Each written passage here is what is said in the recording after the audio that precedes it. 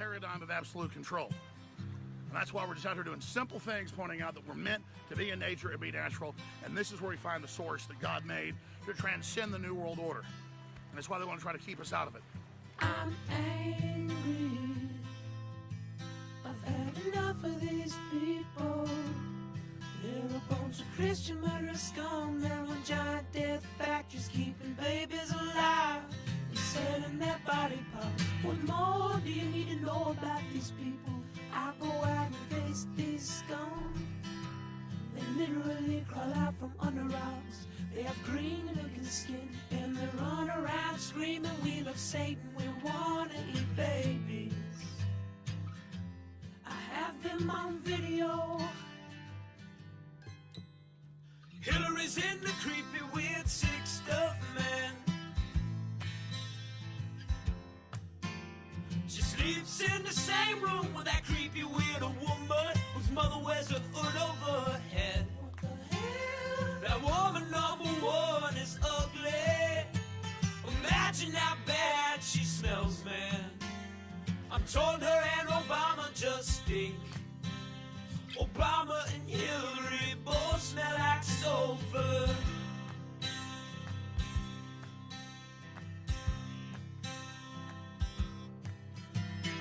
Literal vampire pot and the goblins are hobbling round coming after us. My spirit gets close to that evil and I feel it go.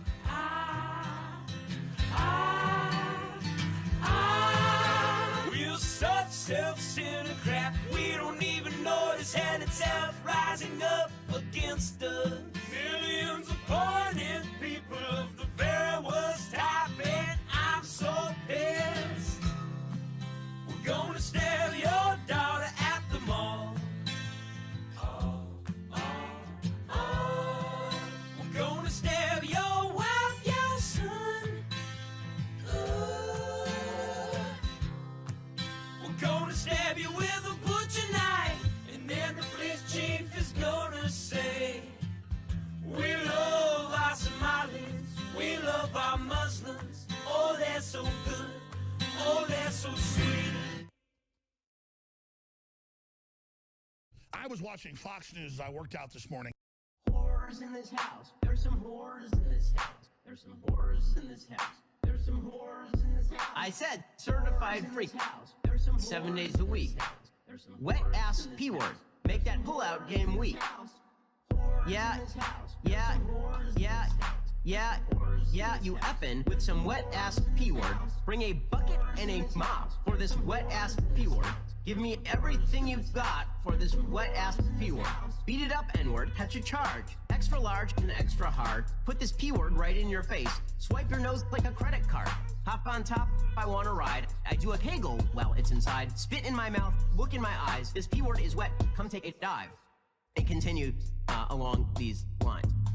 And it gets significantly more vulgar. Like, a lot more vulgar.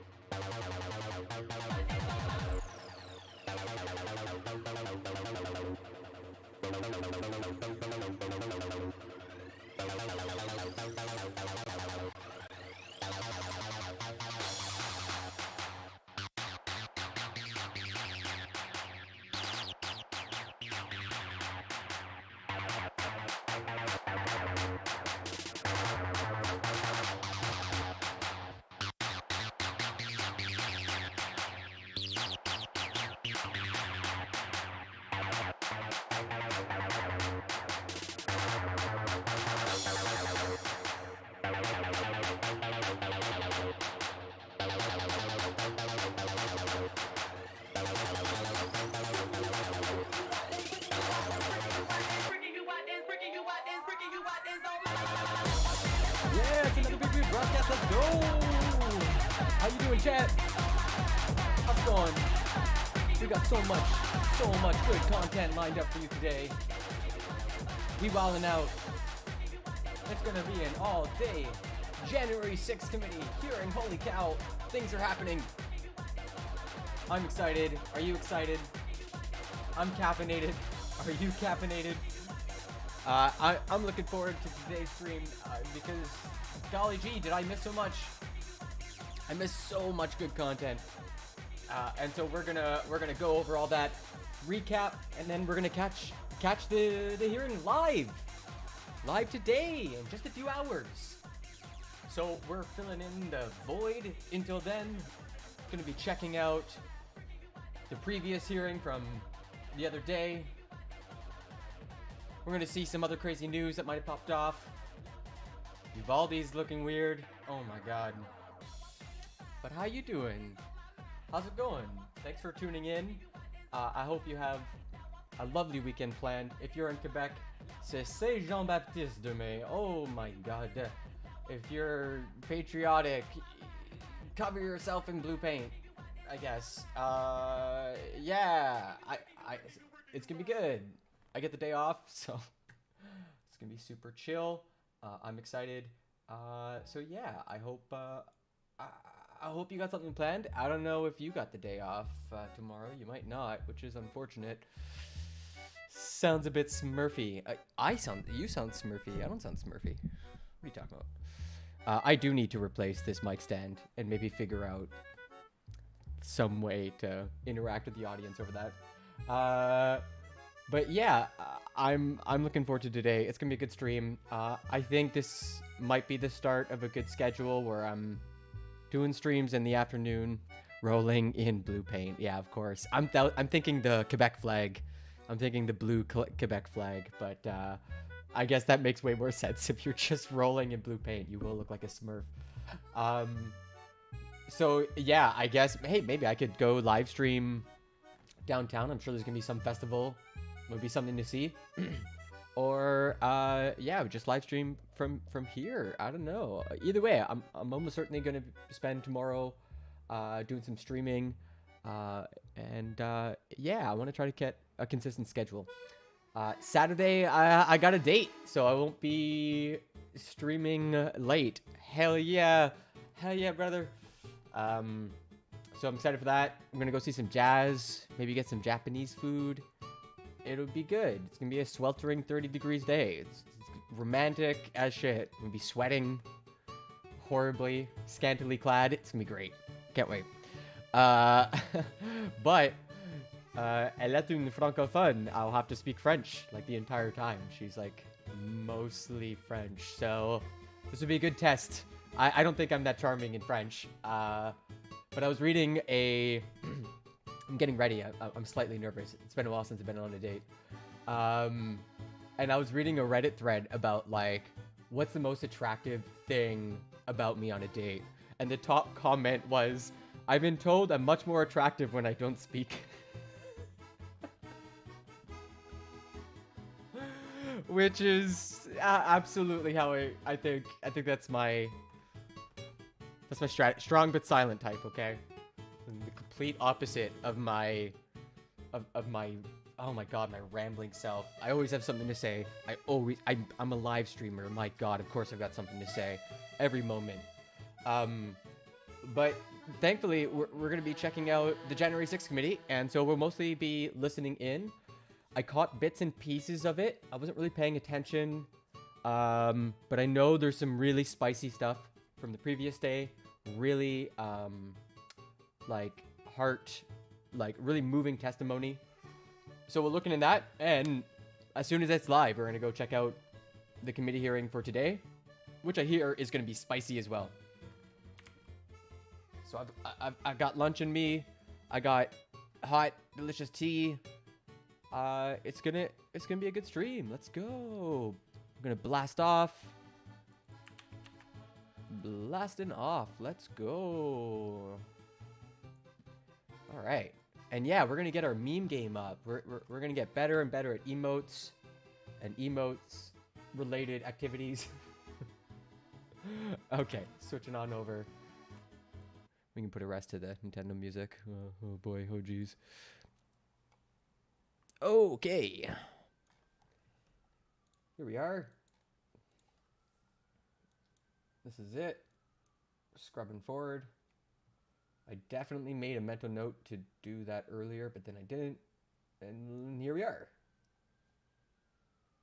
The Select Committee to investigate the January 6th attack on the United States Capitol be in order. Without objection, the chair is authorized to declare the committee in recess at any point. All right, let's Pursuant to House Deposition Authority Regulation 10, the chair announces the committee's approval to release the deposition material presented during today's hearing. Can you hear that? Good okay? afternoon. At our last hearing, we told the story of a scheme driven by Donald Trump to pressure former Vice President Mike Pence to illegally overturn the election results. We showed that when the pressure campaign failed and Mike Pence fulfilled his constitutional obligation, Donald Trump turned a violent mob loose on him.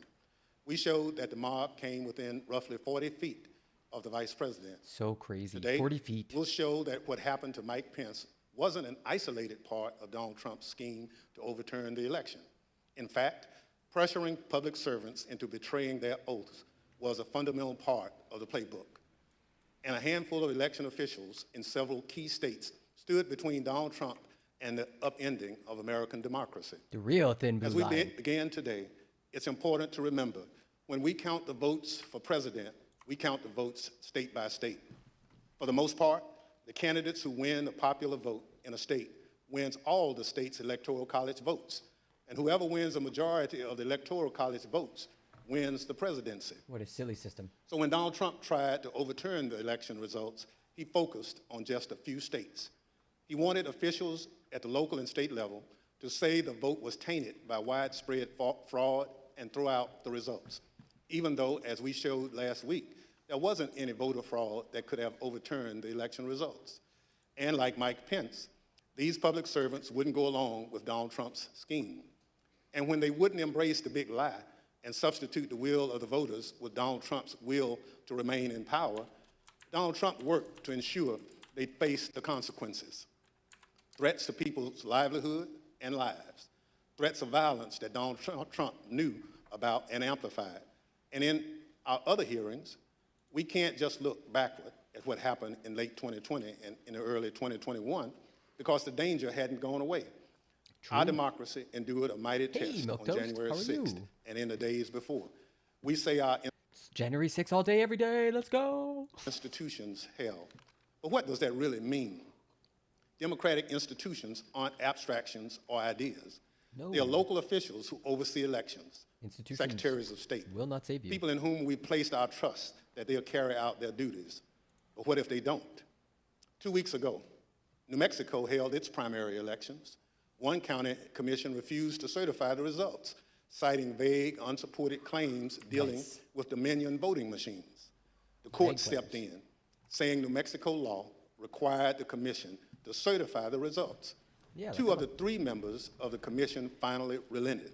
Yeah, so this is the fourth hearing, day 4. So we're doing a recap in preparation for day 5, which I understand will be spicy. And I got a few news items just to fill any gaps that might emerge, stuff that's broken, sort of results Other hearings have been pushed away according to a deluge of evidence.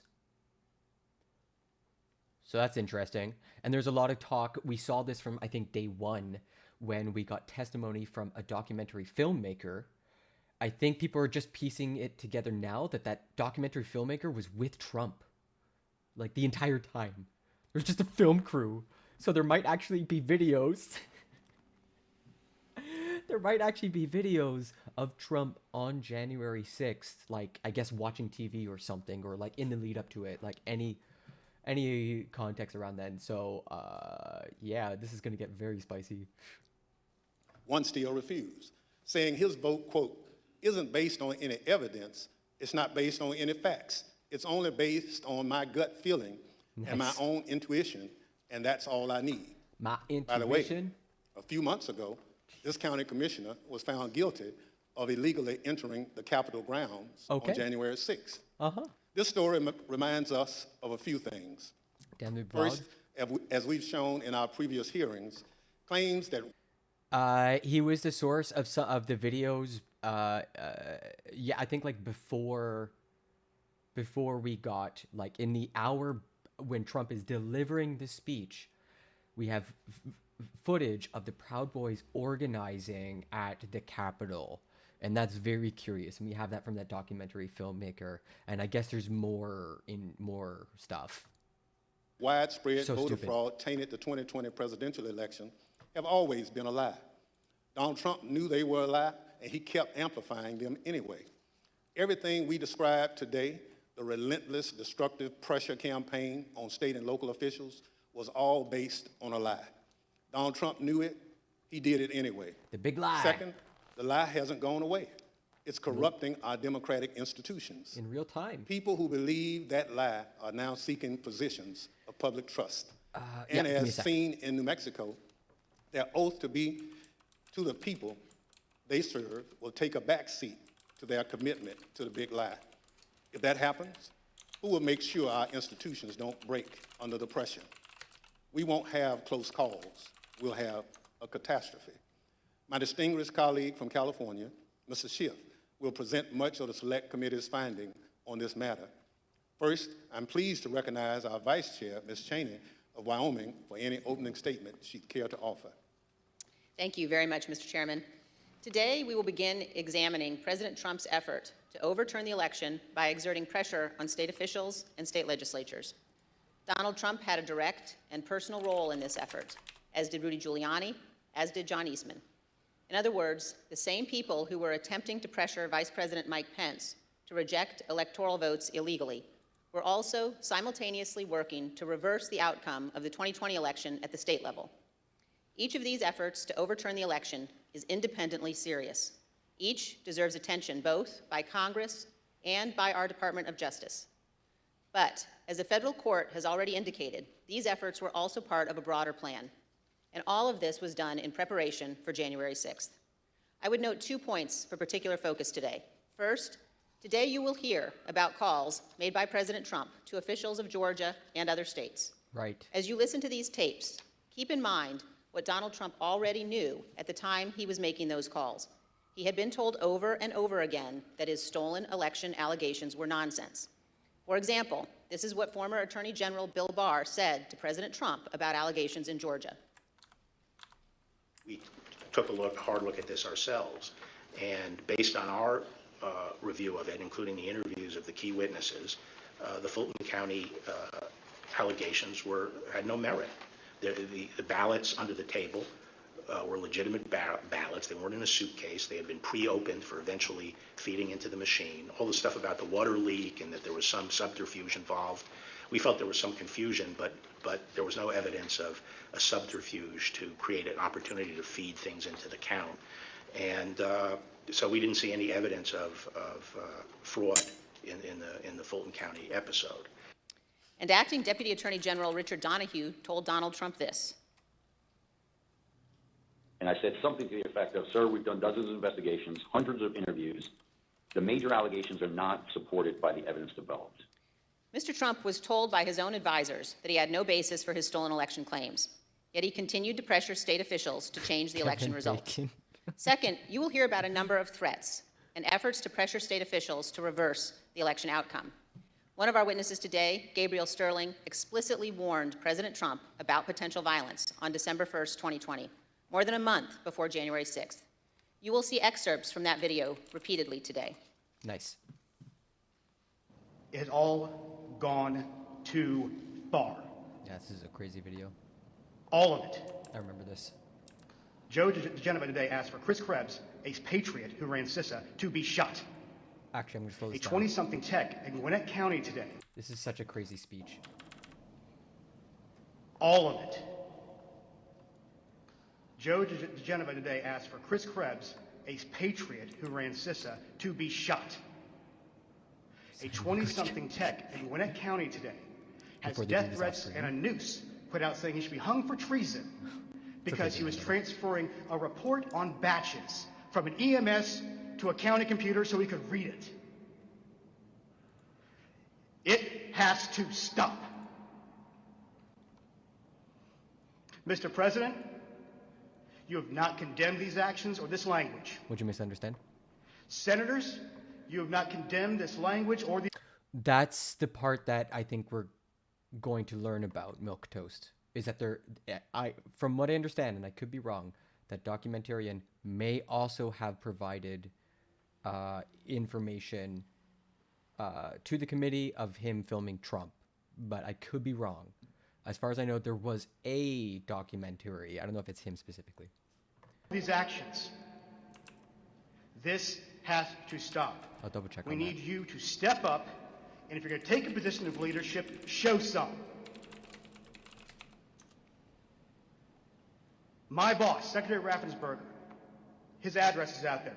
They have people doing caravans in front of their house. They've had people come onto their property. It has to stop. This is a good source. This is elections. This is the backbone of democracy, and all of you who have not said a damn word are complicit in this. Yeah, I swear to God, he's like a meme. Like, people have memed on him so hard to Man Better. Like, everybody loves him. He's like, shows up everywhere. He's like so passionate about it. It's great. The point is this: Donald Trump did not care about the threats of violence. He did not condemn them. He made no effort to stop them. He went forward with his fake allegations anyway.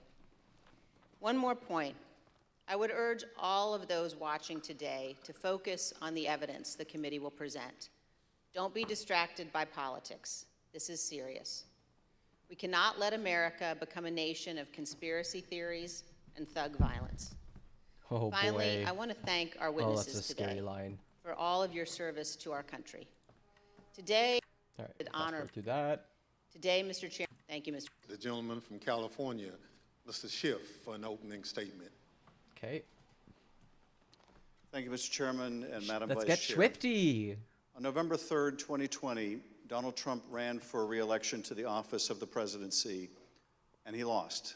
Getting shifty. His opponent, Joe Biden, finished ahead in the key battleground states of Arizona, Michigan, Wisconsin, Pennsylvania, Georgia, and elsewhere. Nevertheless, and for the first time in history, the losing presidential candidate fought to hold on to power. Don't be As sorry we have for seen being in previous skeptical. hearings, Wait, he what? did so Don't be sorry for being skeptical. Yeah, don't be sorry for being skeptical. through a variety of means. On Election Day, he sought to stop the counting of the vote, knowing that the millions of absentee ballots elections officials would be counting on Election Day and thereafter would run strongly against him and deliver a victory to Joe Biden. Next, and when he could not stop the counting, he tried to stop state legislatures and governors from certifying the results of the election. He went to court and filed dozens of frivolous lawsuits, making unsubstantiated claims of fraud.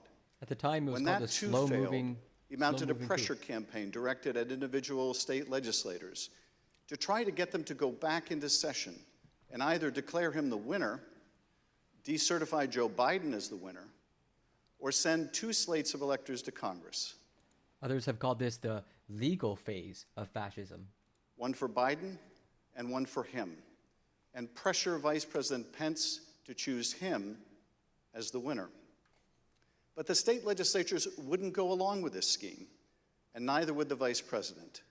None of the legislatures agreed to go back into special session and declare him the winner.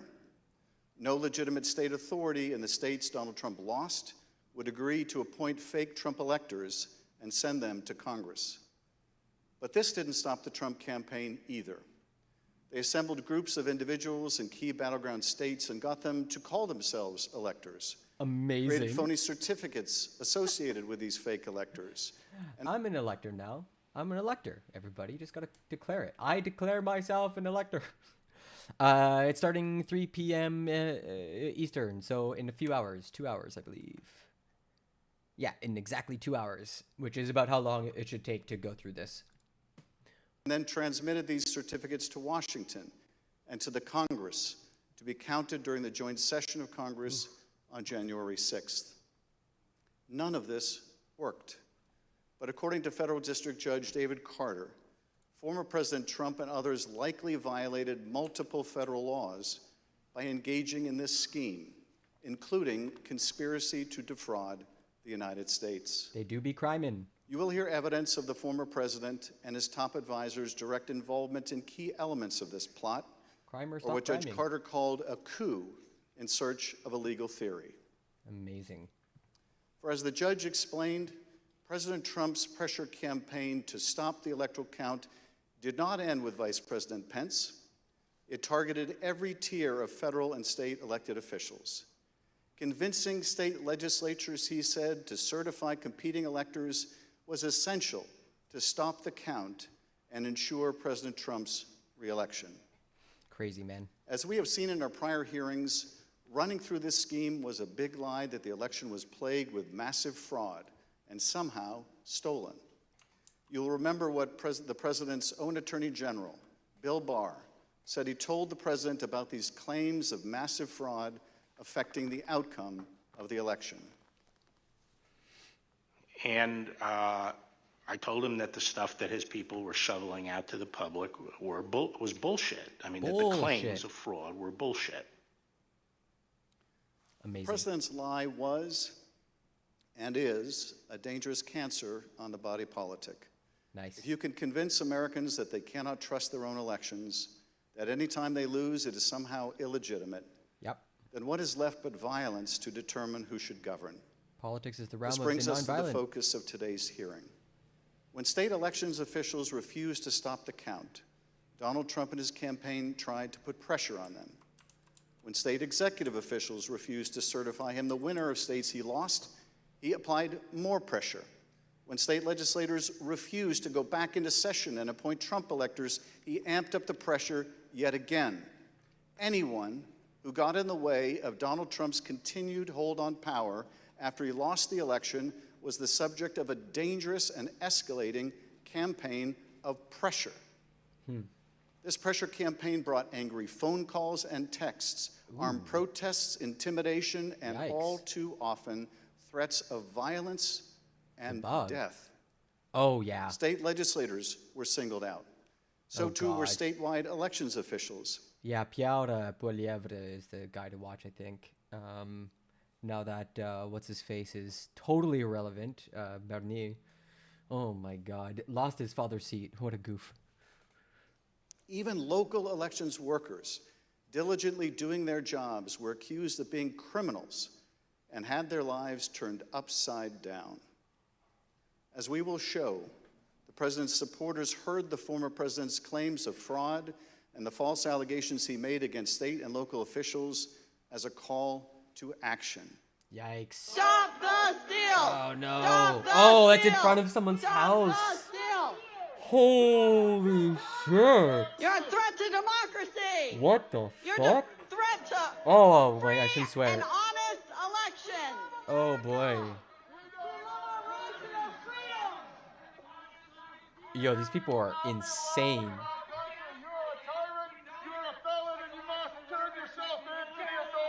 Whoa, I didn't see any of this before. And then about 45 minutes later, we started to hear the noises outside my home, and my stomach sunk, and I thought, it's me. And then it's just, we don't know what's gonna. I mean, the uncertainty of that was what was the fear. Like, are they coming with guns? Are they going to attack my house? I'm in here with my kid. You know, I'm trying to put him to bed. And so it was, that was the scariest moment, just not knowing what was going to happen. That's intense. This pressure campaign against state and local officials spanned numerous contested states. Oh my As you will see in this video. Poilievre is a terrifying prospect. Other parties need to step up their game to make sure he doesn't get elected. Trudeau and everyone else don't really speak to the younger vote. Poilievre may be speaking nonsense, but he's at least speaking to them. Yeah, like it's really hard for liberals to try to angle towards populism when that base is completely covered. NDP's got it on the left, and conservatives are obviously got it on the right, like right-wing populism and left-wing populism. They're both springing from the same source of like wealth and income inequality and like society falling apart and stuff.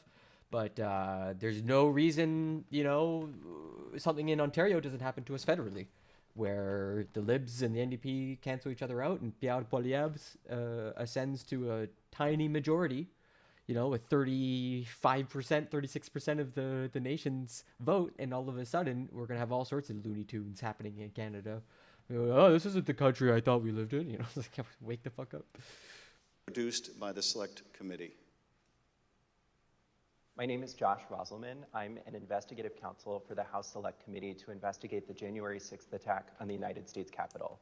Beginning in late November 2020, the president and his lawyers started appearing before state legislators, urging them to give their electoral votes to Trump, even though he lost the popular vote. I represent President Trump along with Jenna Ellis, and this is our fourth or fifth hearing. This election has to be turned around because we won Pennsylvania by a lot, and we won all of these swing states by a lot. This was a strategy with both practical and legal elements. The Select Committee has obtained an email from just 2 days after the election in which a Trump campaign lawyer named Cleta Mitchell asked another Trump lawyer, John Eastman, to write a memo justifying the idea.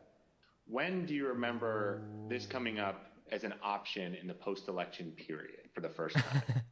Right after the election. It might have been before the election.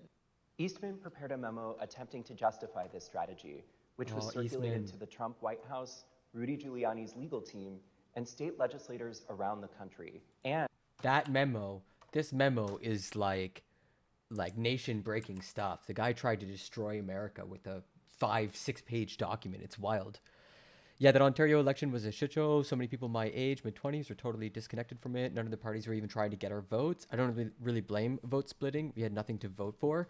Yeah, and like when I talk to people back from, like I come from Northern Ontario, and if you think it's hard to vote in Ontario, try voting from Northern Ontario. Absolutely forgotten about. Like have zero power whatsoever. The like county sizes like put together like 30 towns, you know, just to sort of balance the population, right? And yeah, there's a lot of bitterness towards both the Libs and the NDP, so it's ripe territory for the Conservatives to just kind of sweep up house, even if they've got quite the leadership. Doug Ford sat on $4.1 billion of like federal money during the pandemic, earmarked for like the health industry. Like wild. Why? How could you do that? It's so diabolical. I don't think I'll ever get over that. Like imagine sitting on that kind of cash during and it's like there to be spent. And it's a pandemic and people are like really struggling. There's just like no excuse for it. It's really disturbing.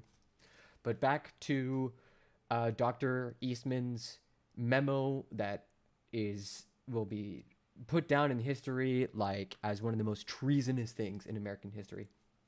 House, Rudy Giuliani's legal team, and state legislators around the country. And he appeared before the Georgia State Legislature to advocate for it publicly. You could also do what the Florida I only know Jake Westman. legislature was prepared to do, which is to adopt a slate of electors yourselves. And when you add in the mix of the significant statistical anomalies and sworn affidavits and video evidence of outright election fraud, I don't think it's just your authority to do that, but quite frankly, I think you have a duty to do that, to protect the integrity of the election here in Georgia. But Republican officials in several states released public statements recognizing that President Trump's proposal was unlawful. Wow. For instance, Georgia Governor Brian Kemp called the proposal unconstitutional, while Arizona House Speaker Rusty Bowers wrote that the idea would undermine the rule of law. Dang. The pressure campaign to get state legislators to go along with this theme intensified when President Trump invited... Yeah, they have probably about a third of the country, but that's way more than enough. It's way more than enough to overthrow. And you just keep at it. You just keep hitting the same institutions. You just keep weakening them. So yeah, we're definitely hitting some dangerous territory. Invited delegations from Michigan and Pennsylvania to the White House. Either you or Speaker Chatfield, did you make the point to the president that you were not going to do anything that violated Michigan law? I believe we did. Whether or not it was those exact words or not, but I think that the words that I would have more likely used if we were going to follow the law. Nevertheless, the pressure continued. The next day, President Trump tweeted, quote, "Hopefully the courts and/or legislatures will have the courage to do what has to be done to maintain the integrity of our elections and the United States of America itself. The world is watching." And if you read that tweet and you didn't know, like that was a threat, it would just be a tweet. Just doing it in plain sight. Yeah, true Americans, brother. We coming to take back our country. We coming to get back with guns and Bibles. He posted multiple messages on Facebook listing the contact information for state officials and urging his supporters to contact them to, quote, "demand a vote on decertification." In one of those posts, President Trump disclosed Mike Shirkey's personal phone number to his millions of followers. All I remember is receiving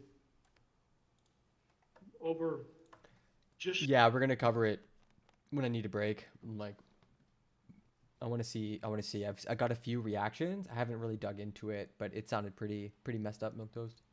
I had 4,000 text messages over a short period of time, calling. Wait, how many? To take action.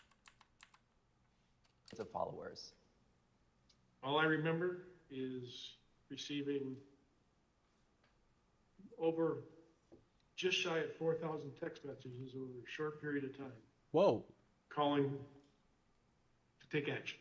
Whoa. It was a loud noise. Yikes. Loud, consistent cadence of, we hear that the Trump folks are calling and asking for changes in the electors, and you guys can do this. Well, they were believing things that were untrue. Wow. These efforts also involved.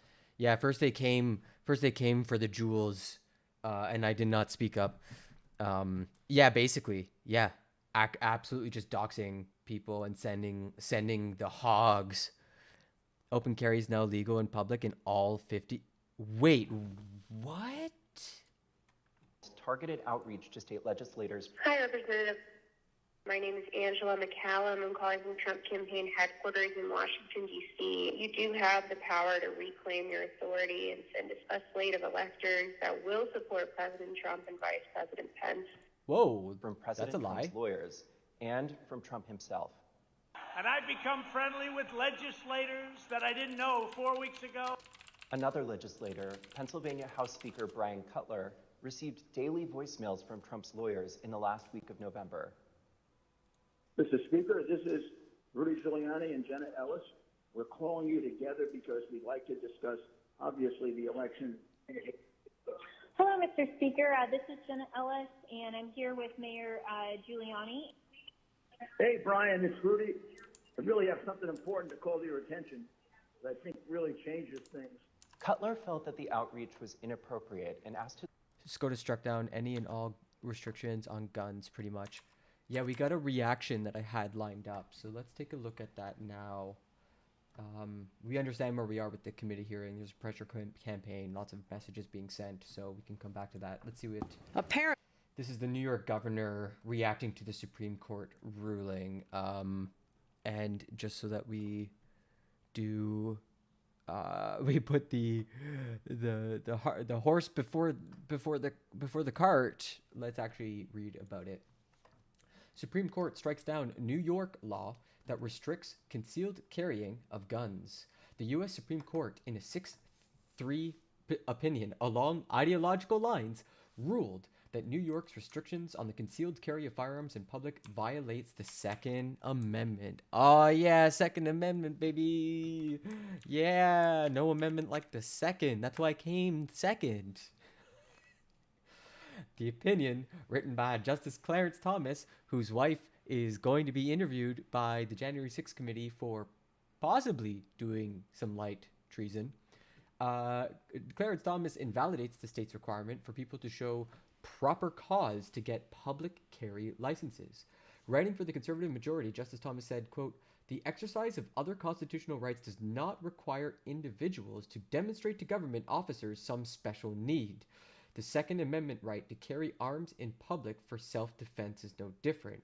New York's proper cause requirement violates the 14th Amendment by preventing law-abiding citizens with ordinary self-defense needs from exercising the right to keep and bear arms in public." Wait, what? In dissent, Justice Stephen Breyer, writing for the court's liberals, said, quote, "In applying that approach to New York's law, the court fails to correctly identify and analyze the relevant historical facts. Only by ignoring an abundance of historical evidence supporting regulations restricting the public carriage of firearms can the court conclude that New York's law is not consistent with the nation's historical tradition of firearm regulation." What's with this, like, consistent with the history of? Oh my goodness, what the? So wait. So Breyer's basically saying this makes sense if you live in a fact-free zone, essentially. If you don't read, if you are just not capable of consuming scientific information, this is good. Salut, socialisme à l'avenir, peut-être c'est possible, je suis pas trop sûr là, mais quand même, voilà. Allô, ça va bien. It always strikes me that Americans treat their constitution as though it's the word of the Lord, striking down all legal precedent. Yeah, this like nation's historical tradition thing is really freaking me out. This like originalism bent. Quote, "How does the dissent account for the fact that one of the mass shootings near the top of its list took place in Buffalo?" he wrote. "The New York law at issue in this case obviously did not stop that perpetrator." But didn't that? Oh my God! Isn't the problem like they just travel over, like travel states? We're going to return to the committee hearing very shortly. Justices Brett Kavanaugh wrote a separate concurring opinion. Quote, "The court's decision does not prohibit states from imposing licensing requirements for carrying a handgun for self-defense. In particular, the court's decision does not affect the existing licensing regimes known as shall-issue regimes that are employed in 43 states. It only addresses the unusual discretionary license regimes known as may-issue regimes that are employed by 6 states." So there's a clarification. It doesn't strike down gun laws like across the U.S. It issues a particular type of gun law. Shootings will happen, so gun control is useless. Yes. Yes, exactly. As I was arguing with someone on Twitter who was saying that laws that prevent child labor create black markets for child labor. And I'm like, that's not how any of this works. You still need a pistol permit in New York, but you don't need special permission for open carry. That's wild, man. Okay, back to the pressure campaign. We're learning about how Trump and allies and his legal team were pressuring legislatures to overturn the election, to do a recount, which like isn't a thing. Hey, Brian, changes things. Cutler felt that the outreach was inappropriate and asked his lawyers to tell Rudy Giuliani to stop calling, but Giuliani continued to reach out. I understand that you don't want to talk to me now. I just want to bring some facts to your attention and talk to you as a fellow Republican. On December 30th, Trump ally Steve Bannon announced a protest at Cutler's home, we're getting on the road and we're going down to Wow. Cutler. We're going to start going to offices, and if we have to, we're going to go to homes, and we're going to let them know what we think about them. There were multiple protests. I actually don't remember the exact number. There was at least 3, I think. Oh, that was like 20 people. There's 20 hogs right there. Vin cochon. Outside either my district office or my home. And you're correct, my son, my then 15-year-old son, was home by himself for the first one. All of my personal information was doxed online. It was my personal email, my personal cell phone, my home phone number. I missed this. I didn't know they were doxing Republicans. I wonder if this argument could be used in the future to further impede gun control measures. I mean, anything and everything is on the table nowadays. These Republicans had it coming. I mean, it's hard to argue with you on that one, Kraus. In fact, we had to But disconnect. not that guy's kid. That's pretty easy, right? Like, that's kind of the collateral damage that appears that we don't want to condone. Like, his kids alone. There's an angry mob yelling, saying mean things. Like, I don't wish that on anyone. Our home phone for about 3 days because it would ring all hours of the night and would fill up with messages. Wow. Brian Cutler, we're outside. Clerks facing felony charges in Michigan. Poll watchers denied access. These ads were another element in the effort. The Trump campaign spent millions of dollars running ads online and on television. Oh, The evidence is overwhelming. interesting. Call your governor and legislators. Demand they inspect the machines and hear the evidence. They literally just put out ads saying the evidence is overwhelming. Demand they hear the evidence, but at no point provided the. This is crazy. Are people that dumb? Are they really that dumb? Public pressure on state officials often grew dangerous in the lead up to January 6th.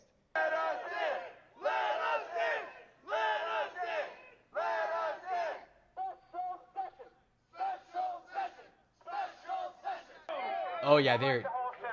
Oh boy. Oh, this guy, Nick Fuentes. Besides killing. Whoa, Fuentes, don't say that. Oh, I've seen this clip. What can you and I do to a state legislator besides kill him? Although we should not do that. I'm not advising that, but I mean, what else can he do, right? But maybe, but no, maybe, but no. We couldn't do that, unless, like, literally, world's most famous virgin. Yeah, it's literally gay to have sex with women, as everybody knows. It's hard to view these people as heroes for speaking about it after being subpoenaed while they stood by and watched. Well, not true. Like, Brian Kemp and Raffensperger were pretty public, and they're cooperating with the Georgia.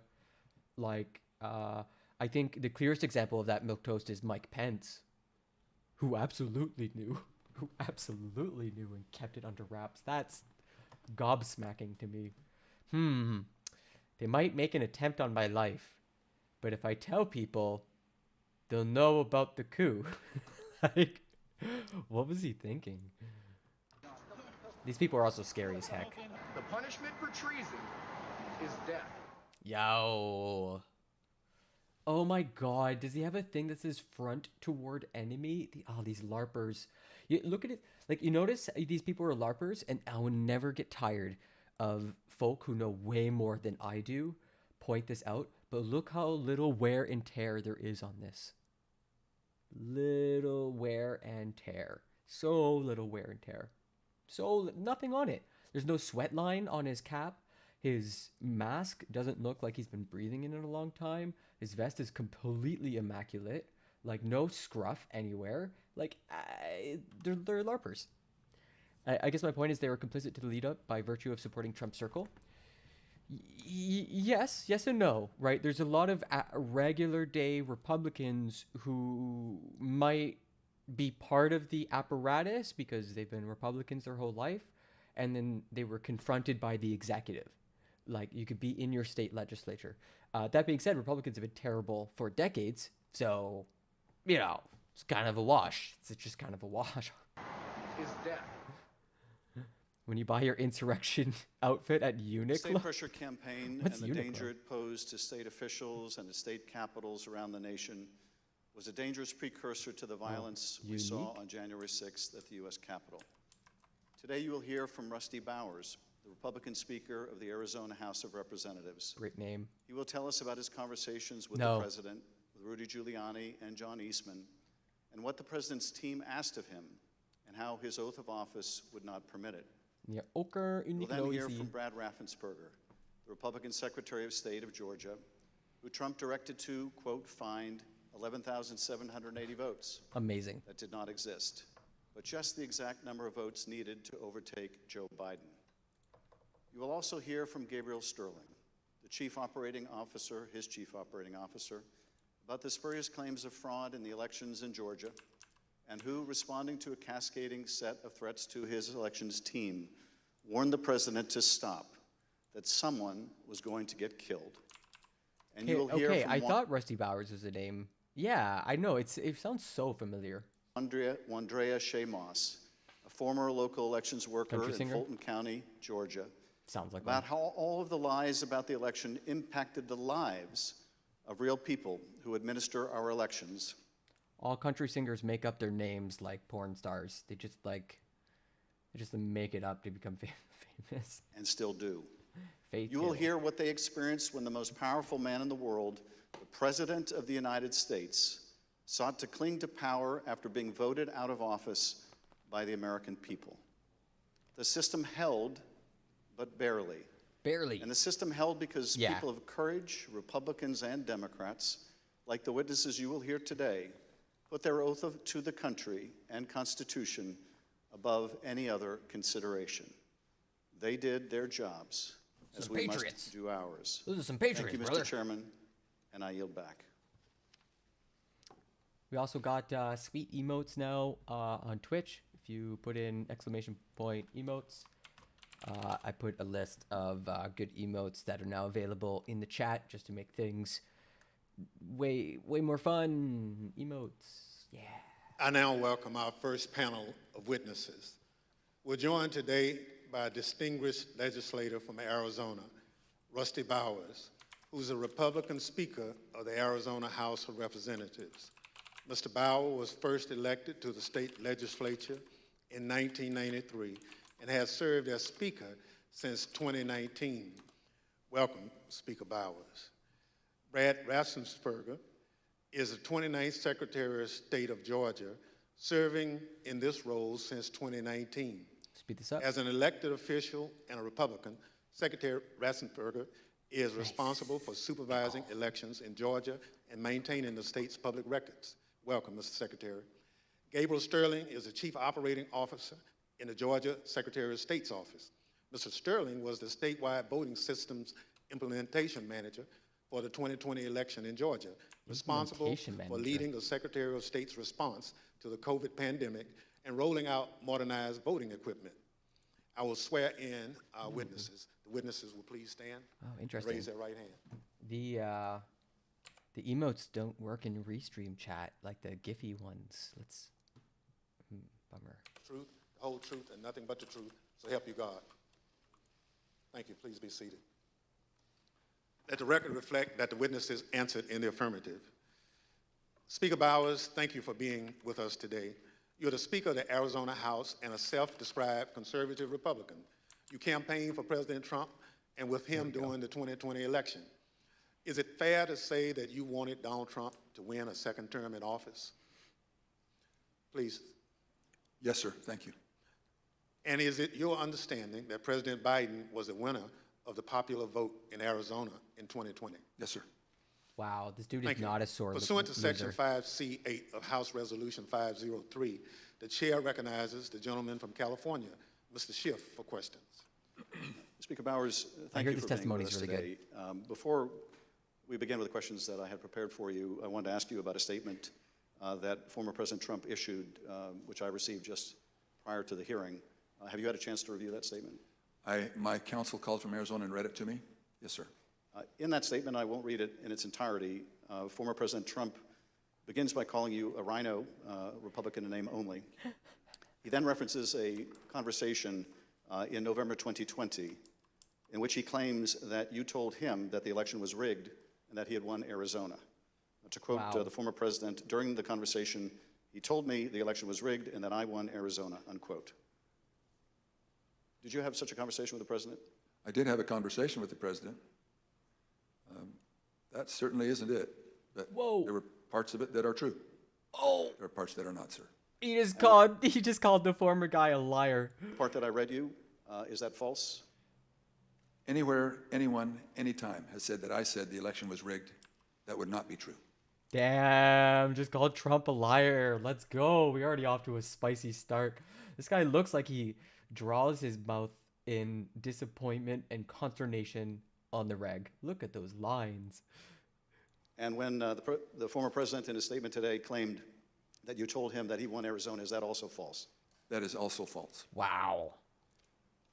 Big lies. Mr. Bowers, I understand that after the election, and I don't know whether this is the conversation the former president is referring to, but after the election, you received a phone call from President Trump and Rudy Giuliani in which they discussed the result of the presidential election in Arizona.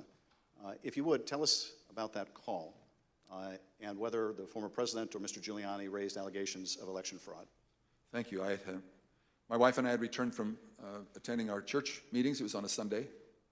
And we were still in the driveway, and I had received a call from a colleague telling me that the White House was trying to get in touch with her and I. Yay. And that she said, please, if you get a call, let's try to take this together. Immediately, I saw that the White House on my Bluetooth was calling, and I took the call and was asked by I would presume, the operator at the White House if I would hold for the president, which I did, and Mr. Giuliani came on first, and niceties, then Mr. Trump, President Trump came on, and initiated a conversation. During that conversation, did you ask Mr. Giuliani for proof of these allegations of fraud that he was making? On multiple occasions, yes. And when you asked him for evidence of this fraud, what did he say? He said that they did have proof, and I asked him, do you have names? For example, we have 200,000 illegal immigrants, some large number. Okay. 5,000 or 6,000 dead people, etc. And I said, Right. do you have their names? Yes. Will you give them to me? Yes. Okay. The president interrupted and said, give the man what he needs, Rudy. He said, I will. Give him and the that happened names. on at least 2 occasions, that interchange in the conversation. Okay. So Mr. Giuliani was claiming in the call that there were hundreds of thousands of undocumented people and thousands of dead people who had purportedly voted in the election? Yes. It's just like, I think we're just going to hear, but show me the evidence, though, like a gajillion times. Just keep playing the loop over and over. Ring around the rosy. So where's, can I see the evidence? No. And you asked him for evidence of that? I did. And did you ever receive from him that evidence either during the call, after the call, or to this day? Never. What was the ask during this call? He was making these allegations of fraud, but he had something Yeah, or a couple people are things saying, oh my goodness, that they wanted you to do. What were those? The ones I remember were first that we would hold, that I would allow an official committee at the Capitol so that they could hear this evidence and that we could take action thereafter. And I refused. I said, up to that time, the circus, I called it a circus, had been brewing. Damn. With lots of demonstrations, both at the counting center, at the Capitol, and other places. Right. And I didn't want to have that in the House. Right. I did not feel that the evidence, granted in its absence, merited a hearing, and I didn't want to be used as a pawn. If there was some other need that the committee hearing would fulfill. Nice. Base. This guy like saw right through and just like, you're just trying to use me to further your crazy ideas. Like, no. So that was the first ask, that we hold an official committee hearing. And what was his second ask? I said, to what end? To what end the hearing? He said, well, we have heard by an official high up in the Republican legislature that there is a legal theory or a legal ability in Arizona that you can remove the electors of President Biden and replace them. And we would like to have the legitimate opportunity through the committee to come to that end and remove that. And I said, that's something that's totally new to me. I've never heard of any such thing. And he pressed that point. And I look, said, this ain't no spring chicken. Look, you are asking me to do something that is counter to my oath, when I swore to the Constitution to uphold it. And I also swore to the Constitution and the laws of the state of Arizona. And this is totally foreign as an idea or a theory to me. And I would never do anything of such magnitude without deep consultation with qualified attorneys. And I said, I've got some good attorneys, and I'm going to give you their names. Bro, what are you making such a big deal? We're just trying to overthrow the election. Come on. Stop complaining so much. God, you always make such a big deal about everything. It's just, it's whatever. Okay, you're not into it. You don't want to overthrow the government. Okay, you don't have to like get on your high horse. Like, this is how I feel every time I like have to like confront people who abuse systems or abuse people. Like they're just awful, shameless folk. Oh my God, I know this feel. But you were asking me to do something against my oath, and I will not break my oath. And I think that was up to that point. During the conversation, as a sovereign citizen, I got a God-given right to make my own state wherever I want, and I just so happen to want to set up my state of Be Weirdistan in Washington, D.C. This guy is no saint. He's been behind numerous voter suppression efforts in Arizona. So, Kraus, I got a really tough one for you. When I've gone down this road, I think the part that made the most sense was like when you talk about trying to, let's say, capture criminals. The only people who testify against criminals are often criminals. So you have to often build your case using unreliable witnesses, sort of cobbling together testimony, cobbling together evidence. And so while I agree, like these are people who have sort of kept mum for a long time and are being forced to explain to the public just how severe and widespread the doxing and the pressure campaign was. Yeah, we can absolutely hold consternation for them. Like that's like screw those people. I get it. But what he's saying is also like wild, absolutely crazy and unhinged.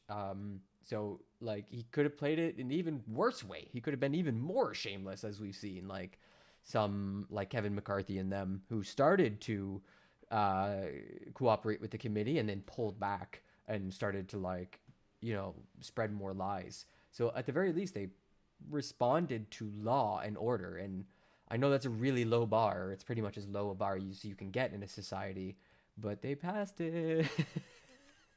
and you heard, I think, when we played a snippet of Mr. So they're technically not traitors. Giuliani calling other state legislators and saying that he was calling us essentially a fellow Republican.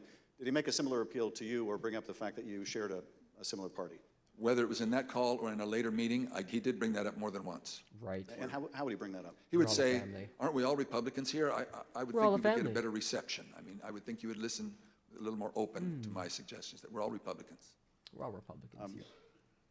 And this evidence that you asked him for that would justify this extraordinary step, I think you said they never produced. Why did you feel, either in the absence of that evidence or with it, what they were asking you to do would violate your oath to the Constitution? First of all, when the people, and in Arizona, I believe it's some 40 Stop being a negative Nelly. plus years earlier, the legislature had established the manner of electing our officials, or the electors for the presidential race. Right. Once it was given to the people, as in Bush v. Gore, illustrated by the Supreme Court, it becomes a fundamental right of the people. My favorite part about that Bush v. Gore decision is when the Supreme Court was like, oh, but this can't be the basis for precedent going forward. This isn't actually, don't refer back to this case ever again. Just pretend it didn't happen. Like, I'm glad they did the right thing once. It just drives me nuts hearing people calling them heroes and profiles of courage. Yeah, I agree with you, Krause. That's very frustrating. I'm pretty sure the heroes here are like maybe Liz Cheney, who is a Republican pursuing it, like not just putting her name on the line, but swinging the gavel, writing the speeches, collecting the evidence. You know, that's real work, and that shows redemption. But these people who are just like, yeah, I got subpoenaed, and it is literally under penalty of law for me to testify. Oh, okay, all right. So as far as I was concerned, for someone to ask me in the, I would call it a paucity, there was no evidence being presented of any strength. Evidence can be here. That's okay, Milquetoast. There are some people who hold ultra-conservative views who aren't interested in harming trans people, who aren't interested in overthrowing democracy. And unfortunately, we are in bad times, and we gotta try to bring them over. It kills me too. Like Krauss, like I'm with you with that. Like she's Dick Cheney's fucking daughter. Like how this is an alternate reality. Hearsay evidence, it's still evidence, but it's still Credit, hearsay. Credit where's credit. But strong judicial quality evidence. Wait, this is a good point. This is really funny. Supreme Court, it becomes a fundamental right of the people. So as far as I was concerned, for someone to ask me in the, I would call it a paucity, there was no evidence being presented of any strength. Evidence can be hearsay evidence, it's still evidence, but it's still hearsay. But strong judicial. Oh, hearsay can be evidence, but it's still hearsay. Yeah, he's right about that. And if we watch the Depp v. Heard trial, a lot of evidence was dismissed as hearsay. If you told me Liz Cheney and the Dems would team up to take down Trump, I'd have laughed you out of the room, honestly. I mean, I remember coming across this theory, and I was getting laughed out of the room when I brought it up. I felt like an absolute reject, like, mentioning it, being like, yeah, there's this weird theory I came across. It's pretty highly upvoted on Reddit about, like, Mike Pence using a different slate of electors. It's really convoluted. I don't get it, but, like, it's hard to explain, but it sounds kind of dangerous. Like, this was, like, in November? Oh, my God. Quality evidence, anything that would say to me, you have a doubt, deny your oath. I will not do that. Nice. And based on more than one occasion throughout all this, that has been brought up, and it is a tenet of my faith. Look at that. Good Christian. That the Constitution is divinely inspired. Whoa, boy, look at that. He's a Christian who defends the Constitution because he thinks it was inspired by God. Wow, I don't want to take that apart or understand the mental gymnastics required there. Last I checked, the Constitution was written to create a godless country, separating church and state. But whatever, we got there, everybody. He defended the Constitution. I'm more shocked that there's only like one other Republican in the House. Yeah. Jesus Christ is the greatest American. He's the Americanist American. Yeah. Of my most basic foundational beliefs. And so for me to do that because somebody just asked me to is foreign to my very being. I will not do it. Yeah, but he asked you really strongly. He asked you strongly and bigly. During that conversation, Speaker Bowers, did you ask him if what he was proposing had ever been done before? I did. And what did he say? He said, well, I'm not familiar with Arizona law or any other laws, but I don't think so. And that also was brought up in other conversations. Interesting. Both with him and with John Eastman and others. Right.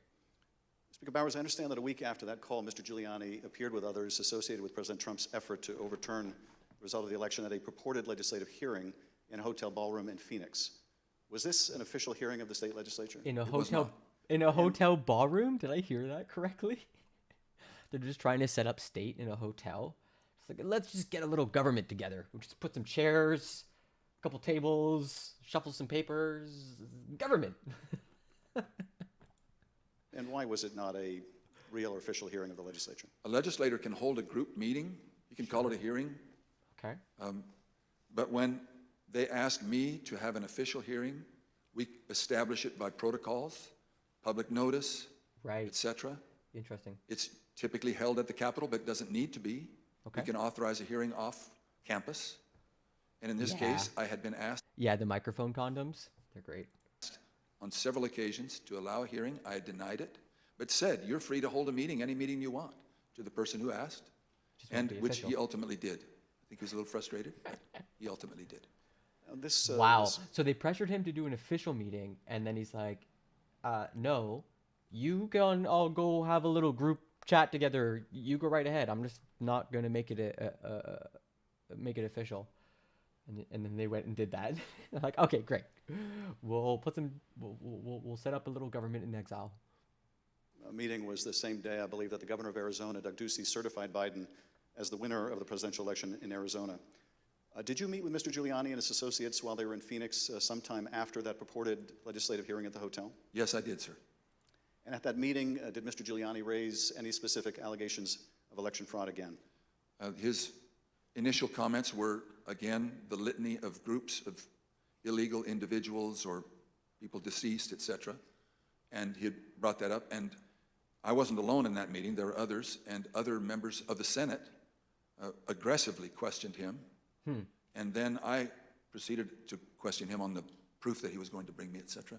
But he did bring those up, yes. And these other legislators were also Republican members of the Senate? They were, yes, sir. And did they also press him for proof of these allegations? They pressed him very strongly. Two of them especially, very strong. Very strongly. What is with this language, man? I love that it's Democrats getting Republicans to admit that other Republicans try to overthrow the government. Like, that's where we're at. And at some point, did Mr. Giuliani ask one of the other attorneys on his team to help him out with the evidence? He did. He asked Jenna Ellis, who was sitting to his right. One thing was that it was more to the point of, was there sufficient evidence or action that we could justify the recalling of the electors? But at that part of the conversation, I know he referred to someone else. But he did ask, do we have the proof, to Jenna, Miss Ellis? And she said yes. We got and the I proof. said, I want the names. Do you have the names? Yes. Where is this proof? Do you have how they voted? We have all the information. I said, can you get to me that information? Did you bring it with you? Which was repeated in different iterations for some period of time. At some point, did one of them make a comment that they didn't have evidence, but they had a lot of theories? That was Mr. Giuliani. And what exactly did he say, and how did that come up? My recollection, he said, we've got lots of theories, we just don't have the evidence. Bombshell. I don't know if that was a gaffe, or maybe he didn't. Yeah, once we've been bamboozled, they have power over us, and it's really hard to escape that situation. Yeah, it's a really good quote. Think through what he said, but both myself and others in my group, the three in my group and my council, both remembered that specifically, and afterwards we kind of laughed about it. And getting back to did he just mention treason and overthrowing the government because of legal theories? What a gaffe. Now let's carry on with our day. Why weren't they like ringing bells about this? The ask in that phone call that preceded this meeting, he wanted you to have the legislature dismiss the Biden electors and replace them with Trump electors on the basis of these theories of fraud? He did not say it in those exact words, but he did say that Arizona law, according to what he understood, that would be allowed, and that we needed. Now, like, listen, power concedes nothing without a demand, and maybe the demand here is a demand for evidence, right? Like the Trump and Giuliani are trying to create a new power structure, and the way that these people felt empowered to say no to them was because of a lot of fancy words about the Constitution. So they believed in some ideals and protocol, like standard routine associated with government, which gave them reasons to say, no, I need evidence. Power concedes nothing without a demand. And in this case, the demand was evidence. To come into session to take care of that, which initiated a discussion about, again, what I can legally and not legally do, and I can't go into session in Arizona unilaterally or on my sole prerogative. In this meeting or at any other later time, did anyone provide you with evidence of election fraud sufficient to affect the outcome of the presidential election in Arizona? No one provided me ever such evidence. No evidence found. The subcommittee has uncovered evidence in the course of our investigation that at Stop the Steal protests at state capitals across the country, there were individuals with ties to the groups or parties involved in the January 6th attack on the U.S. Capitol. One of those incursions took place in the Arizona House of Representatives building, as you can see in this footage. This is previously undisclosed video of protesters illegally entering and refusing to leave the building. Yikes. One of the individuals prominently shown in this video is Jacob Chansley. QAnon shaman! Perhaps better known as the QAnon shaman, this rider entered the Capitol on January 6th, was photographed leaving a threatening note on the dais in the U.S. Senate chamber, and was ultimately sentenced to 41 months in prison after pleading guilty to obstruction of an official proceeding. Whenever I feel like my life is off kilter, or, you know, let's say not organized, or I live like a trash panda, I can at least take relief in knowing I'm not the QAnon shaman and I didn't try to overthrow the government. Only 41 months? Yeah. It might have been because it's his first offense. Other protesters who occupied the Arizona House of Representatives building included Proud Boys, while men armed with rifles stood just outside the entrance. That's also no joke. 41 months is pretty substantial, but they did try to overthrow the government, so yeah.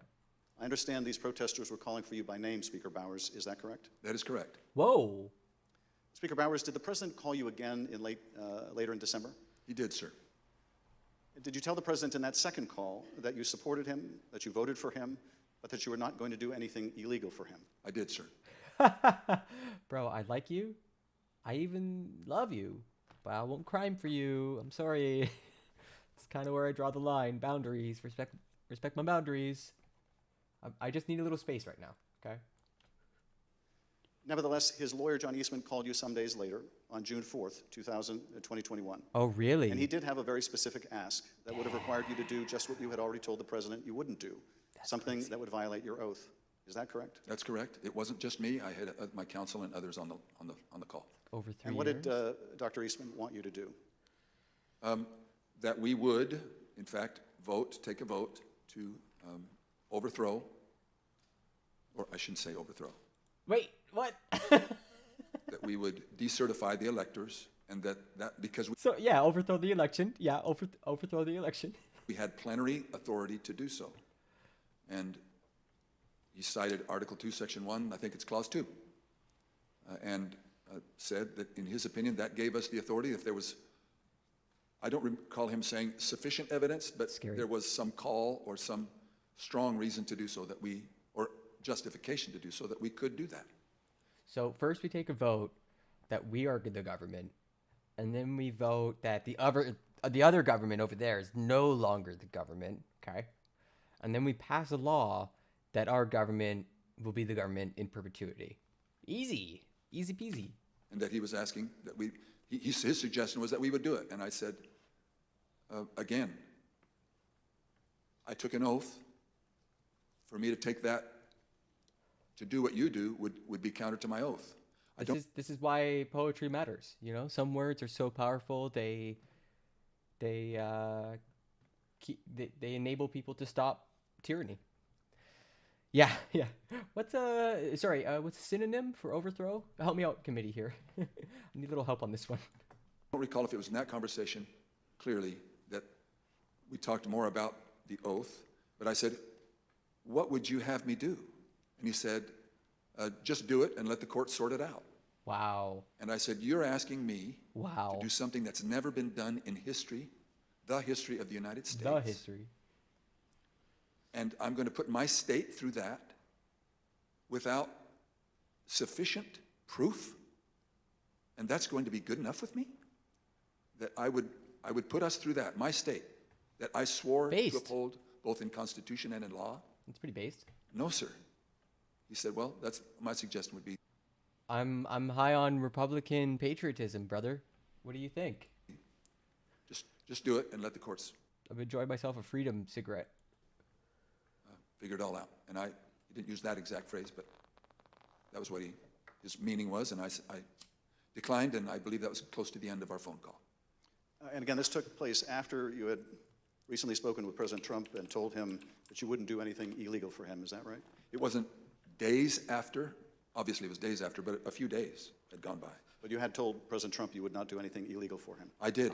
Oh, freedom fries. Yeah, I should have some poutine tonight. Oh, my God. My mom got me some cheese curds. Oh, boy. Du fromage à grain. Times. And you told Dr. Eastman that you did not believe there was legal support to justify what he was asking, but he still wanted you to do it and effectively let the courts work it out? Poutine ain't freedom fries, it's a French word. I've been warned, don't say things you think maybe he said, but I do remember him saying that the authority of the legislature was plenary and that you can do it. I said, then you should know that I can't even call the legislature into session without a 2/3 majority vote. Ooh, got him. We're only 30+1. Got him with the... There's no way that could happen. But in your view, what he was asking you to do would have violated your oath to the Constitution of Arizona on the morning of June. C'est des frites libérées. Definitely, baby. January 6th. I did. And what did Mr. Biggs ask you to do? Or I believe that was the day that the vote was occurring to each state to have certification, or to declare the certification of the electors. And he asked if I would sign on both to a letter that had been sent from my state and or that I would support the decertification of the electors. And I said I would not. Based. Mr. Speaker, on December 4th, 2020, shortly after your meeting with Rudy Giuliani and other allies of President Trump, you released a statement publicly addressing, quote, calls for the legislature to overturn the 2020 certified election results. The statement is very straightforward in explaining the, quote, breathtaking request, unquote, made by representatives of President Trump. Quote, that the Arizona legislature overturn the certified results of last month's election and deliver the state's electoral college votes to President Trump, unquote. Why did you believe, as you wrote in this statement, that the rule of law forbid you from doing what President Trump and his allies wanted you to do? Okay, this guy might be ultra-conservative or whatever, but it sounds like he was based the whole way through. He put out a press release. Look at this. He put the public on notice within a month. Representative, I'm sorry, I should be saying, Mr. Chairman, Representative Schiff, there's two sides to the answer. One is, what am I allowed to do, and what am I forbidden to do? Okay. We have no legal pathway, both in state law nor to my knowledge in federal law, for us to execute such a request. And I am not allowed to walk or act beyond my authority.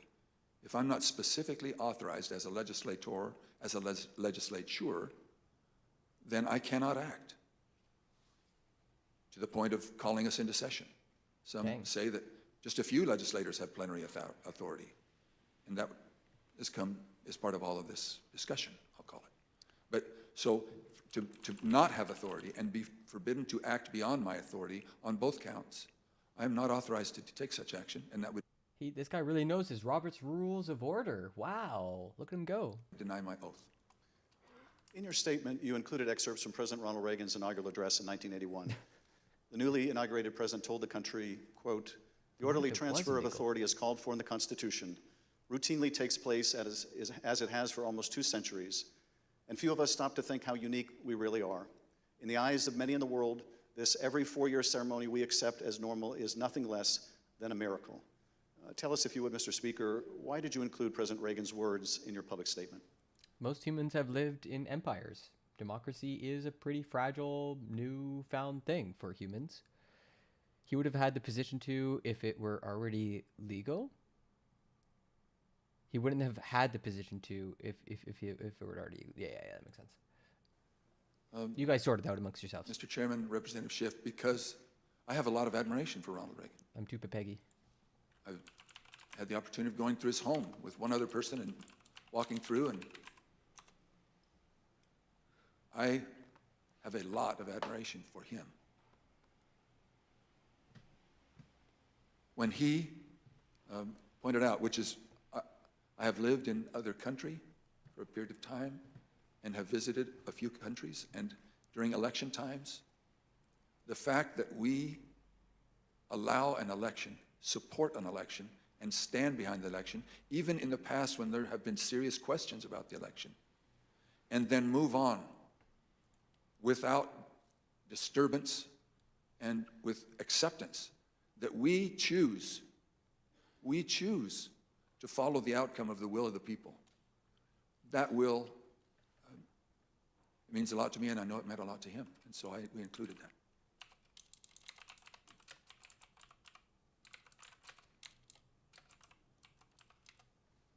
Is that the end of the testimony? Thank you, Speaker Bowers. I now want to look even more deeply at the fake electors scheme. Every 4 years, citizens... Before we do that, though, we're about an hour out from the... this next guy talks extremely slowly. Okay, I'll have to bump it up to 1.5. We're about an hour out from the committee hearing that is going live today. So stick around for that, of course. I'm just going to run a 1-minute ad to help support the stream. You can avoid the ads if you subscribe. It's like $5 a month on Twitch. You get a lot of sweet emotes and stuff. You help support someone directly. If you're on YouTube, you're free from the ads. You're free, but it's more fun over here on Twitch. YouTube hasn't figured out their emote game yet. But if you're on YouTube, like, subscribe, all that stuff. So yeah, I'm gonna run the ad now. If you're subscribed, you don't have to see it, and if you have Amazon Prime, you can subscribe for free. Okay, running the ad now. From all over the United States go to the polls to elect their president. Under our Constitution, when we cast our votes for president, we are actually voting to send electors pledged to our preferred candidate to the Electoral College. In December, the electors in each state meet, cast their votes, and send those votes to Washington. There is only one legitimate slate of electors from each state. On the 6th day of January, Congress meets. Yeah, I think somebody gifted a bunch of subs smoked toast, so maybe you still got that, or maybe you subbed a while back? I can't remember. Meets in a joint session to count those votes, and the winner of the Electoral College vote becomes the president. In this next segment, you'll hear how President Trump and his campaign were directly involved in advancing and coordinating the plot to replace legitimate Biden electors with fake electors not chosen by the voters. You'll hear how this campaign convinced these fake electors to cast and submit their votes through fake certificates, telling them that their votes would only be used in the event that President Trump won his legal challenges. Well, I hope you like the emotes I finally implemented after like forever. I didn't realize I had to get them like approved. The president lost those legal challenges when courts rejected them as frivolous and without merit. The fake elector scheme continued. At this point, President Trump's own lawyers, so-called Team Normal, walked away rather than participate in the plan. And his own White House counsel's office said that the plan was not legally sound. Let's play the following video produced by the Select Committee. I like how normal people, when they do stuff that is not legally sound, they just like get arrested. It's called a crime, and they just go to jail. But then other people who are rich and powerful can just, float some crimes, suggest some, push around the edges, look for crimes. maybe push some criming over in this direction, maybe a little bit over there. Lol, how do I use emotes? You learn what they all mean, and then you use them at appropriate moments, and you get big laughs. Sometimes emotes say the thing way better. Like, for instance, oh geez, it's been a while. Let me see what emotes I've got. So for instance, KEKW is super common. Nodders and nopers. I want to start using that. Nodders and nopers. We can like maybe do some voting that way. Of course, Weedo and Pepe Hands, Monkey W. Whenever you see like really scary stuff, that's whenever like someone's gonna overthrow the government, and there's Ayaya when you're excited and want to be supportive. Okay, I'll stop. My name is Casey Lucier. I'm an investigative counsel for the House Select Committee to investigate the January 6th attack on the United States Capitol. On November 18th, a lawyer working with the Trump campaign named Kenneth Cheesebro wrote a memo arguing that the Trump campaign should organize its own electors in the swing states that President Trump had lost. The Select Committee received testimony that those close to President Trump began planning to organize fake electors for Trump in states that Biden won in the weeks after the election. Who do you remember being involved in those early discussions around the Thanksgiving time regarding having alternate electors meet? Mr. Giuliani, several Mr. Giuliani's associates, Mr. Meadows. Former aide to Mark Meadows? Members of Congress, although it's difficult to distinguish if the members I'm thinking of were involved during Thanksgiving or if they were involved as we progressed through December. At the president's direct request, the RNC assisted the campaign in coordinating this effort. What did the president say when he called? Essentially, he turned the call over to Mr. Eastman, who then proceeded to talk about the importance of the RNC helping the campaign gather these contingent electors in case any of the legal challenges that were ongoing changed the result of any of the states. I think he got the RNC to do his dirty work too. Oh my God. More just helping them reach out and assemble them. But my understanding is the campaign did take the lead, and we just were helping them in that role. As President Trump and his supporters continued to lose lawsuits, some campaign lawyers became convinced that convening electors in states that Trump lost was no longer appropriate. I just remember I either replied or called somebody saying, unless we have litigation pending this, like in these states, like I don't think this is appropriate, or this isn't the right thing to do. I don't remember how I phrased it, but Yeah, like normal people, flags are going to be going off. Like, wait, you want to do what and who now?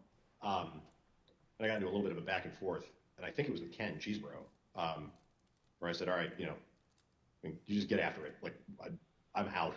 At that point, washing my hands. I had Josh Finley email Mr. Chesbrough politely to say, this is your task.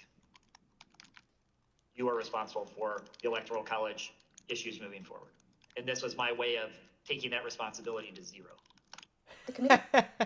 These like, oh my god.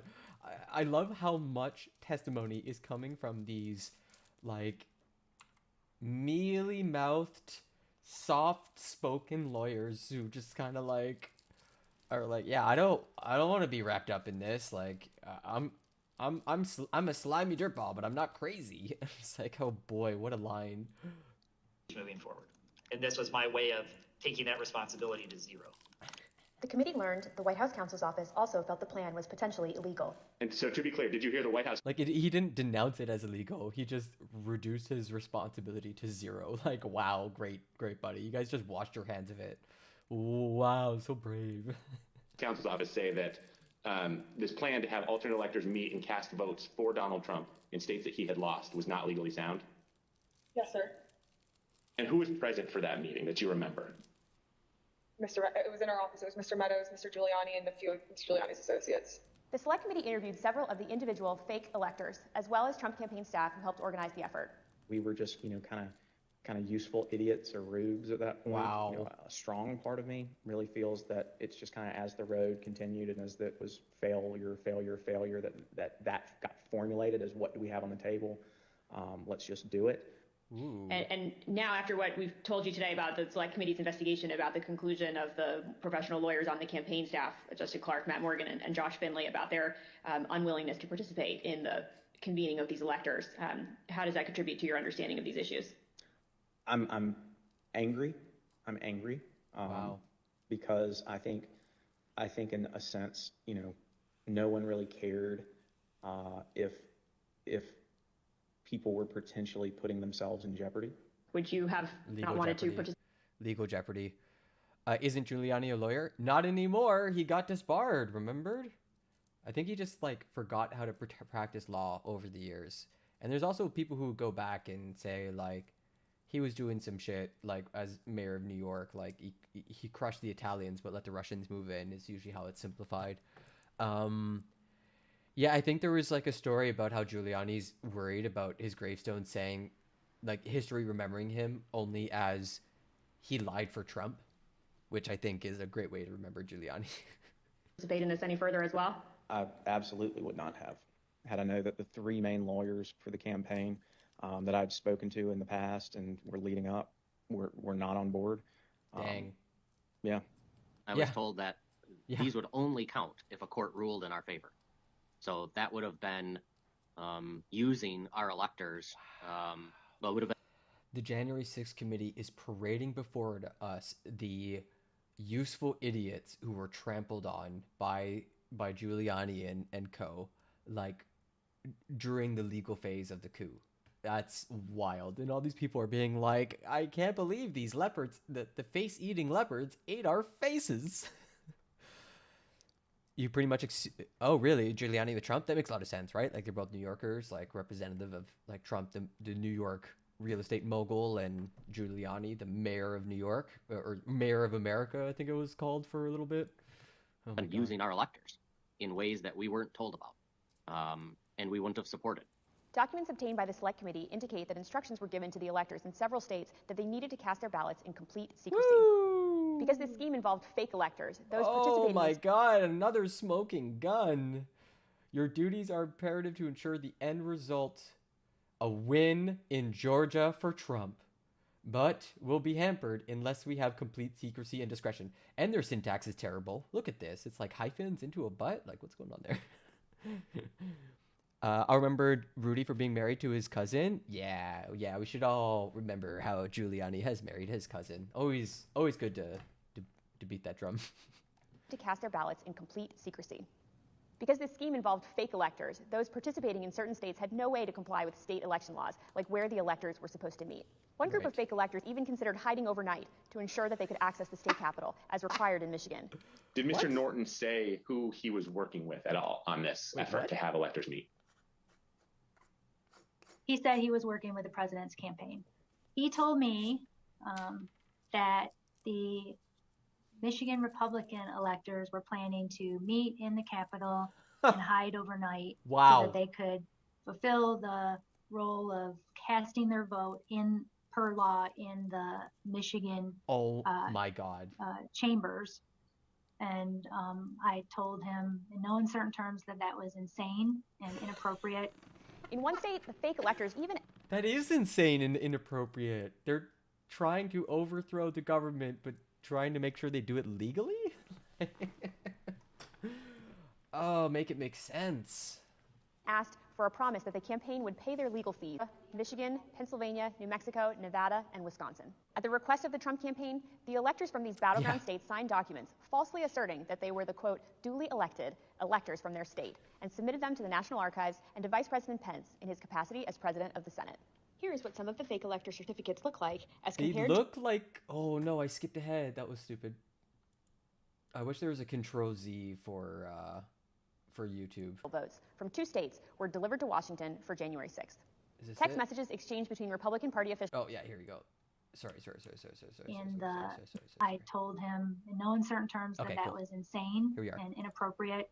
In one state, the fake electors even asked for a promise that the campaign would pay their legal fees. Michigan, Pennsylvania, New Mexico, Nevada, and Wisconsin. At the request of the Trump campaign, the electors from these battleground states signed documents falsely asserting that they were the, quote, duly elected. This shit right here. Look at the difference in these documents. Talk about amateur hour. They just did it up in Word. And then like the real ones are like steeped in history. All sorts of, like, the signatures are first and foremost. You see it on one page. You can see that it says the clear, most important information's bold in center. This is just gobbledygook. Yeah, just like, yeah, I printed off democracy. Electors from their state and submitted them to the National Archives and to Vice President Pence in his capacity as President of the Senate. Here is what some of the fake elector certificates look like as compared to the real ones. But these ballots had no legal effect. In an email produced to the Select Committee, Dr. Eastman told a Trump campaign representative that it did not matter that the electors had not been approved by a state authority. Quote, the fact that we have multiple slates of electors demonstrates the uncertainty of either. That should be enough.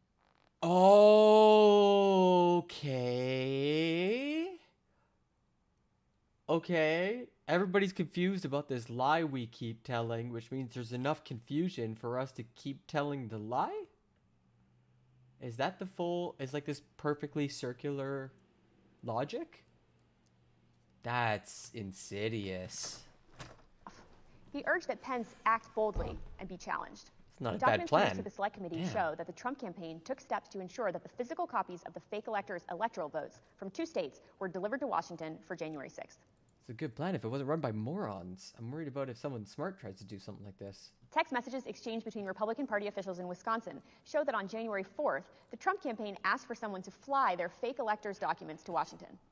Freaking Trump idiots want someone to fly original elector papers to the Senate president. They're going to call one of us to tell us just what the hell is going on. They talked to Jordan. I told Jordan to them that. A staffer for Wisconsin Senator Ron Johnson texted a staffer for Vice President Pence just minutes before the beginning of the joint session. This staffer stated that Senator Johnson wished to hand-deliver to the vice president the fake electors' votes from Michigan and Wisconsin. The vice president's aide unambiguously instructed them not to deliver the fake votes to the vice president. Even though the fake elector slates were transmitted to Congress and the executive branch, the vice president held firm in his position that his role was to count lawfully submitted electoral votes. Joseph R. Biden, Jr. of the state of Delaware has received 306 votes. Donald J. Trump of the state of Florida has received 232 votes. Which is what he did when the joint session resumed on January 6th after the attack on the Capitol. Pence the hero, everybody. Thank goodness.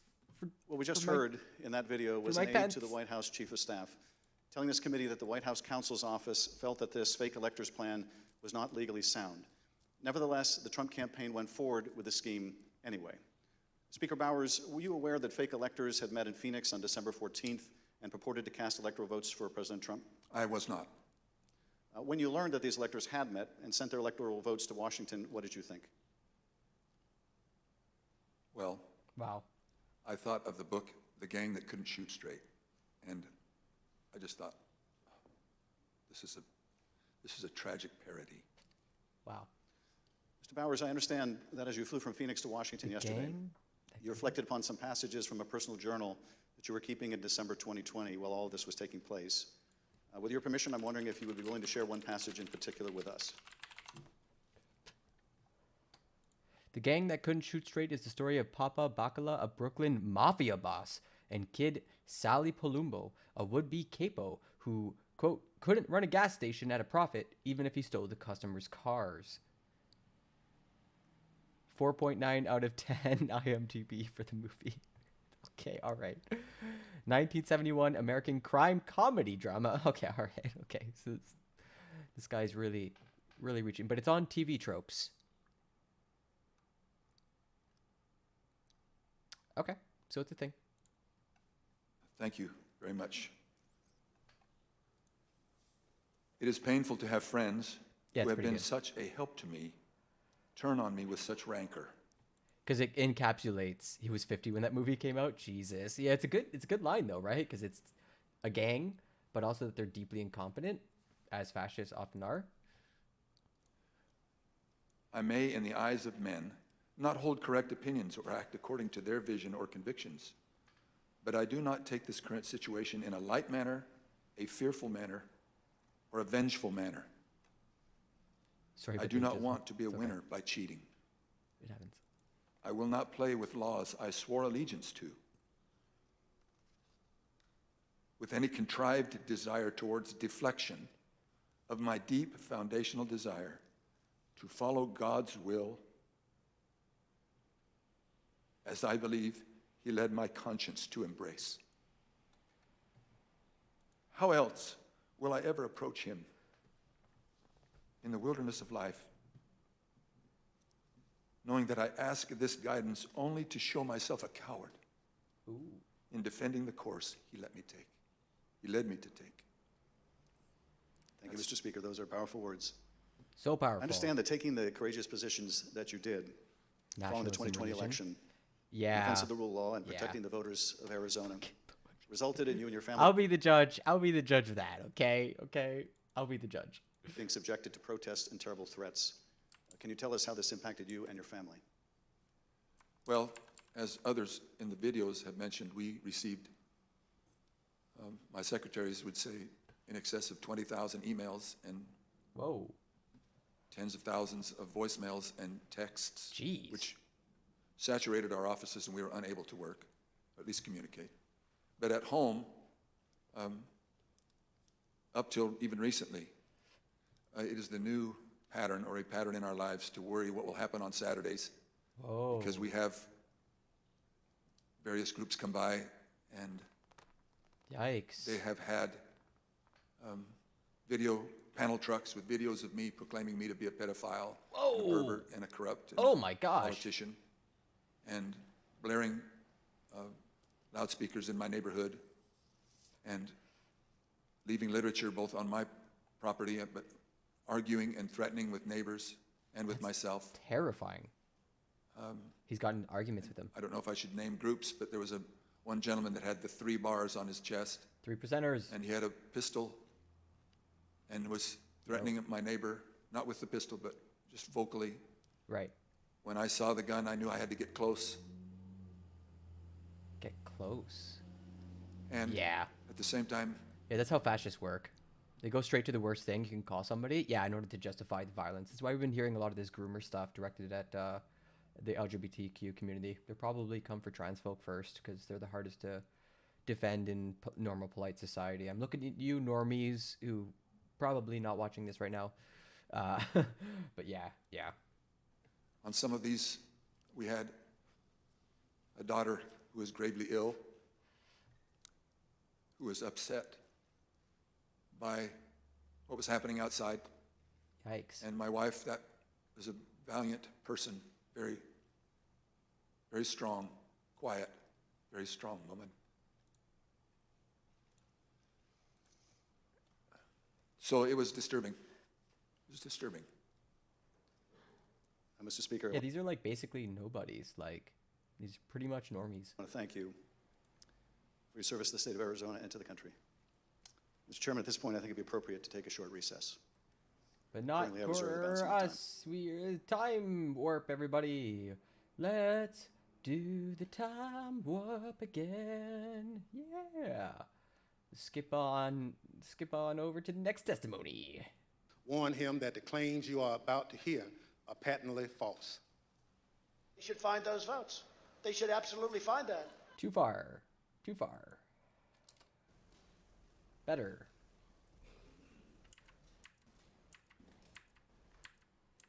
Officials committee will be in order. Order. President Trump's pressure campaign against state officials existed in all the key battleground states that he lost. But Okay. the former president had a particular obsession with Georgia. Georgia. Here is the president on the afternoon of January 6th, after his own attorney general warned him that the claims you are about to hear are patently false. They should find those votes. They should absolutely find that. Just over 11,000 votes, that's all we need. They defrauded us out of a win in Georgia, and we're not going to forget it. Dang. The committee is reading off of a teleprompter. Yes, milquetoast. This is not something you do not go off the cuff. Every word has been vetted and verified. This is part of the reason that it can take time for. This is part of the reason that I can take time for the committee to sort of schedule the next hearings. There's a bunch of evidence. They got to do a bunch of work. So the state of Georgia is where we will turn our attention to next. I want to emphasize that our investigation into these issues is still ongoing. As I stated in our last hearing, if you have relevant information or documentary He's got a great evidence voice. to share with the select committee, we welcome your cooperation. Such a great southern But draw. we will share some of our findings with you today. Nice. Secretary Rassensberger, thank you for being here today. You've been a public servant in Georgia since 2015, serving first as a member of the Georgia House. Yo, thanks so much for the follow, Maka Waka. Welcome to the stream. Howdy doody. House of Representatives, and then, since January 2019, as Georgia's Secretary of State. As a self-described conservative Republican, is it fair to say that you wanted President Trump to win the 2020 election? Yes, it is.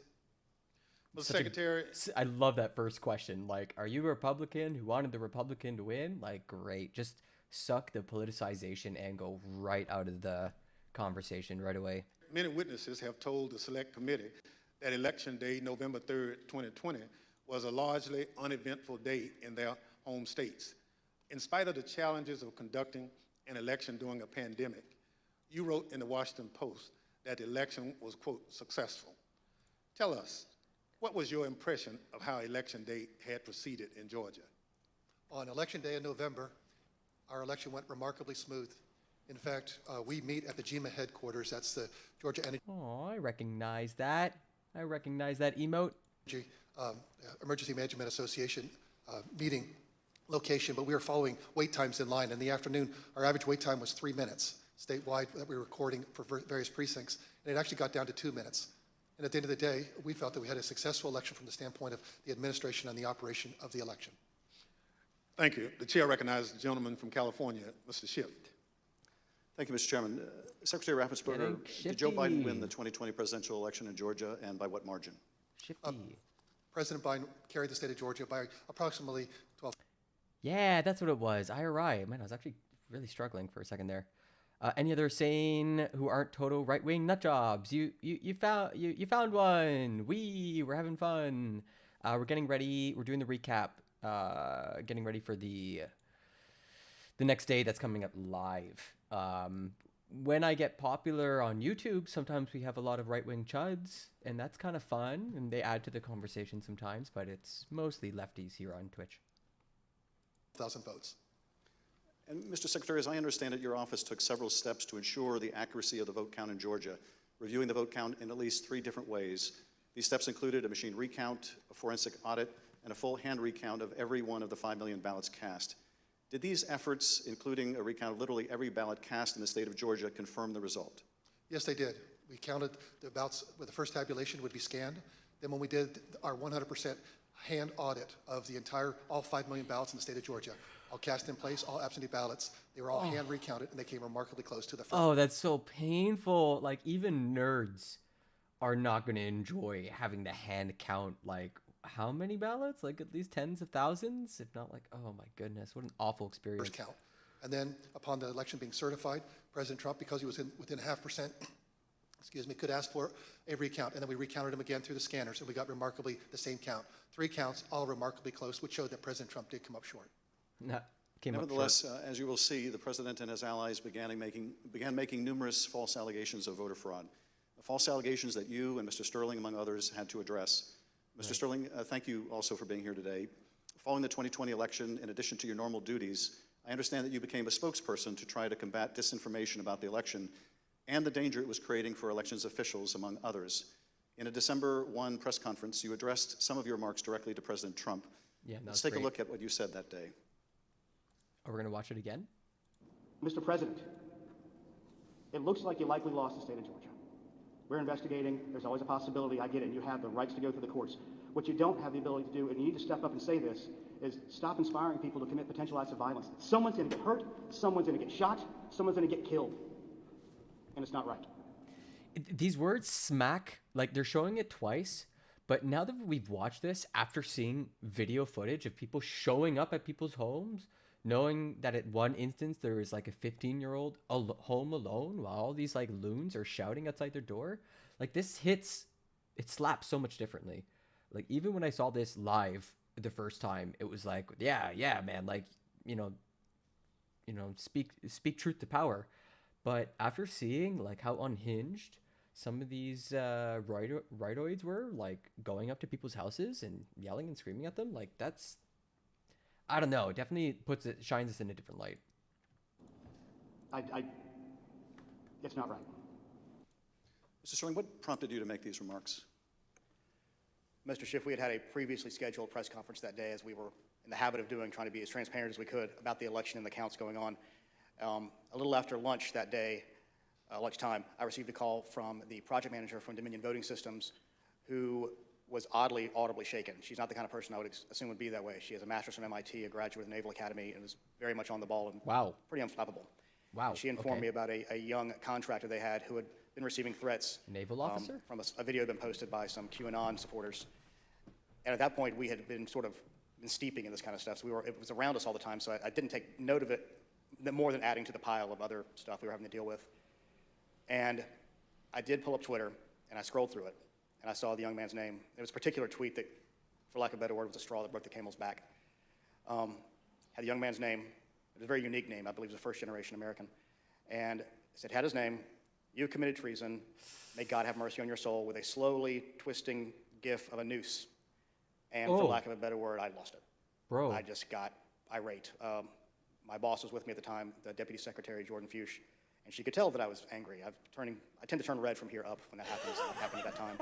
And she called Secretary Raffensperger to say, we're seeing these kind of threats, and Gabe thinks we need to say something about it.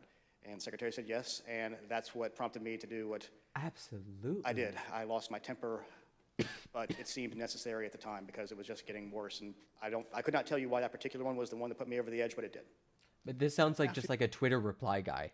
Like just a Twitter reply guy putting like a death threat in a feed. But after, yeah, I guess after being called up by name, all I know is that I don't know. Like I think it's camaraderie that kicks in. Like all of these people might be Republicans and have political allegiance to like the abstract concept. But once your colleague, who is also a Republican, starts getting death threats, it becomes very clear to you where your values are, what your principles are. You're like, well, I gotta protect the person I work with. They didn't do anything wrong here. And I think it's that sort of shell shock moment that it's like required for Republicans to do the right thing. It seems like, my goodness, did you not see this bubbling up for the years before? Yeesh. But as a Canadian, like it's a bit unfair of me. Like we don't have QAnon up in our face on our doorstep organizing and stuff. It's more of a weird thing that America is corrupting and infecting our body politic with, rather than like has infected our body politic. You made this plea to the president. Did Donald Trump urge his supporters to avoid the use of violence? Not to my knowledge. Now, as we know, the president was aware of your speech because he tweeted about it later that day. Right. Let's take a look at what the president said. Yeah, absolutely. In the tweet, Donald Trump claims that there was, He quote, added massive him? voter fraud in Georgia. Mr. Sterling, that was just plain false, wasn't it? Yes, sir. Nevertheless, the very next day, on December 2nd, President Trump released a lengthy video again making false claims of election fraud in Georgia. Can you believe that Twitter allowed Trump to be on their platform long enough for him to basically direct mobs towards individuals like state officials? That's insane. Take a look at what he said this time. Free speech. They found thousands and thousands of votes that were out of whack, all against me.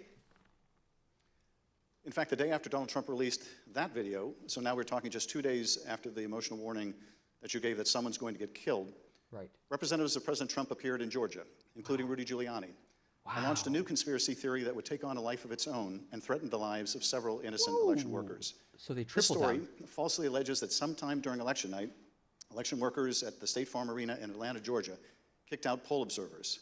After the observers left, the story goes, these workers pulled so-called suitcases of ballots from under a the table and ran suitcases. those ballots through counting machines multiple times. That's right. Did they boot him on January 6th? Completely without evidence, President Trump and his allies claimed that these suitcases contained as many as 18,000 ballots, all for Joe Biden. None of this was true. But Rudy Giuliani appeared before the Georgia State Senate and played a surveillance video from State Farm Arena, falsely claiming that it showed this conspiracy taking place. Here's a sample of what Mr. Giuliani had to say during that hearing.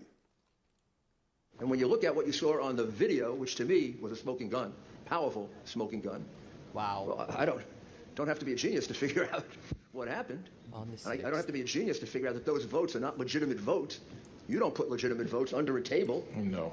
Wait until you throw the opposition out, and in the middle of the night count them.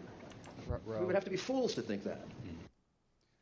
President Trump's campaign amplified Giuliani's false testimony in a tweet, pushing out the video footage. Giuliani likewise pushed out his testimony on social media. As you can see in this tweet, Mr. Giuliani wrote that it was, quote, now beyond doubt, unquote, that Fulton County Democrats had stolen the election. It was Newt Gingrich who first figured out the power of the television. When he realized that cameras were being brought into Congress, like I think in the early 80s, he realized he could skirt other legislators and their arguments and start speaking to the American public directly. And you can see that concept. There's a direct line from Newt Gingrich's innovation almost 40 years ago to this point where Giuliani is using the veracity we feel about videos, because there's so much information in a video. There's often like it's three-dimensional, and there's often sound, and if there isn't, then there's a lot of motion happening, and so we think it's insight, and they're like relying on that in order to dupe people, to spread the big lie. Like this is something that is like how would I say that? Let's just say it's bad news, everybody. It's bad news. This is like propaganda on steroids. Later in this hearing, we'll hear directly from one of the election workers in this video about the effect these lies had on her and on her family. Mr. Sterling, did the investigators in your office review the entire surveillance tape from the State Farm Arena on election night? They actually reviewed approximately 48 hours, going over the time period where action was taking place at the counting center at State Farm Arena. And what did the tape actually show? Depending on which time you want to start, because as was mentioned, this conspiracy theory took on a life of its own, where they conflated a water main break that wasn't a water main break and throwing observers out and a series of other things. What it actually showed was Fulton County election workers engaging in normal ballot processing. One of the specific things. Yeah, but he's done being paid to say that. Like, anytime you try to come at a conspiracy theorist, they just move the goalposts. They're just like, oh, okay, well then someone wrote this script for him. Clearly, he's also in on the take. Like, it's never One of the ends. things very frustrating was the so-called suitcases of ballots from under the table. Oh, God. If you watch the entirety of the video, you saw that these were election workers who were under the impression they were going to get to go home around 10:30. People are putting on their coats. They're putting ballots that are prepared to be scanned into ballot carriers that are then sealed with tamper-proof seals so that they can, they're not messed with. Right. It's an interesting thing because you watch there's 4 screens of the video, and as you're watching it, you can see the election monitors in the corner with the press as they're taking these ballot carriers and putting them under the table. You see it there. One of the other hidden ones, if you looked at the actual tape, was on the outside of the table, just from the camera angle. You couldn't see it originally. And this goes under the no good deed goes unpunished. Right. We were told that we were at GEMA, as the secretary pointed out, and we were told that it looked like they were shutting down the Fulton County counting. I done made up my mind, and all your explanations and your facts and evidence are an attack on me and my intelligence. You think that I can't come to reasonable conclusions on my own. Well, I can. And you, sir, are rude for trying to enlighten me. Secretary expressed some displeasure at that because we wanted to everybody keep counting so we could get to the results and know what was happening. So our elections director called their elections director, who was at another location because this was election day. There was 2 different places where ballot things were being done by the Fulton County office. So he called the elections director of Fulton, then called Ralph Jones, who was at the State Farm Arena, and said, "What the heck are you doing? Go ahead and stay." And as you watch the video itself, you see him take the phone call as people are putting things away, getting ready to leave. And you can tell for about 15, 20 seconds, he does not want to tell these people they have to stay. He walks over, he thinks about it for a second, you see him come back to the corner of a desk and kind of slumps his shoulders and says, "Okay, y'all, we got to keep on counting." And then you see him take their coats off, get the ballots out. And then a secondary thing that you'll see on there is you'll have people who are counting ballots who a batch will go through, they will take them off and run that through again. What happens there is a standard operating procedure. If there's a misscan, if there's a misalignment, if it doesn't read right, these are high-speed, high-capacity scanners. So 3 or 4 will go through after a misscan. You have to delete that batch and put it back through again. Right. And by going through the hand tally, as the secretary pointed out, Okay. we showed that if there had been multiple ballots scanned without a corresponding physical ballot, your counts would have been a lot higher than the ballots themselves. Yeah. And by doing the hand tally, we saw 2 specific numbers that were met. The hand tally got us to a 0.1053% off of the total votes cast and 0.0099% on the margin, which is essentially dead-on accurate. Most academic studies say on a hand tally you'll have between 1% and 2%, but because we use ballot marking devices where it's very clear what the voter intended, it made it a lot easier for us to conduct that hand count and show that none of that was true. They picked a bad year to try their coup. It was a year of incredibly secure elections and sophisticated technology, but also just rudimentary labor. So we have all sorts of rich evidence to fight back against the big lie. But I think as Mark Twain says, a lie will get around the world twice over by the time truth is putting on its shoes. And we're 2 years later? Checks out. Now, I understand that when you reviewed these tapes and did the analysis, it disproved this conspiracy theory. But you still had to take a lot of steps to try to make sure the public knew the truth about these allegations. And you did frequent briefings for the press. Let's take a look at one of those press briefings, Mr. Sterling, that you held on December 7th to make the point that you just did today. Also, hydration check. Move on to what I'm going to... If you're thirsty, don't do that. Oh, I made a mistake. Hydration check, and I skipped ahead. But yeah, you should get water if you're thirsty, everybody. I'm obviously thirsty. By the workers in plain view of the monitors and the press. And what's really frustrating is the president's attorneys had this same videotape. They saw the exact same things the rest of us could see. That's crazy. And they chose to mislead state senators and the public about what was on that video. That's big. They had the same information and they're just no, we'll just ignore all these hours of video. I'm quite sure that they will not characterize the video if they try to enter into evidence, because that is the kind of thing that could lead to sanctions. Right. Because it's obviously untrue. They knew it was untrue, and they continue to do things like this. Yeah, one of the things during the legal phase of the coup, which is basically what we're covering right now, one of the strategies used was for them to start a lawsuit so that it could legitimize claims that they weren't even trying to make in court. So they wouldn't pursue a lie in court, but they would pretend like they were in public, in social media or whatever, and be we're taking this to court, whatever. And then when you actually went to the court documents, they were not doing the lie. They were actually kind of just making really weak, confusing arguments, which is why they lost over and over and over and over and over again. It wasn't actually about winning in the courts. It was about using the courts to launder the lies and the disinformation. Mr. Sterling, despite the efforts by your office to combat this misinformation by speaking out publicly and through local media, you were unable to match the reach of President Trump's platform and social media megaphone spreading these false conspiracy theories. What was it like to compete with a president who had the biggest bully pulpit in the world to push out these false claims? Damn, man, he's literally clout shaming him right now. He's just like absolutely shaming him for his lack of clout. For lack of a better word, it was frustrating. But oftentimes I felt our information was getting out, but that there was a reticence of people who needed to believe it because the President of the United States, whom many looked up to and respected, was telling them it wasn't true. Right. Despite the facts. Wow. And That's I've characterized tough. At one point it was kind of like a shovel trying to empty the ocean. Wow. And yes, it was frustrating. I even have family members who I had to argue with about some of these things. And I would show them things. And the problem you have is you're getting into people's hearts. Oh. I remember there's one specific... Oh, God, he's literally saying some of his family members don't use their brains. An attorney that we know that we showed and walked him through, this wasn't true. Okay, I get that. This wasn't true. Okay, I get that. This wasn't 5 or 6 things. But at the end, he goes, I just know in my heart they cheated. Oh, my God.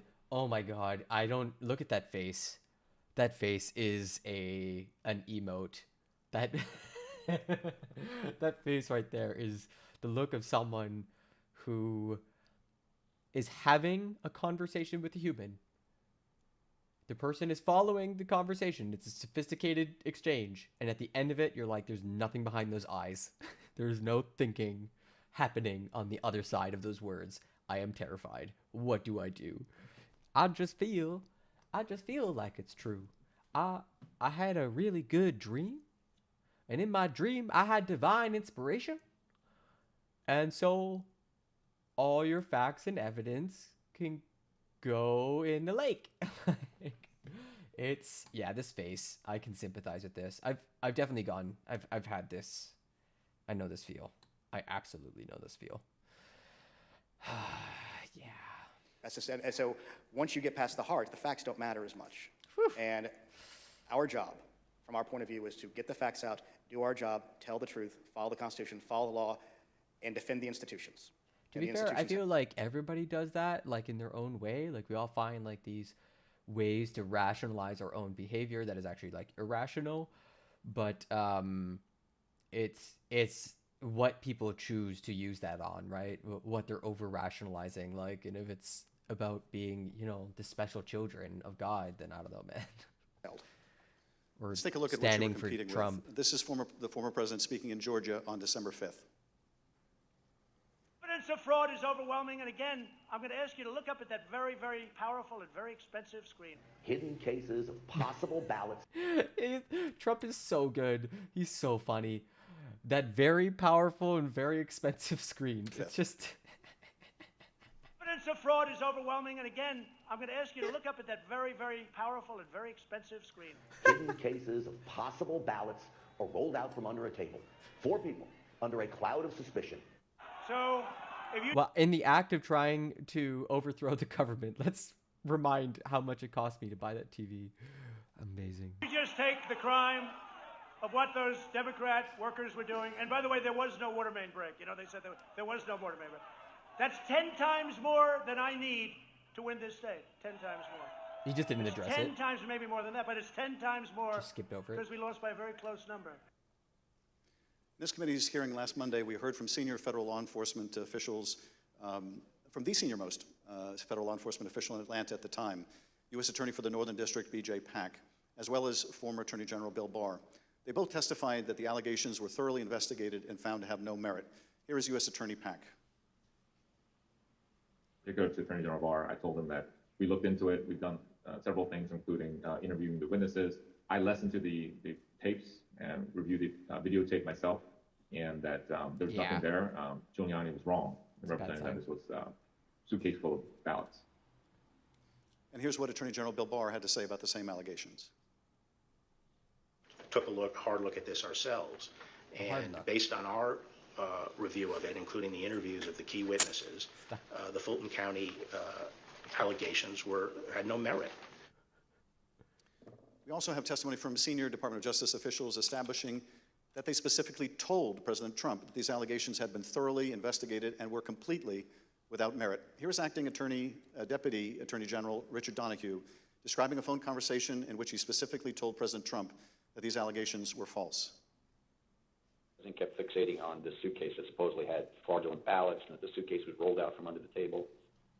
And I said, no, sir, there is no suitcase. You can watch that video over and over. There is no suitcase. There is a wheeled bin where they kept. Wow.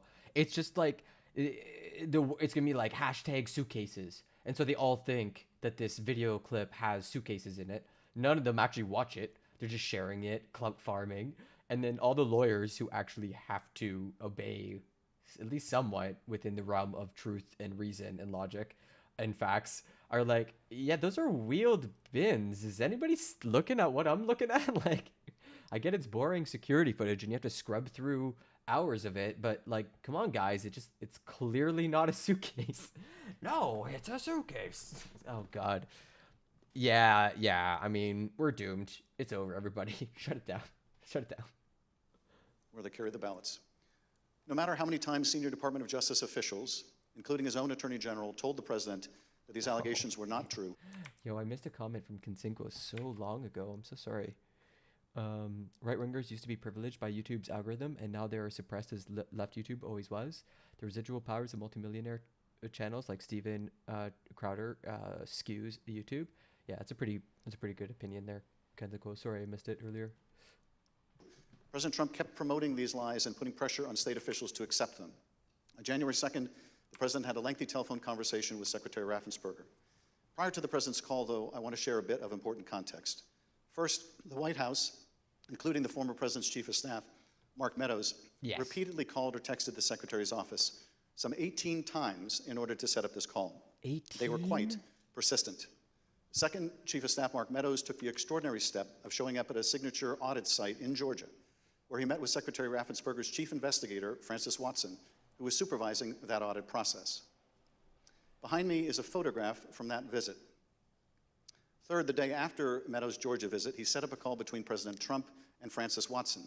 On the call between President Trump and Georgia investigator Francis Watson, the former president continued to push the false claim that he'd won the state of Georgia. Let's listen to that part of the conversation.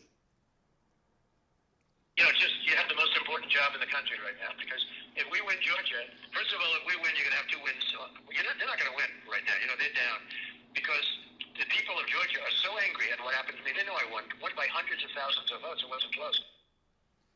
And in this next clip, he told this state law enforcement official that she'd be praised if she found the right answer. Wow. Hopefully, you know, I will. When the right answer comes out, you'll be praised. I mean, I don't know why. You know, they made it so hard.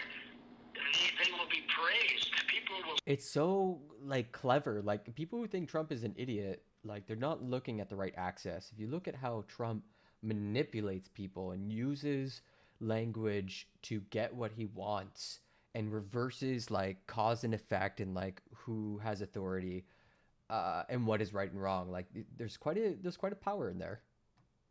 Say great, because that's what it's about, that ability to check and to make it right, because everyone knows it's wrong. There's just no way. Mr. Raffensperger, I know you weren't on this call, but that you have listened to it. President Trump didn't win by hundreds of thousands of votes in Georgia, did he? No, he did not. I've been traveling through the state of Georgia for a year now, and simply put, in a nutshell, what happened in fall of 2020 is that 28,000 Georgians skipped the presidential race, and yet they voted down ballot in other races. Okay. And the Republican congressman ended up getting 33,000 more votes than President Trump, and that's why. Wow, that's actually quite an admission. And basically, Republicans did have a small twinge of conscience. They're like, I'm a Republican through and through, but that boy ain't right. Interesting. President Trump came up short. Thank you, Mr. Secretary. The president on this call doesn't stop here. Let's listen to another part of the conversation between President Trump and Ms. Watson. Anyway, but whatever you can do, Francis, it would be, it's a great thing. It's an important thing for the country. So important. You have no idea it's so important. Well, and I very much appreciate it. Whatever you can do, Francis. This is the President of the United States calling an investigator looking into the election in which he is a candidate and asking her to do whatever you can do.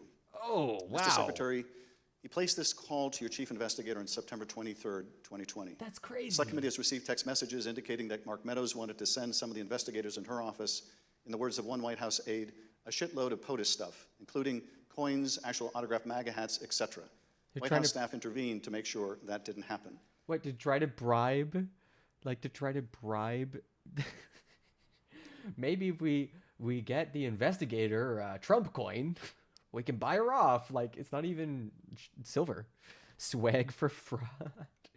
Yeah. Oh, it was clear at the time of this call that the former president had his sights set on January 6th. Listen to this portion when he told Francis Watson about a very important date. Do you think they'll be working after Christmas and keep it going fast? Because, we have that date of the 6th, which is a very important date. Whoa. The important date, of course, was the joint session of Congress, where Georgia's electoral votes would be counted for Joe Biden. Wow. A little over a week after this call to Francis Watson, the president was finally able to speak with you, Secretary Raffensperger. Bear in mind, as we discuss this call today, that by this point in time, early January, the election in Georgia had already been certified. But perhaps more important, the President of the United States had already been told repeatedly by his own top Justice Department officials that the claims he was about to make to you about massive fraud in Georgia were completely false. Mr. Secretary, the call between you and the President lasted 67 minutes, over an hour.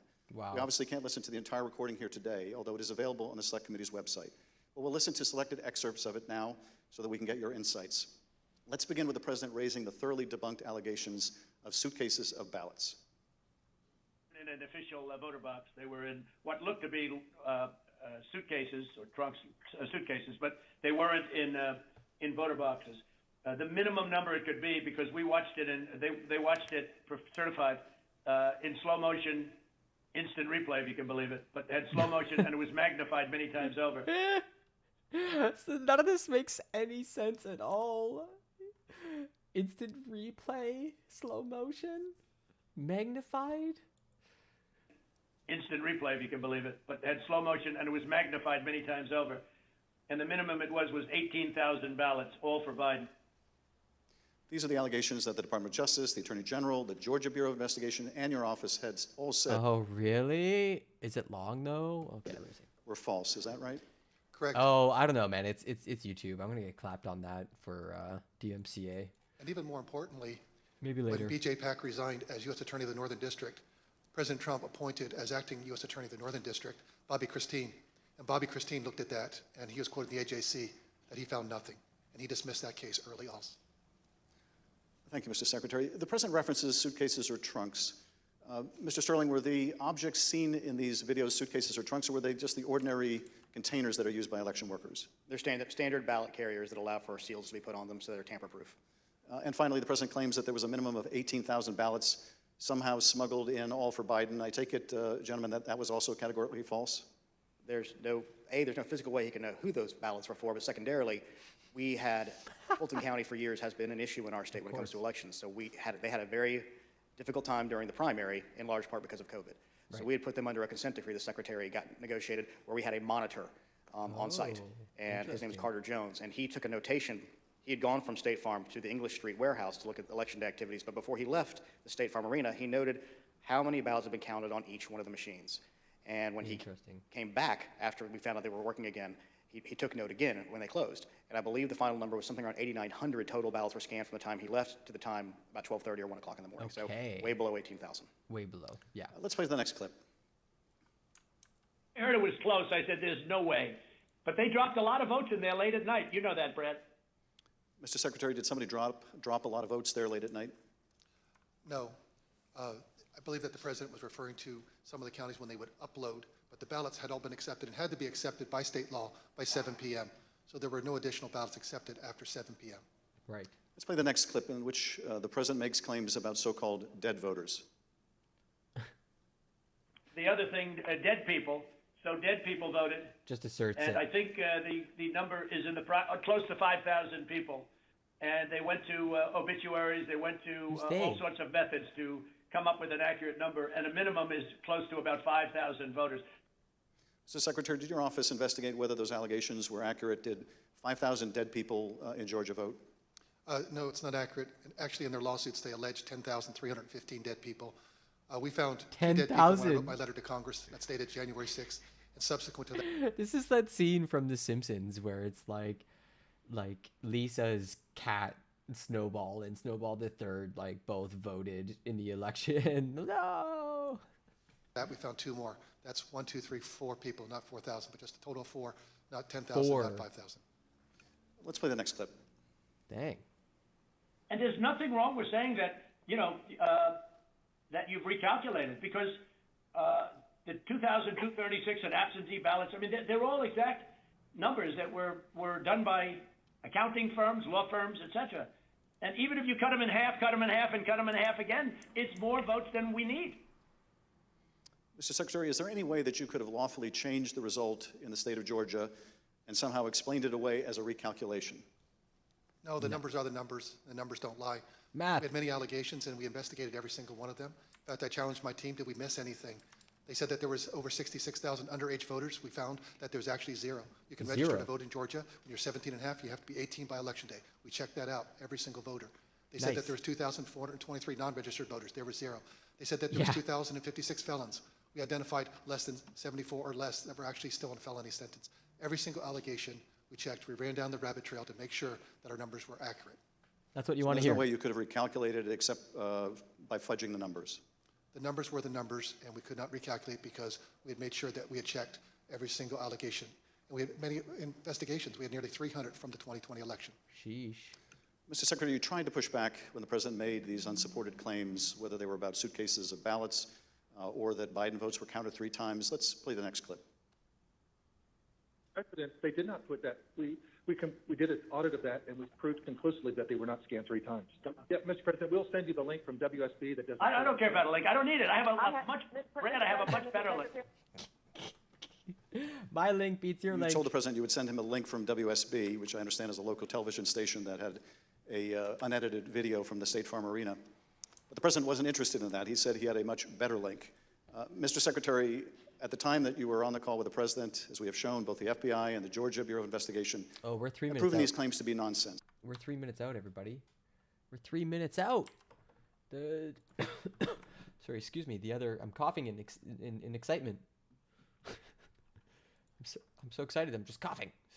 Yeah, the next hearing is about to happen. And you told him about these investigations on the phone. Let's listen to what President Trump had to say about the state and federal law enforcement officers who investigated these false claims. There's no way they could find. Then they're incompetent. Okay. They're either dishonest or incompetent. Okay, there's only 2 answers: dishonesty or incompetence. There's just no way. Look, there's no way. Yeah, but at least I'm not escape. You know what I mean? I'm paying attention. I'm at least watching the stream, making sure it doesn't we don't show up too late. But the president didn't stop at insinuating that law enforcement officers were either dishonest or incompetent. He went on to suggest that you could be subject to criminal liability for your role in the matter. Before I play that portion of the conversation, I'd like to show you something that the president retweeted a couple weeks before your call with him. Here's the president retweeting a post from one of his allies, a lawyer who was later sanctioned by a judge in Michigan for making false claims of election fraud. Let's take a look at that tweet. Yeah, Linwood. The tweet read, quote, "President Trump, @real Donald Trump, is a genuinely good man. He does not really like to fire people. I bet he dislikes putting people in jail, especially, quote unquote, Republicans." He gave @Brian Kemp. The executive cannot put people in jail. Only the Justice Department can do that. Already off to a bad start. Georgia and @Georgia Secretary of State every chance to get it right. They refused. Holy shit. They will soon be going to jail. Holy shit, that's scary. So on your call, this was not the first time the president was suggesting you might be criminally liable. With that, let's listen to this portion of the call. Oh, yeah, it's so poorly done. They have no artists. I think you're going to find that they are shredding ballots because they have to get rid of the ballots because the ballots are unsigned. The ballots are corrupt. And they're brand new and they don't have seals. And there's a whole thing with the ballots, but the ballots are corrupt. And you're going to find that they are, which is totally illegal. It's more illegal for you than it is for them because you know what they did and you're not reporting it. That's a criminal offense. And you can't let that happen. That's a big risk to you and to Ryan, your lawyer. That's a big risk. Secretary Raffensperger, after making a false claim about shredding of ballots, the president suggested that you may be committing a crime by not going along with his claims of election fraud. And after suggesting that you might have criminal exposure, President Trump makes his most explicit ask of the call. Let's play a part of that conversation. Ballots are So, harlots. look, all I want to do is this. I just want to find there it is. 11,780 votes, which is one more than we have, because we won the state. I mean, it's right there. It's all right there in one sentence. The traitorous president tries to ask for the election win. Mr. Secretary, was the president here asking you for exactly what he wanted? One more vote than his opponent. What I knew is that we didn't have any votes to find. We had continued to look. We investigated, like I just shared the numbers with you. There were no votes to find. That was an accurate count that had been certified. And as our general counsel said, there was no shredding of ballots. Mr. Secretary, after making this request, the president then goes back to the danger of having you deny these allegations of fraud. Let's listen to that part of the clip. Dang. Again. And I watched you this morning, and you said, well, there was no criminality, but I mean, all of this stuff is very dangerous stuff. When you talk about no criminality, I think it's very dangerous for you to say that. Holy shit. Wait, what? Did I miss this? That's scary. Secretary Raffensperger, you wrote about this in your book, and you said, quote, I felt then and still believe today that this was a threat. Others obviously thought so too, because some of Trump's more radical followers have responded as if it was their duty to carry out this threat. Please tell us what you, your wife, even your daughter-in-law experienced regarding threats from Trump's more radical followers. Shit. They're starting right on time, everybody. By Kevin McCarthy, the top Republican in the House, not to... Okay, I'm gonna run a 1-minute ad. If you like what you're seeing, follow, subscribe, support the channel. If you have Amazon, you subscribe for free. If you're on YouTube, you're lucky, you're free, you get out, but subscribe or something. I'm running the 1-minute ad now, and here we go. And the January 6th Select Committee. All right, we're gonna be watching it just as it goes live. That gavel. The Select Committee to investigate the January 6th attack on the United States Capitol will be in order. Holy cow. Without objection, the chair is authorized to declare the committee in recess at any point. Pursuant to House Deposition Authority Regulation 10, the chair announces the committee's approval to release the deposition material presented during today's hearing. Good afternoon. Who got deposed? In our previous hearings, the Select Committee showed that then President Trump applied pressure at every level of government, from local election workers up to his own vice president, hoping public servants would give in to that pressure and help him steal an election he actually lost. Today, we'll tell the story of how the pressure campaign also targeted the federal agency charged with enforcement of our laws, the Department of Justice. Wait, what? We already covered part of Mr. Trump's effort. We heard from Attorney General Bill Barr tell the story and the committee about the baseless claims Mr. Trump wanted the Justice Department to investigate, and that Mr. Barr viewed those claims as nonsense. Today, we'll hear from Jeffrey Rosen, the person Mr. Trump appointed to run the Justice Department after Attorney General Barr resigned. Wow. We'll hear from other senior Justice Department officials also. Interesting. Together, these public servants resisted Mr. Trump's effort to misuse the Justice Department as part of his plan to hold on to power. And we will show that Trump's demands that the department investigate baseless claims of election fraud continued into January 2021. But Donald Trump didn't just want the Justice Department to investigate. He wanted the Justice Department to help legitimize his lies, to basically call the election corrupt, to appoint a special counsel to investigate alleged election fraud, to send a letter to 6 state legislatures urging them to consider altering the election results. And when these and other efforts fail, Donald Trump sought to replace Mr. Rosen, the acting Attorney General, with a lawyer who he believed would inappropriately put the full weight of the Justice Department behind the effort to overturn the election. Let's think about what that means. Wherever you live in the United States, there's probably a local government executive, a mayor, or a county commissioner. There's also an official responsible for enforcing the laws, a district attorney or a local prosecutor. Imagine if your mayor lost a re-election bid, but instead of conceding the race, they picked up the phone, called the district attorney, and said, I want you to say this election was stolen. I want you to tell the Board of Elections not to certify the results. Oh! That's essentially what Donald Trump was trying to do with the election for President of the United States. That's pretty clear. It was a brazen attempt to use the Justice Department to advance the president's personal political agenda.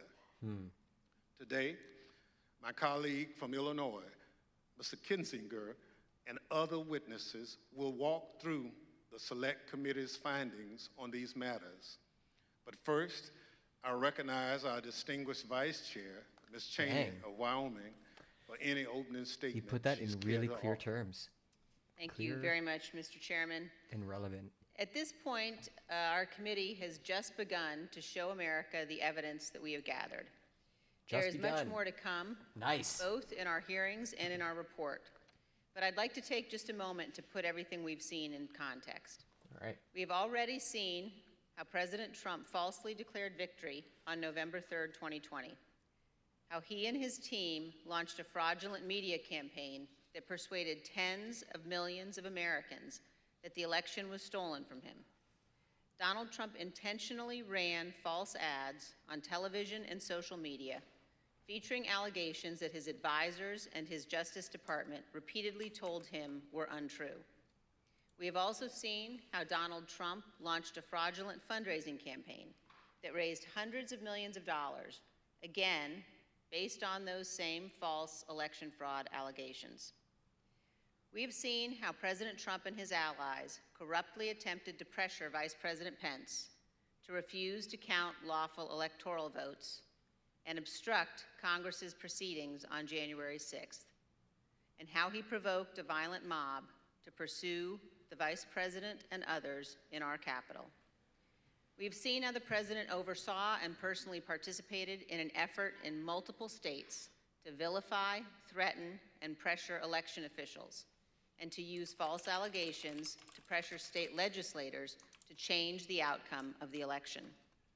We've seen how President Trump worked with and directed the Republican National Committee and others to organize an effort to create fake electoral slates, and later to transmit those materially false documents to federal officials, again as part of his planning for January 6th. We have seen how President Trump persuaded tens of thousands of his supporters to travel to Washington, D.C. for January 6th.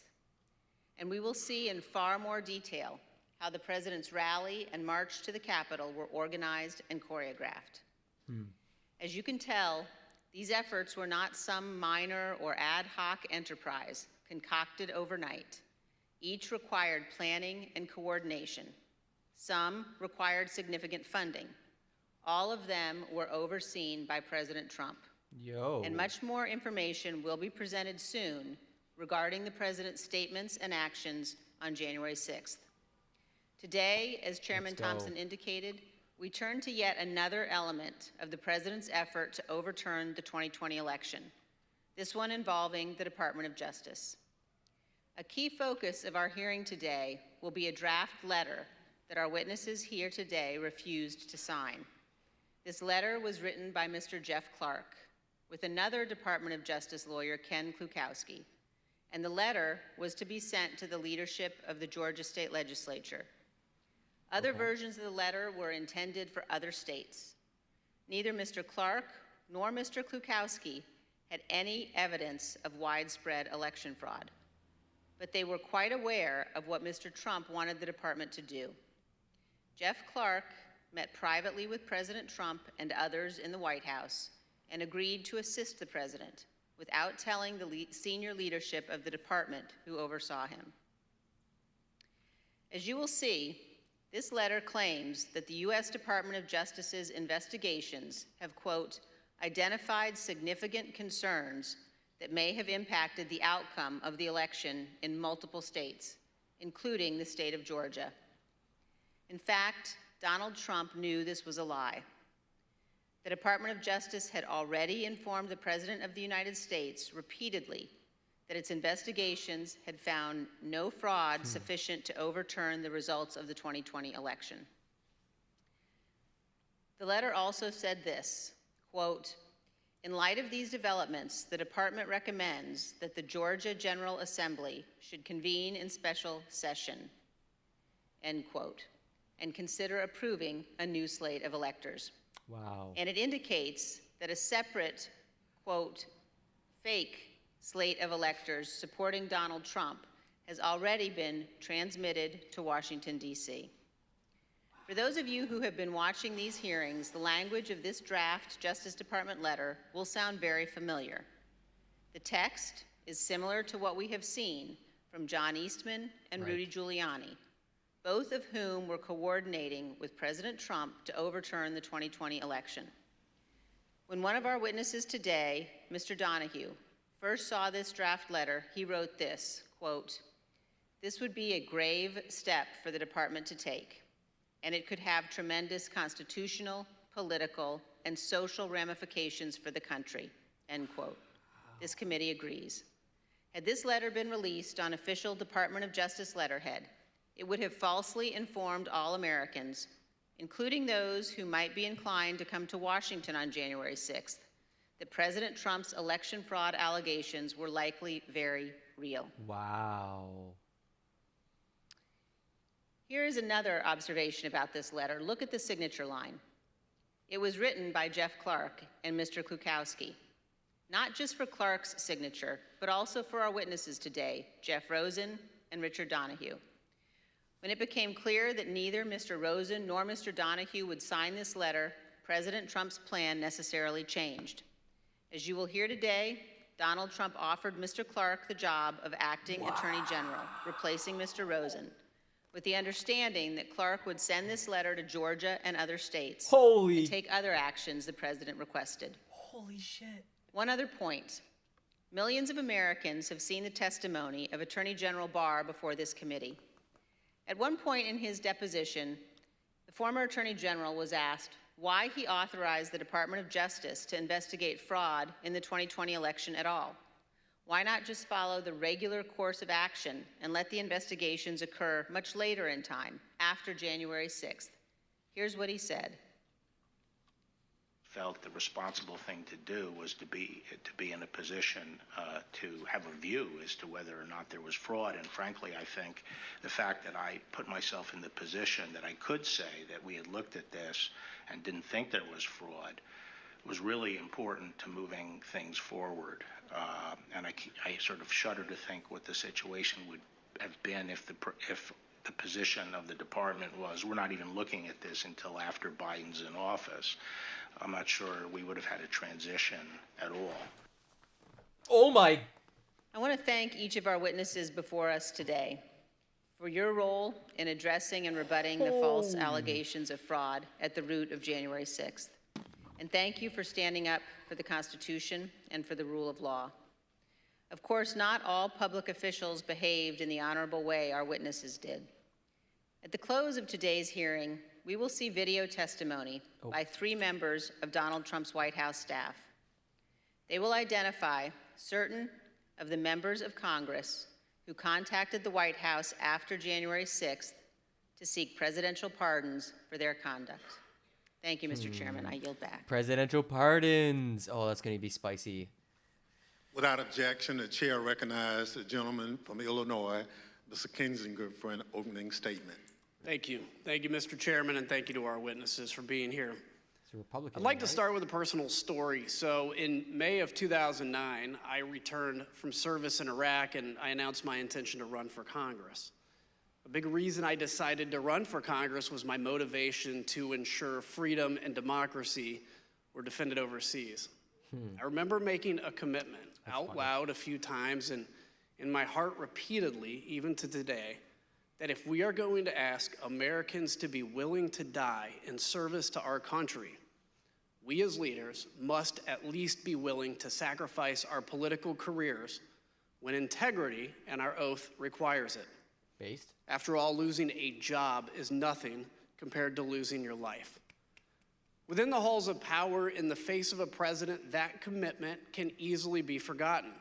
Presidential pressure can be really hard to resist. Today, we'll focus on a few officials who stood firm against President Trump's political pressure campaign. When the president tried to misuse the department and install a loyalist at its helm, these brave officials refused and threatened to resign. They were willing to sacrifice their careers for the good of our country. The Department of Justice is unique in the executive branch. The president oversees the Department of Justice, yet the president's personal or partisan interests must not shape or dictate the department's actions. The president cannot and must not use the department to serve his own personal interest, and he must not use its people to do his political bidding, especially when what he wants them to do is to subvert democracy. Oof. The president cannot pervert justice nor the law to maintain his power. Justice must, both in fact and law, be blind. That is critical to our whole system of self-governance. During this hearing, you'll hear time and time again about the president's request to investigate claims of widespread fraud. Our witnesses, Mr. Rosen, Mr. Donahue, and Mr. Engel, stood firm in the face of overbearing political pressure because they understood that their oath was to the Constitution and not to the personal or political interests of the president. The president and his allies became keenly aware that with legal challenges exhausted and electoral votes certified, their only hope would be a last-ditch scheme to prevent Congress from certifying the win, thus throwing the entire system into constitutional chaos. The president wanted the department to sow doubt in the legitimacy of the election, to empower his followers and members of Congress to take action. If the department could just lend its credibility to the conspiracies, people would have the justification they needed to spread the big lie. So President Trump ultimately wanted the Department of Justice to say the election was, quote, corrupt, and, quote, leave the rest to me and the Republican congressmen. As you will hear today, the department's top leadership refused. Not surprisingly, President Trump didn't take no for an answer. He didn't accept it from Attorney General Barr, and he wouldn't accept it from Mr. Rosen either. So he looked for another Attorney General, his third in 2 weeks. He needed to find someone who was willing to ignore the facts. That is not the norm. Let's look at what attorneys general, Democrats and Republicans alike, have said about upholding their oath to the Constitution. Attorney General ultimately owes his loyalty to the integrity of the American people and to the fidelity to the Constitution and the legitimate laws of the country. That's what he's ultimately required to do. I will be an independent Attorney General. I will be the people's lawyer. If, however, there were an issue that I thought were that significant that would compromise my ability to serve as Attorney General in the way that I have described, that as the people's lawyer, I would not hesitate to resign. As you and I discussed, if the president proposed to undertake a course of conduct that was in violation of the Constitution, that would present me with a difficult but not a complex problem. I would have two choices. I could either try to talk him out of it or leave. Those are the choices. The Attorney General's position as a cabinet member is perhaps unique from all of the cabinet members. Yes, a member of the president's cabinet, but the Attorney General has a unique responsibility to provide independent and objective advice to the president or any agency when it is sought, and sometimes perhaps even when it is not sought. Everyone in that video, from Eric Holder to Jeff Sessions, spoke as one about the independence of the department. It's a point of pride at Justice to apply the law without the president's political self-interests, tainting its actions or dictating how it uses its authorities. But President Trump did find one candidate at Justice who seemed willing to do anything to help him stay in power. Let's hear what President Trump's own lawyer, Eric Hirschman, had to say about Jeff Clark's plan to overturn the election. I'd like to advise viewers this video contains some strong language. And when he finished discussing what he planned on doing, I said, good fucking, excuse me, sorry, a-hole. Congratulations, you just admitted a first step or act you take as Attorney General would be committing a felony and violating Rule 6C. You're clearly the right candidate for this job. Wow. So who's Jeff Clark? An environmental lawyer with no experience relevant to leading the entire Department of Justice. What was his only qualification? That he would do whatever the president wanted him to do, including overthrowing a free and a fair democratic election. President Trump's campaign to bend the Justice Department to his political will culminated in a showdown on January 3rd. Today, we will take you inside that early evening Oval Office meeting where top Justice Department officials met with the president. At stake, the leadership and integrity of the Department of Justice. The meeting took about another 2.5 hours from the time I entered. It was entirely focused on whether there should be a DOJ leadership change. I was sitting directly in front of the president. Jeff Rosen was to my right, Jeff Clark was to my left. He looked at me and he underscored, well, the one thing we know is you're not going to do anything. You don't even agree that the concerns that are being presented are valid. And here's someone who has a different view. So why shouldn't I do that? You know, that's how the discussion then proceeded. Jeff Clark was proposing that Jeff Rosen be replaced by Jeff Clark. And I thought the proposal was asinine. What were Clark's purported bases for why it was in the president's interest for him to step in? What would he do? How would things change, according to Mr. Clark in the meeting? He repeatedly said to the president that if he was put in the seat, he would conduct real investigations that would, in his view, uncover widespread fraud. He would send out the letter that he had drafted. Whoa. And that this was a last opportunity to sort of set things straight with this defective election, and that he could do it, and he had the intelligence and the will and the desire to pursue these matters in the way that the president thought most appropriate. And he was making a pitch, and every time he'd get clobbered over the head, he would say, like a call to order, the president's your decision, you get the chance to make this decision, and you've heard everybody and you can make your determination. And then we jump back in and really clobber him. I made the point that Jeff Clark is not even competent to serve as the Attorney General. He's never been a criminal attorney. He's never conducted a criminal investigation in his life. He's never been in front of a grand jury, much less a trial jury. Whoa! And he kind of retorted by saying, well, I've done a lot of very complicated appeals and civil litigation, environmental litigation, and things like that. And I said, that's right, you're an environmental lawyer. How about you go back to your office and we'll call you when there's an oil spill. And Pat Cipollone weighed in at one point, I remember saying, that letter that this guy wants to send, that letter is a murder-suicide pact. It's going to damage everyone who touches it. And we should have nothing to do with that letter. I don't ever want to see that letter again.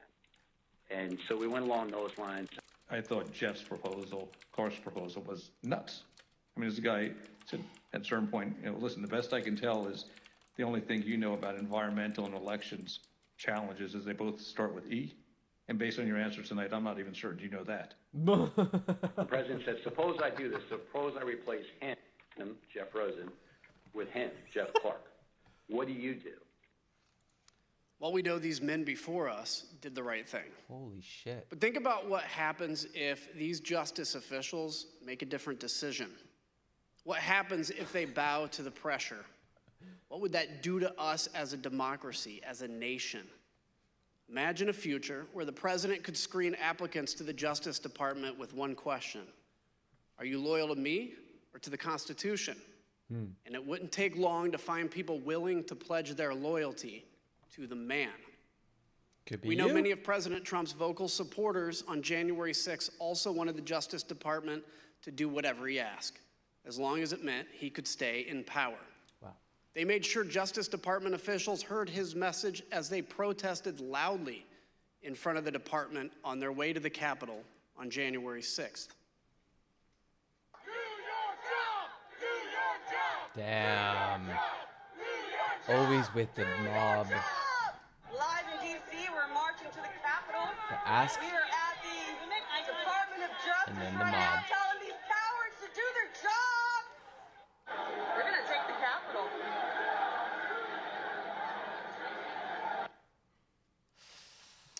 I want to take a moment now to speak directly to my fellow Republicans. Imagine the country's top prosecutor with the power to open investigations, subpoena, charge crimes, and seek imprisonment.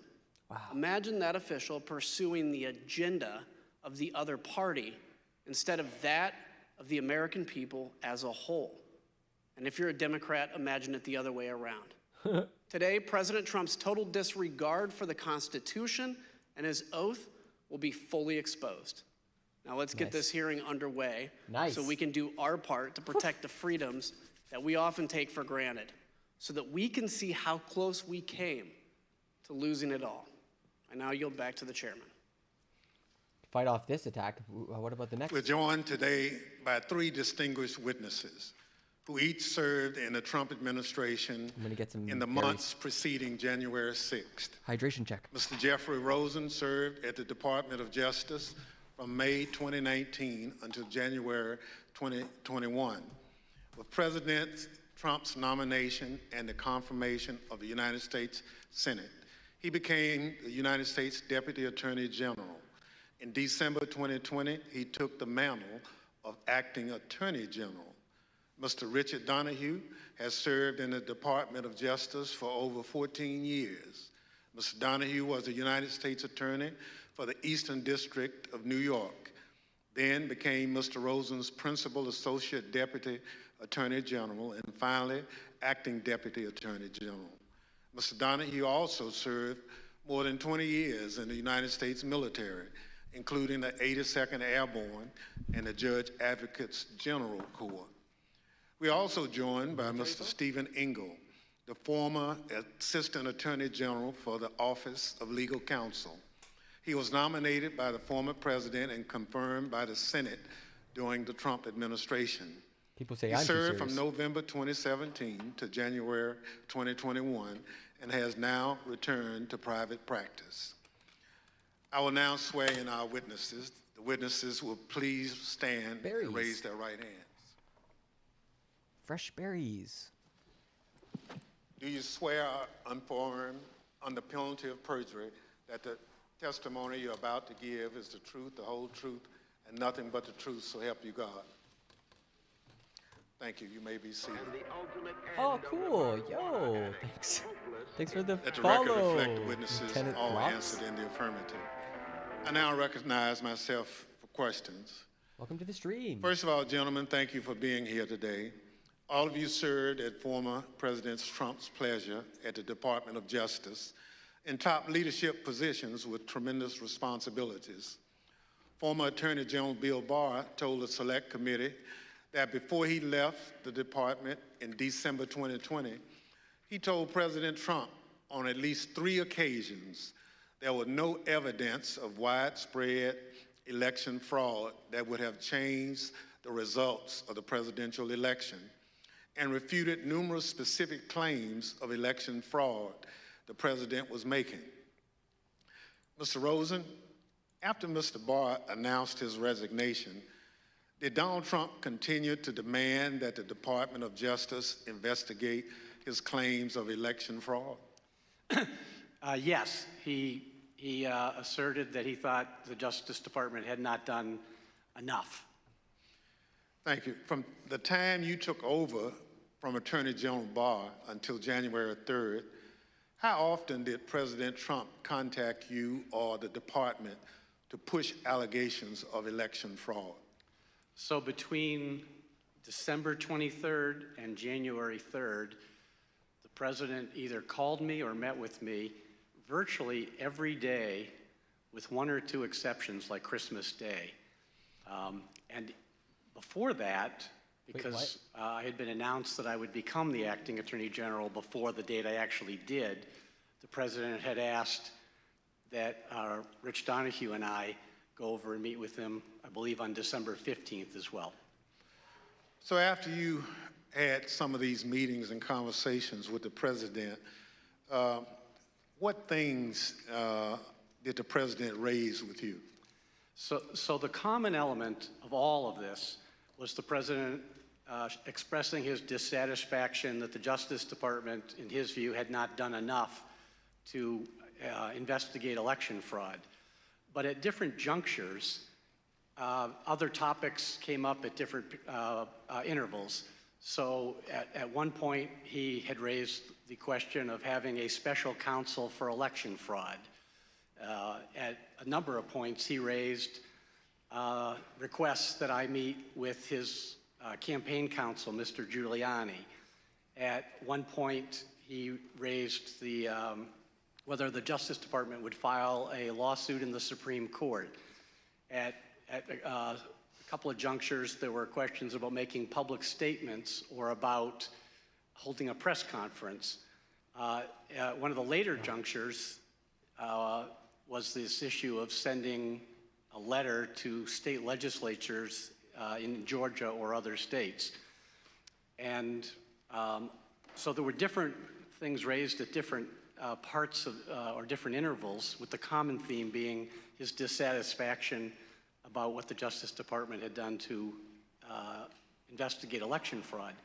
I will say that the Justice Department declined all of those requests that I was just referencing because we did not think that they were appropriate based on the facts and the law as we understood them. Thank you. So, Mr. Donahue, on December 15th, the day after Attorney General Barr announced his resignation, the president summoned you and Mr. Rosen to the White House. Wow. At this meeting with the president, what did he want to discuss? There were a number of topics of discussion that day, Mr. Chairman. Much of the conversation focused on a report that had been recently released relating to Antrim County in Michigan. I believe on December 13th, an organization called the Allied Security Group issued a report that alleged that the Dominion voting machines in that county had a 68% error rate. The report was widely covered in the media. We were aware of it. We obtained a copy of it on the 14th of December, the day prior. We circulated to the U.S. attorneys in Michigan for their awareness. And we had a number of discussions internally, but the conversation with the president on that day, the 15th, was largely focused on that. And he was essentially saying, have you seen this report?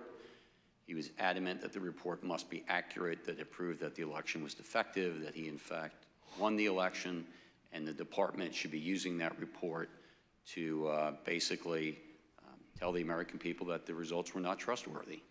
And he went on to other theories as well, but the bulk of that conversation on December 15th focused on Antrim County, Michigan, and the ASOG report. Thank you. Mr. Engel, we know that Attorney General Barr announced on December 1st, 2020, that the Department of Justice had found no evidence of widespread fraud that could have changed the outcome of the election. So from December 1st, 2020 until today, as you sit here, have you ever doubted that top line conclusion? No, I've never had any reason to doubt Attorney General Barr's conclusion. Thank you. Pursuant to Section 5C8 of House Resolution 503, the chair now recognizes the gentleman from Illinois, Mr. Kinzinger, for questions. Thank you, Mr. Chairman. In the weeks leading to January 6th, the Department of Justice was fielding almost daily requests from the president to investigate claims of election fraud. Each claim was refuted time and time again, an effort Attorney General Barr described as whack-a-mole. When each of the president's efforts failed, he resorted to installing a new attorney general to say the election was illegal and corrupt, simply so he could stay in power. President Trump started leaning on the Justice Department the first chance he got.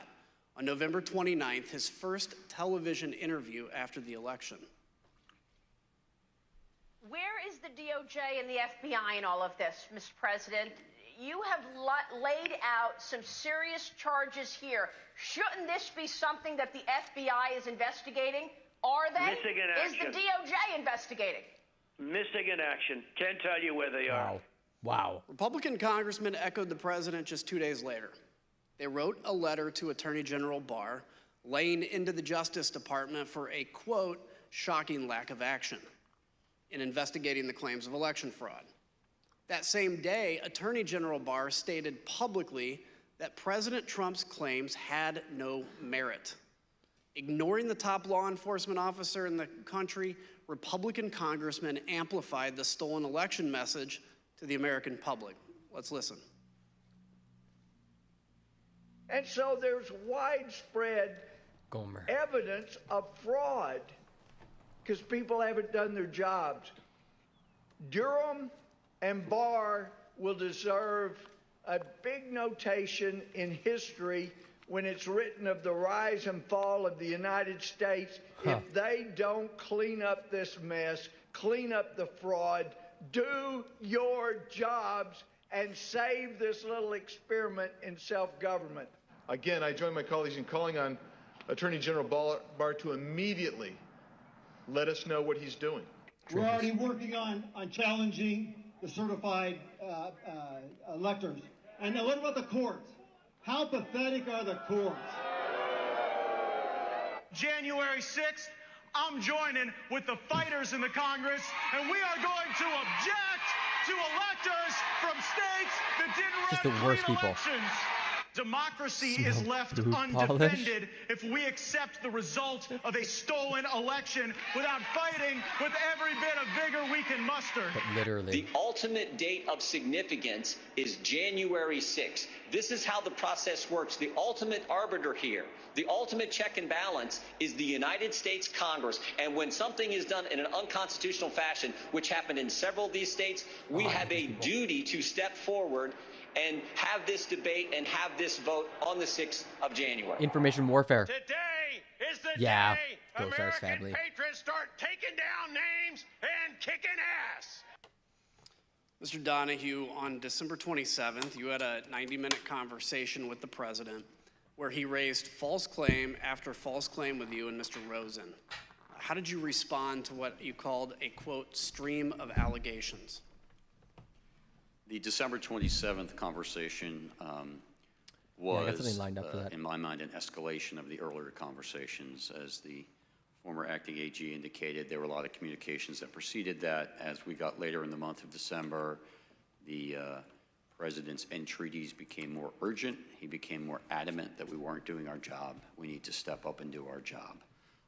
And he had this arsenal of allegations that he wanted to rely on. And so I felt in that conversation that was incumbent on me to make it very clear to the president what our investigations had revealed, and that we had concluded, based on actual investigations, actual witness interviews, actual reviews of documents, that these allegations simply had no merit.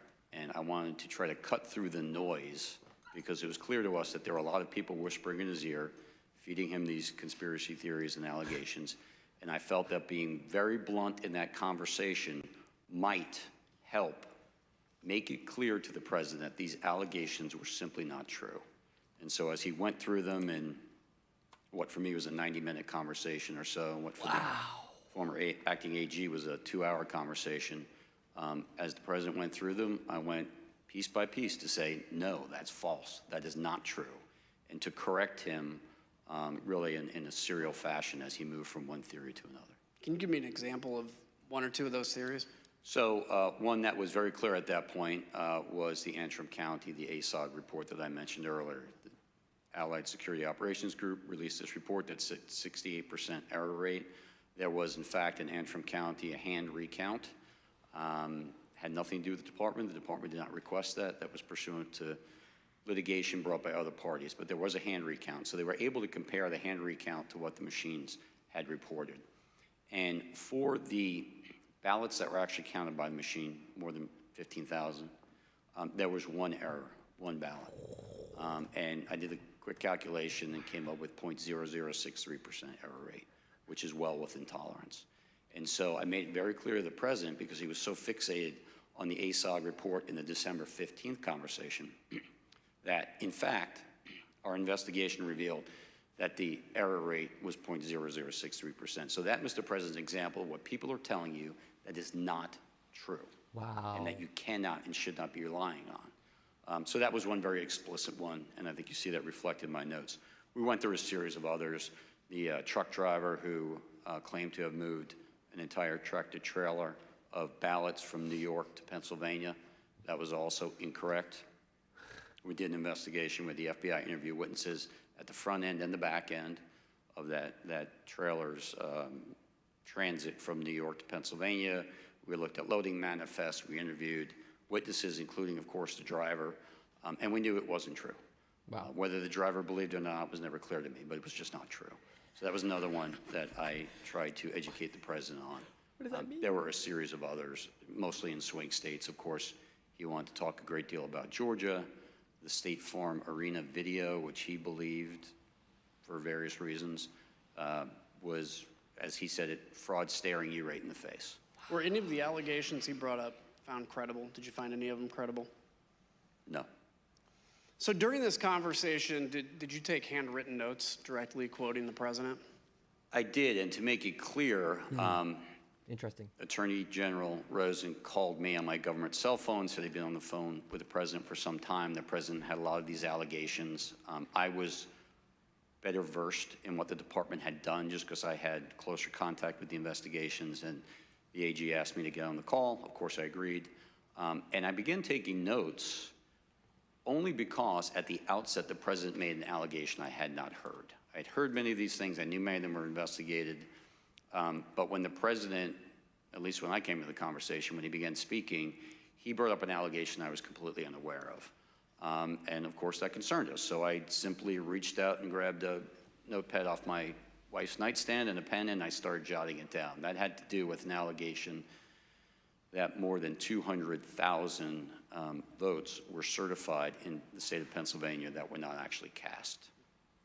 Sometimes the president would say it was 205, sometimes he would say it was 250, but I'd not heard this before, and I wanted to get the allegation down clearly so that we can look into it if appropriate, and that's why I started taking those notes, and then as the conversation continued, I just continued to take the notes. Let's take a look at the notes, if we could right now.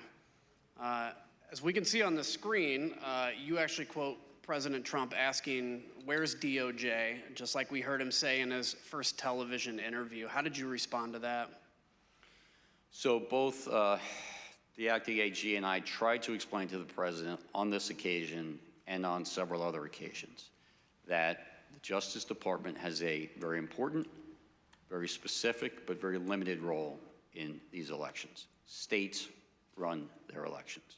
We are not quality control for the states. We are obviously interested in and have a mission that relates to criminal conduct in relation to federal elections. We also have related civil rights responsibilities, so we do have an important role. But the bottom line was, if a state ran their election in such a way that it was defective, that is to the state or Congress to correct. It is not for the Justice Department to step in. And I certainly understood the president as a layman, not understanding why the Justice Department didn't have at least a civil role to step in and bring suit on behalf of the American people. We tried to explain that to him. The American people do not constitute the client for the United States Justice Department. The one and only client of the United States Justice Department is the United States government. And the United States government does not have standing, as we were repeatedly told by our internal teams, OLC led by Steve Engel, as well as the Office of the Solicitor General, researched it and gave us thorough, clear opinions that we simply did not have standing. And we tried to explain that to the president on numerous occasions. Let's take a look at another one of your notes. You also noted that Mr. Rosen said to Mr. Trump, quote, DOJ can't and won't snap its fingers and change the outcome of the election. How did the president respond to that, sir? He responded very quickly and said, essentially, that's not what I'm asking you to do. What I'm just asking you to do is just say it was corrupt and leave the rest to me and the Republican congressman. So let's now put up the notes where you quote the president. As you're speaking to that, he said, the president said, just say the election was corrupt and leave the rest to me and the Republican congressman. Oh, so, Mr. Donahue, that's a direct quote from President Trump, correct? That's an exact quote from the president, yes. The next note shows that even that the president kept pressing. It's a kill shot. Even though he'd been told that there was no evidence of fraud, headshot. The president keeps saying that the department was, quote, obligated to tell people that this was an illegal, corrupt election. Caught in 4K. Lawyers take notes. That's also an exact quote from the president, yes. Oh, he brought receipts. Let me just be clear. Did the department find any evidence to conclude that there was anything illegal or corrupt about the 2020 election? There were isolated instances of fraud. None of them came close to calling into question the outcome of the election in any individual state. And how would you describe the president's demeanor during that call? He was more agitated than he was on December 15th. The president, throughout all of these meetings and telephone conversations, was adamant that he had won and that we were not doing our job. But it did escalate over time until ultimately the meeting on January 3rd, which was sort of the most extreme of the meetings and conversations. So I want to make sure we don't gloss this over. Just say it was corrupt and leave the rest to us. Wow. The president wanted the top Justice Department officials to declare that the election was corrupt, even though, as he knew, there was absolutely no evidence to support that statement. The president didn't care about actually investigating the facts. He just wanted the Department of Justice to put its stamp of approval on the lies. Who was going to help him? Well, Jeff Clark.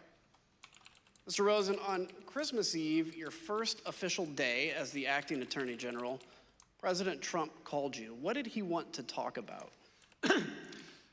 The same things he was talking about publicly. He wanted to talk about that he thought the election had been stolen or was corrupt, and that there was widespread fraud. And I had told him that our reviews had not shown that to be the case. That's big news. We had an extended discussion, probably 15, maybe 20 minutes, something like that, with him urging that the Department of Justice should be doing more with regard to election fraud. Did he mention Jeff Clark's name? Yes. It was just in passing. He made what I regarded as a peculiar reference. I don't remember the exact quote, but it was something about, did I know Jeff Clark, or did I know who he was, or something like that. And I told him I did, and then the conversation just moved on. But when I hung up, I was quizzical as to how does the president even know Mr. Clark? I was not aware that they had ever met or that the president had been involved with any of the issues in the civil division. So it was a bit of a surprise when he brought his name up? Yes. Is an environmental So Mr. Clark was the acting head of the Civil Division and head of Environmental and Natural Resources Division at the Department of Justice. Do either of those divisions have any role whatsoever in investigating election fraud, sir? No. And to my awareness, Jeff Clark had had no prior involvement of any kind with regard to the work that the department was doing that Attorney General Barr has talked about to this committee. He was a quisling. So let's take a minute and explain why the president mentioned Jeff Clark's name to Mr. Rosen here on Christmas Eve. On December 21st, some Republican members of Congress met with President Trump in the White House to talk about overturning the 2020 election. Let's hear Representative Marjorie Taylor Greene talk about how this meeting got set up. I was the only new member at the meeting. I called President Trump on Saturday and said, we've got to have a meeting. There's many of us that feel like this election has been stolen. So on the screen, you'll see that President Trump's Chief of Staff, Mark Meadows, tweeted about that meeting right after it happened. He said, quote, several members of Congress just finished a meeting in the Oval Office with President Donald Trump, preparing to fight back against mounting evidence of voter fraud. Stay tuned. On the same day he met with these Republican members of Congress, President Trump called into a conservative political convention, and he used the opportunity to pressure the Department of Justice to investigate his bogus claims. The problem is we need a party that's going to fight, and we have some great congressmen and women that are doing it, and we have some great fighters, but we won this in a landslide. They know it, and we need backing from, like, the Justice Department, and other people have to finally step up. The Select Committee obtained records from the National Archives that show that Scott Perry was one of the congressmen who joined that meeting. We learned from White House records that you'll now see on the screen that the very next day, Representative Perry returned to the White House. This time he brought a Justice Department official named Jeffrey Clark. Representative Perry provided the following statement to his local TV affiliate. He said, quote, throughout the past 4 years, I've worked with Assistant Attorney General Clark on various legislative matters. When President Trump asked if I would make an introduction, I obliged. But why Jeff Clark? Let's hear Mr. Giuliani explain the kind of person that he and the president wanted at the top of justice. I don't remember ever recommending to anybody that Mr. Clark, meaning Jeffrey Clark at DOJ, be given election-related responsibilities.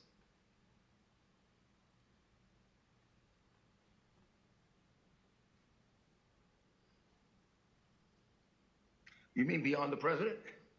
Correct.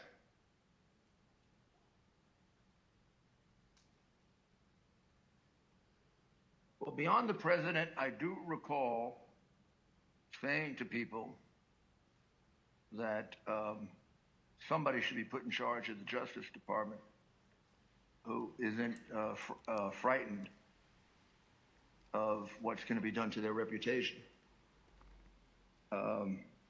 Because Judge Trump was filled with people like that. Should put somebody that's not frightened of what's going to be done to their reputation. Mr. Donahue, when you told the president that you wouldn't pursue baseless claims of fraud, was it because you were worried about your reputation? No, not at all. Mr. Clark's name was also mentioned in the White House in late December and early January as described by a top aide to Mark Meadows, Cassidy Hutchinson. Was it your understanding that Representative Perry was pushing for a specific person to take over the department? He wanted Mr. Jeff Clark to take over the Department of Justice.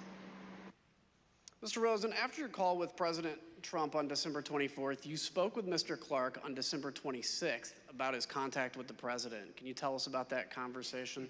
Yes.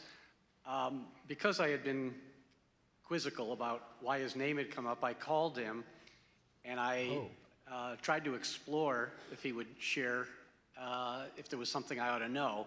And after some back and forth, he acknowledged that shortly before Christmas, he had gone to a meeting in the Oval Office with the president. That, of course, surprised me. And I asked him, how did that happen?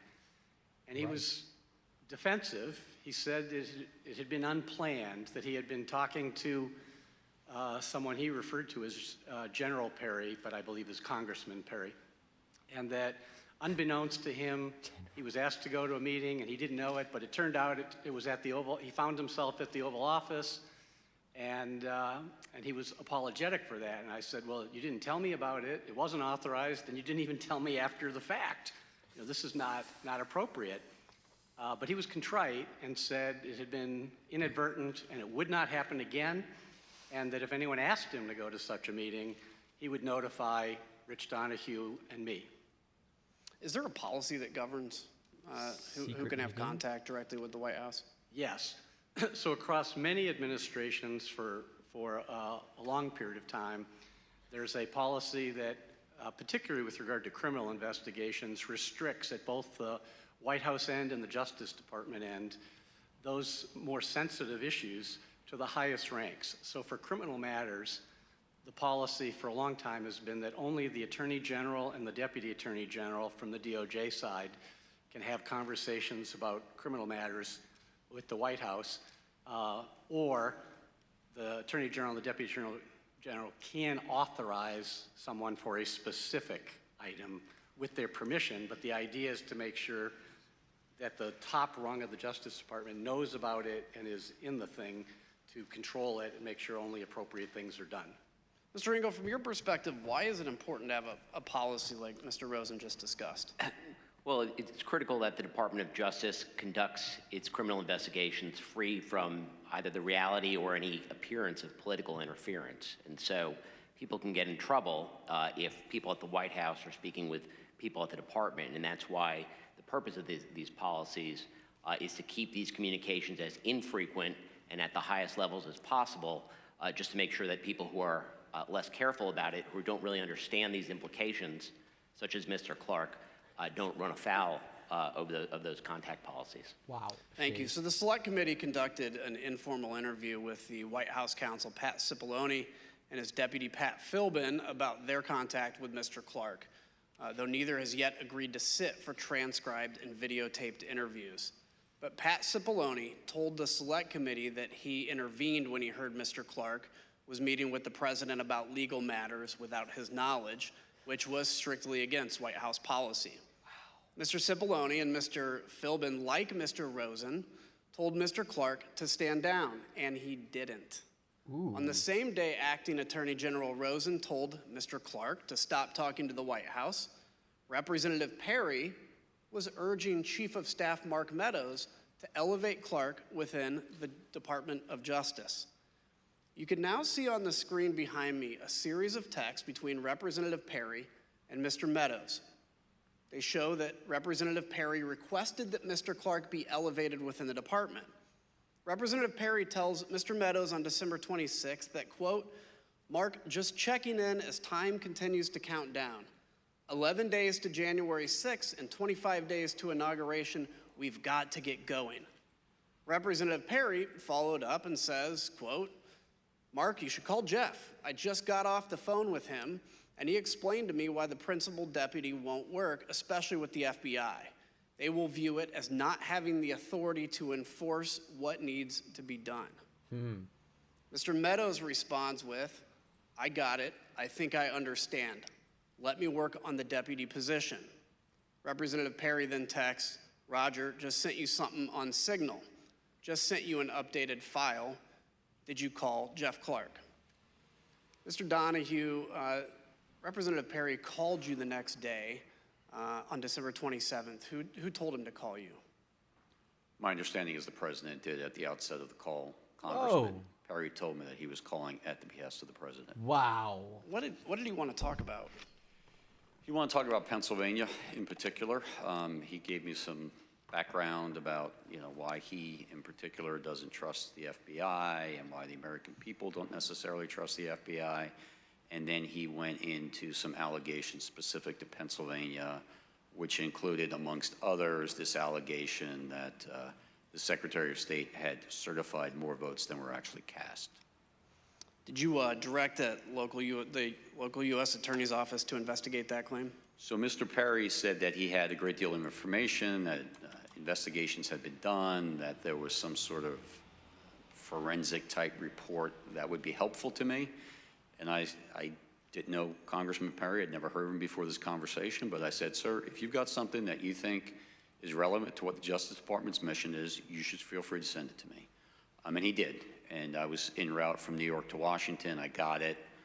I looked at it on my iPhone. Obviously, I couldn't read the whole thing in transit like that, but I looked at it to get a feel for what it was, and then I forwarded it to the United States Attorney for the Western District of Pennsylvania.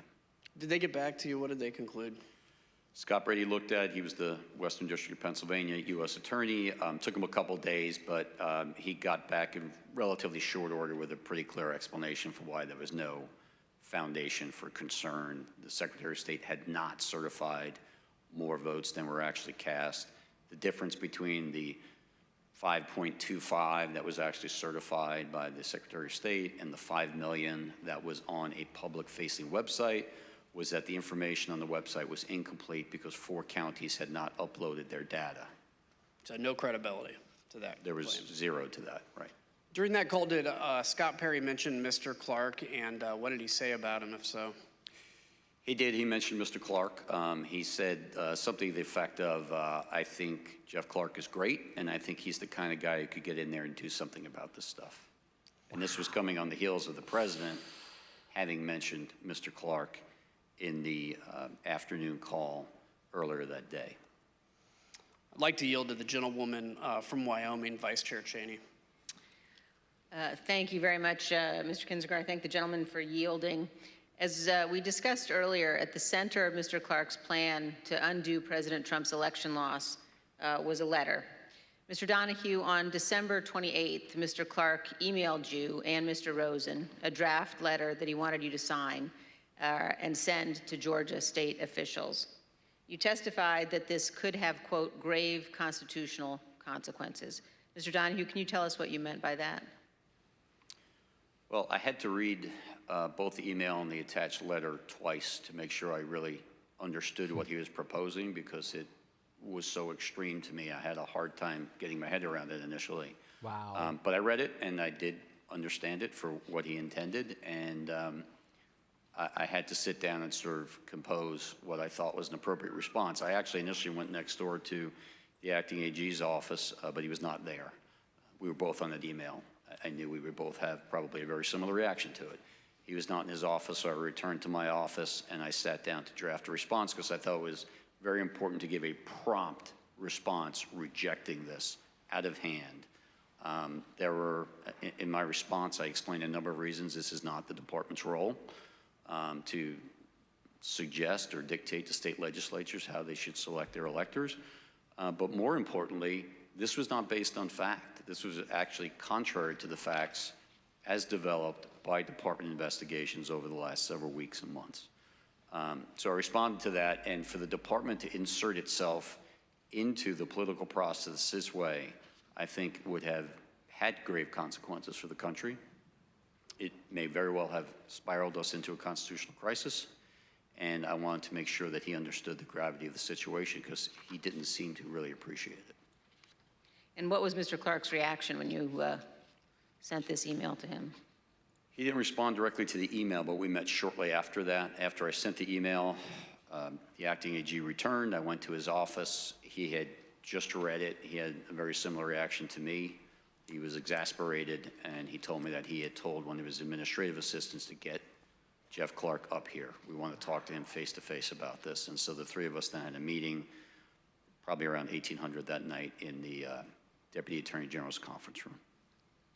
And one of the things that you said to Mr. Clark is, quote, what you are doing is nothing less than the United States Justice Department meddling in the outcome of a presidential election. Wow. And I assume you conveyed that to him as well in your meeting that evening? Yes, in those very words. It was a very contentious meeting, but yes, that was said amongst other things.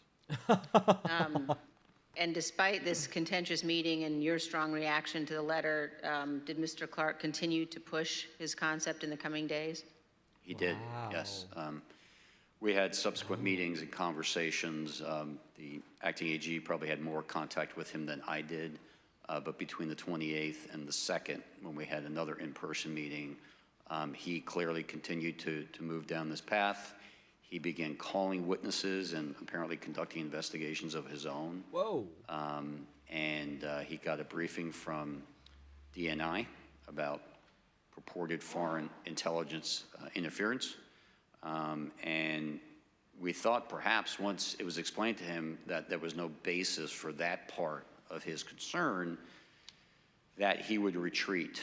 But instead he doubled down and said, well, okay, so there's no foreign interference. I still think there are enough allegations out there that we should go ahead and send this letter Holy which cow. shocked me even more than the initial one, because you would think after a couple days of looking at this, he, like we, would have come to the same conclusion that it was completely unfounded. And when you learned that he had been calling witnesses and conducting investigations on his own, did you confront him? Yes. That's insane. And what was his reaction? He got very defensive. You know, as I said, there were a series of conversations through that week. I certainly remember very specifically the conversation in the meeting on January 2nd. That got even more confrontational, but he was defensive and, you know, similar to his earlier reaction when I said this is nothing less than Justice Department meddling in an election, his reaction was, I think a lot of people have meddled in this election. And so he kind of clung to that. Wow. And then spewed out some of these theories, some of which we'd heard from the president, but others which were floating around the internet and media, and just kept insisting that the department needed to act and needed to send those letters. Just brain rot. The committee has also learned that Mr. Clark was working with another attorney at the department named Ken Klukowski, who drafted this letter to Georgia with Mr. Clark. Mr. Klukowski had arrived at the department on December 15th with just 36 days left until the inauguration. He was specifically assigned to work under Jeff Clark. And Mr. Klukowski also worked with John Eastman, who we showed you at our hearing last week was one of the primary architects of President Trump's scheme to overturn the election.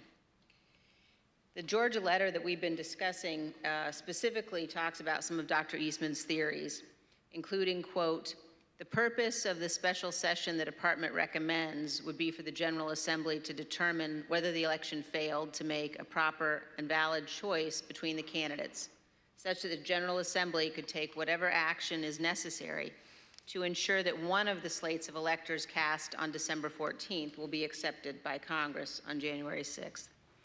Committees also learned that the relationship between Dr. Eastman and Mr. Klukowski persisted after Mr. Klukowski joined the Justice Department. Let's take a look at an email recommending that Mr. Klukowski and Dr. Eastman brief Vice President Pence and his staff. Other recipients of this email included the Chief of Staff to Congressman Louis Gohmert. And the email says, as stated last week, I believe the Vice President and his staff would benefit greatly from a briefing by John and Ken. As I also mentioned, we want to make sure we don't overexpose Ken given his new position. This email suggests that Mr. Klukowski was simultaneously working with Jeffrey Clark to draft the proposed letter to Georgia officials to overturn their certified election, and working with Dr. Eastman to help pressure the Vice President to overturn the election. Yo, another traitor. I want to thank all of our witnesses for being here today and for answering our questions about this letter and other issues. We asked Mr. Clark some of the same questions that we've asked you, and here's how he answered. Yeah, I noticed. Yeah, that's what I was thinking too. Did you discuss this draft letter to Georgia officials with the President of the United States? Fifth, and executive privilege, again, just restated for the abundance of caution. Okay, if you look again at the draft letter, in the first paragraph, second sentence says, the department will update you as we are able on investigatory progress, but at this time we have identified significant concerns that may have impacted the outcome of the election in multiple states, including the state of Georgia. Isn't that in fact contrary to what Attorney General Barr had said on December 1st, 2020? Fifth. Wow. Mr. Chairman, I yield back. Mr. Chairman, I reserve. Plead the fifth. Pursuant to the order of the committee of today, the chair declares the committee in recess for a period of approximately 10 minutes. Okay. 10-minute break. Oh boy. Woo. I've been streaming for a while. My God. So yeah, what do you think? What do you think so far, everybody? Let's review what we have. What do you think so far? It's been a couple big bombshells, that's for sure.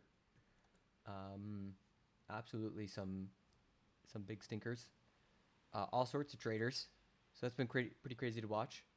My goodness, holy cow. This one's definitely been a bit more of a, I don't know, like news drops than the last one. We were learning about a pressure campaign And I guess like state officials, that was pretty shocking, but we knew about it already because of like how public they were, the Georgia officials.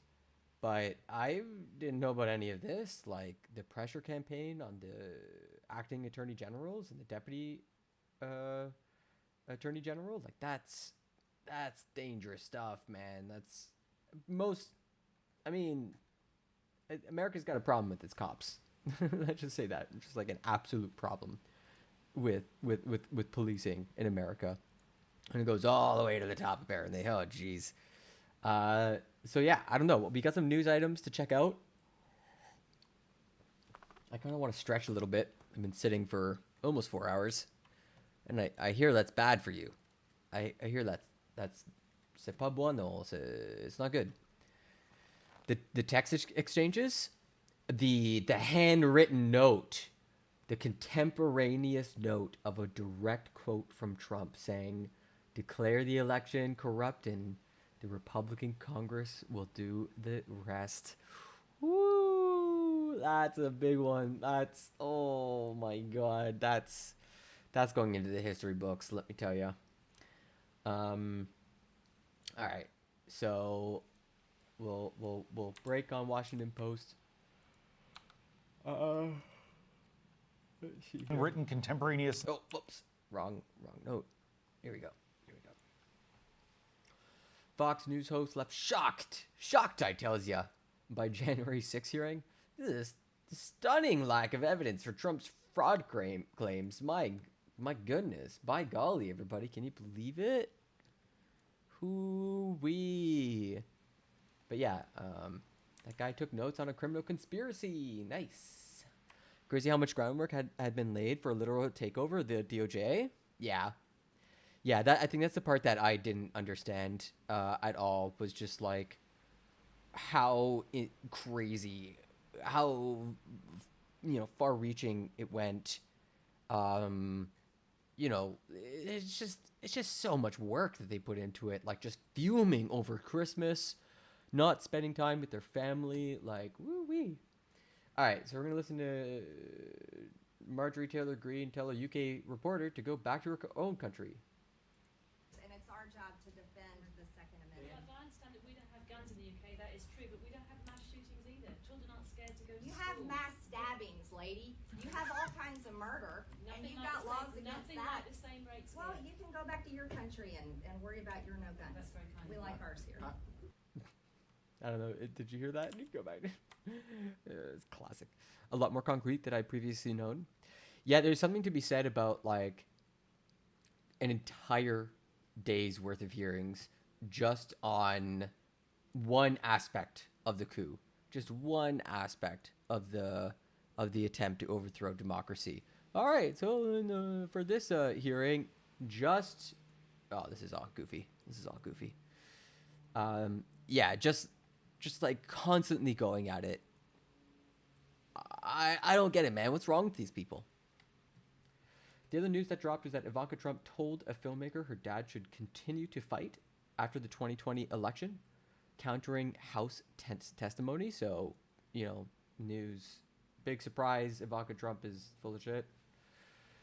New York Times reports that the president's eldest daughter made the comments to a filmmaker gathering interviews for a documentary surrounding the final 6 weeks of Trump's re-election campaign.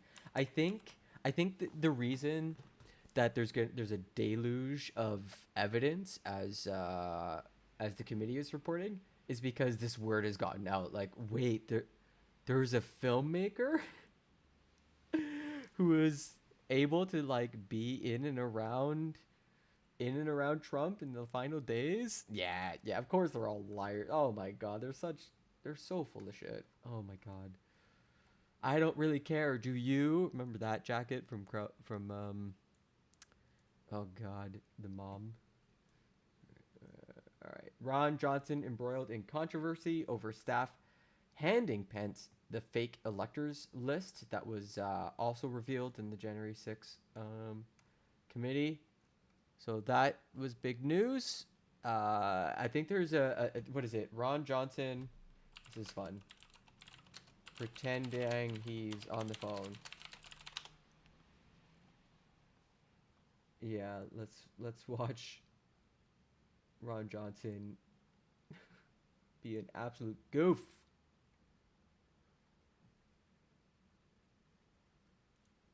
Apparently there's no audio.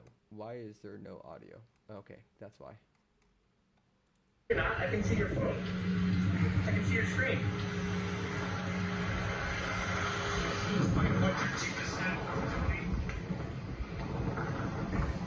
Does your chief of staff still work for you, Senator? Can you explain what happened there? He's pretending like. I can see your phone. This is poorly clipped though, because right before he says, I'm on the phone. He's like, no, you're not. What are you talking about? Melania. That's what it is. Melania Trump. Oh, God. I knew it started with an M. I was thinking Meredith. And I'm like, oh, God. What is that? An Elden Ring name or something? Citing a deluge of new evidence, House January 6th committee delays hearings.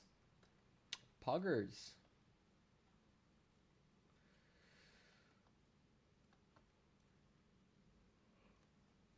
So this is the round of hearings, and then they're going to pause. So get it while it's good. They need time to review video footage it received from the documentarian Alex Holder, which reportedly includes previously unseen footage of Trump and his family, new information from the National Archives, and tips received via special hotline. Nice. We don't know when they'll be, but certainly in July. I don't think they're going to sleep on this. I-Team sources. FBI seizes Nevada GOP chairman's phone as part of fake elector investigation. Team FBI breaking Ted from our 1 second. 8 News Now I-Team FBI agents have served a search warrant on Nevada's top GOP official. Agents seized the cell phone of State Republican Chairman Michael McDonald reportedly as part of an investigation into the fake electors scheme. Now, this was initiated at the end of the 2020 presidential election. Sources confirming to the I-Team that McDonald's phone was surrendered to agents. McDonald's attorney was unavailable today. Similar subpoenas are reportedly being served on Republican officials in other states. Our I-Team has previously reported that Department of Justice officials have been investigating the scheme to create slates alternate electors in multiple background states. Fake electors. Nevada's GOP sent phony electoral certificates to the National Archives. That matter is currently being investigated by the House January 6th committee. We will, of course, have further details as the story develops. Dang, certainly sounds like they did, like, crimes. So yeah, that's more bad news for Republicans. Here's that Mo Brooks story I linked before. So Mo Brooks, betrayed by Trump in losing re-election bid, says he's willing to testify about January 6th. So it looks like he's been flipped. He's been flipped. And he lost his re-election bid. Quote, my basic requirement is it be in public so the public can see it so they don't get bits and pieces dribbled out, Brooks told CNN. All right, let's listen to this. Very honorable, very brave Republican. Oh, okay, we don't get a clip. Damn. So yeah, more of the same. Republicans, the FBI paid Jeffrey Clark a visit to his home? No shot. Thanks for the comment, Matt. How you doing? Jeffrey Clark raid FBI. Okay. Let's go. This just broke. Good shot. This literally just broke. Like an hour, 2 hours ago. Okay. Home of Jeffrey Clark. Trump DOJ officials searched by federal agents. Let me just double check something. Hell hath no fury, like an old white guy scorned. Oh, okay. Let me get chat up here. One sec. I kept on blocking like. Yeah, I kept blocking like. The test the witnesses. Crazy timing. Yeah, no kidding. Like it's not. I don't think they're responding to this. They would have had that all sketched out like a week in advance or something. Federal agents conducted a search Wednesday at the home of Federal Justice Department official Jeffrey Clark, who played a key role in President Donald Trump's efforts to get law enforcement officials to challenge Joe Biden's election victory. The search was confirmed by Clark's current employer, who said in a written message, excuse me,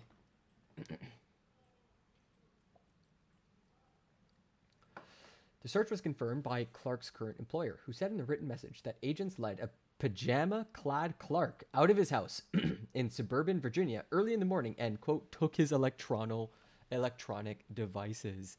Yo. Hey, you know I'm getting popular when the bots are spamming me. Get out of here.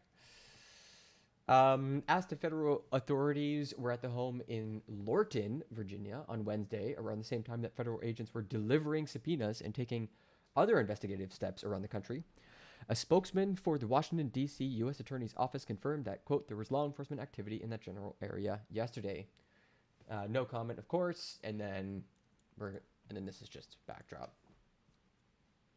And looks like the committee is taking its seats. Last chance to get water, rehydrate, all that jazz. I'm going to run a 1-minute ad. You can subscribe for like $5 a month on Twitch. You get sweet emotes, get to be part of the community. If you're on YouTube, you're free from that. But it's less fun over there. It's just like generally fewer people, I find. But all right. Running the ad now, and the committee is about to gavel. In order, the chair recognizes the gentleman from Illinois. Thank you, Mr. Chairman. Mr. Chairman, around the time Mr. Clark was pushing for the department to send the Georgia letter, the president and his supporters were pressuring the Justice Department to take other actions to change the outcome of the 2020 election. Mr. Engel, you were the head of the Office of Legal Counsel. Can you first off explain your role? What is that? Sure. One of the Attorney General's most important responsibilities is to provide legal advice to the President and to the executive branch.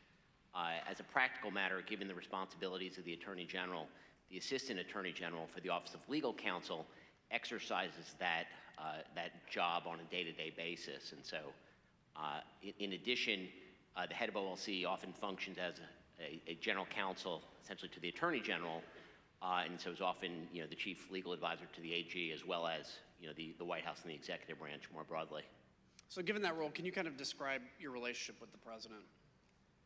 Well, in connection with my role at OLC, over the course of my tenure there were a number of instances in which folks at the White House would seek to bring me in to provide legal advice to the president, sometimes discussing the legal options that could be pursued among various to reach various policy objectives, sometimes to advise the president that a course of action that they had been discussing was not legally available. So I want to ask about As in a two crime. things the president asked you and the department to do. The first is reflected in this email that we're going to put on the screen. The president sent a draft lawsuit to be filed by the department in the Supreme Court. He wanted you, Mr. Rosen, and Mr. Cipollone specifically to review it. You and the department opposed filing it. We see on the screen here that the talking points that you actually drafted on that. So you stated that there is no legal basis to bring this lawsuit. Anyone who thinks otherwise simply doesn't know the law, much less the Supreme Court. Why was this the department's position? Well, I mean, I think that the memo sort of speaks to this, but essentially this was a draft lawsuit that apparently was prepared by people outside the department.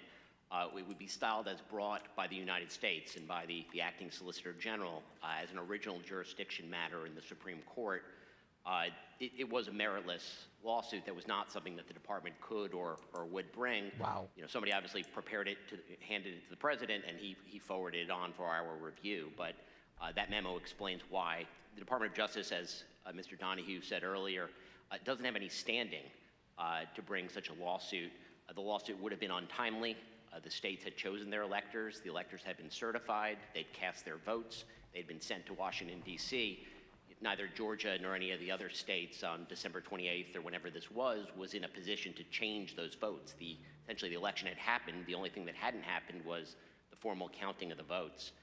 And so obviously, the person who drafted this lawsuit didn't really understand, in my view, the law and/or how the Supreme Court works or the Department of Justice. So it was just not something we were going to do. And the acting attorney general asked me to prepare a memo with talking points so that he could explain our reasons when he spoke with the president about this. So would you say it was an unusual request? It was certainly you said the request that the department file a lawsuit from drafted by outside lawyers was certainly an unusual request. Jeez. There was another issue you were asked to look into. In mid-December, did the White House ask Attorney General Barr to consider whether a special counsel could be appointed to look into election fraud issues? Yes. I mean, I think the president was probably vocal at the time that he believed that special counsel was something that should be considered to look into election fraud, and there is a specific, request where the Attorney General sought my legal advice in the middle of December. And what was your conclusion? What conclusion did you reach? So this request was whether the Attorney General could appoint as a special counsel a state Attorney General to conduct an investigation. I mean, as a legal matter, under federal law, the Attorney General actually has fairly wide discretion to delegate prosecutorial authority, including to state prosecutors, which happens to assist the department, and not uncommonly, obviously, a state Attorney General exercising prosecutorial authority on behalf of the Department of Justice would be fairly uncommon.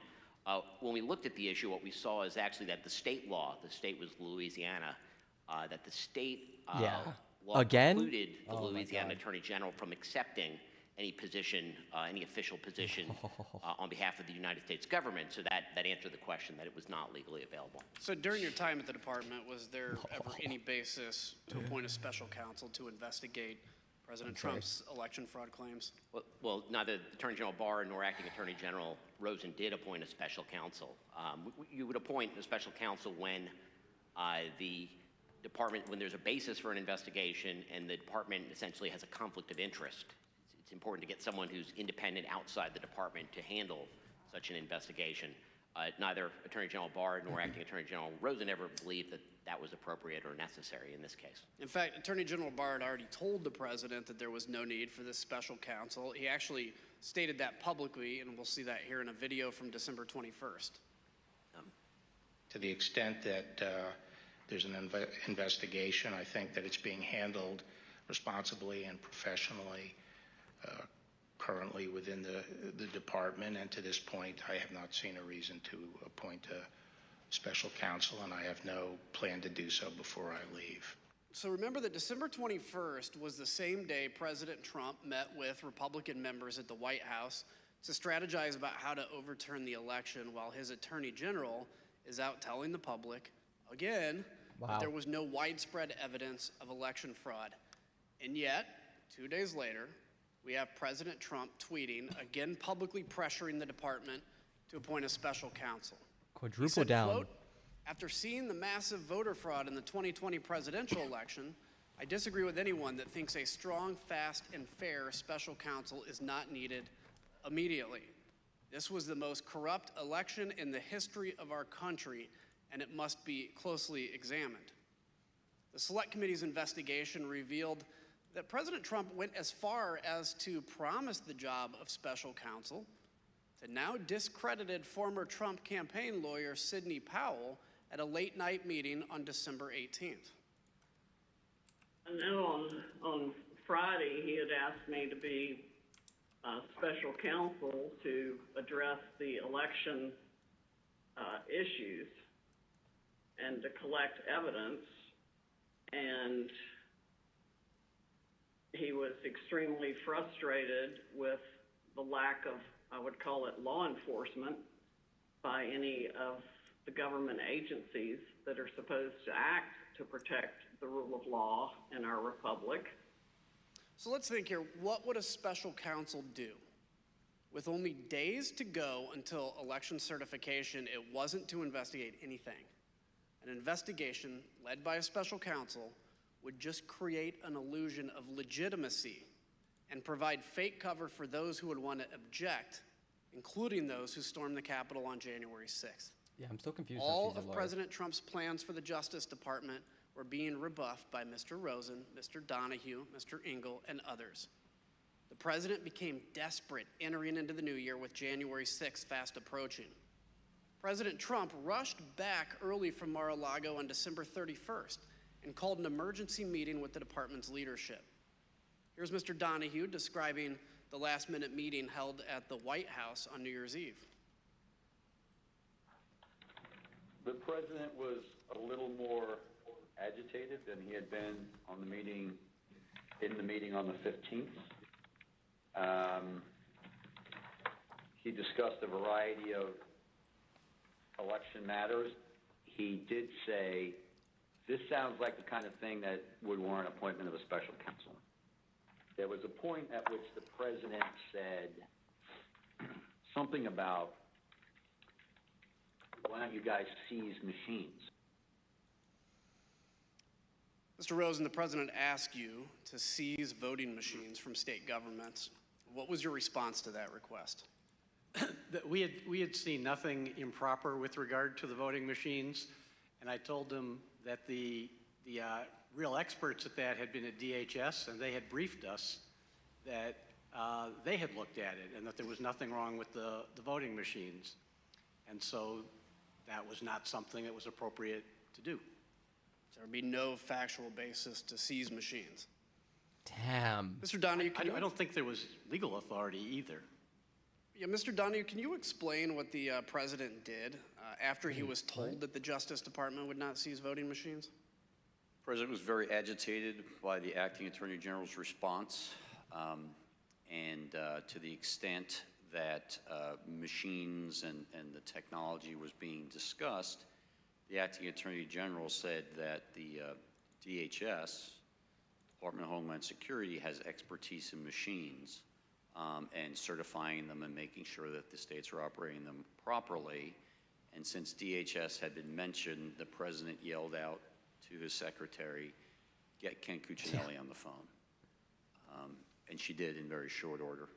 Mr. Cuccinelli was on the phone. He was the number 2 at DHS at the time.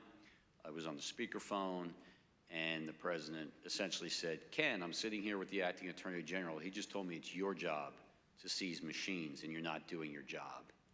And Mr. Cuccinelli responded. Mr. Rosa, did you ever tell the president that the Department of Homeland Security could seize voting machines? No, certainly not.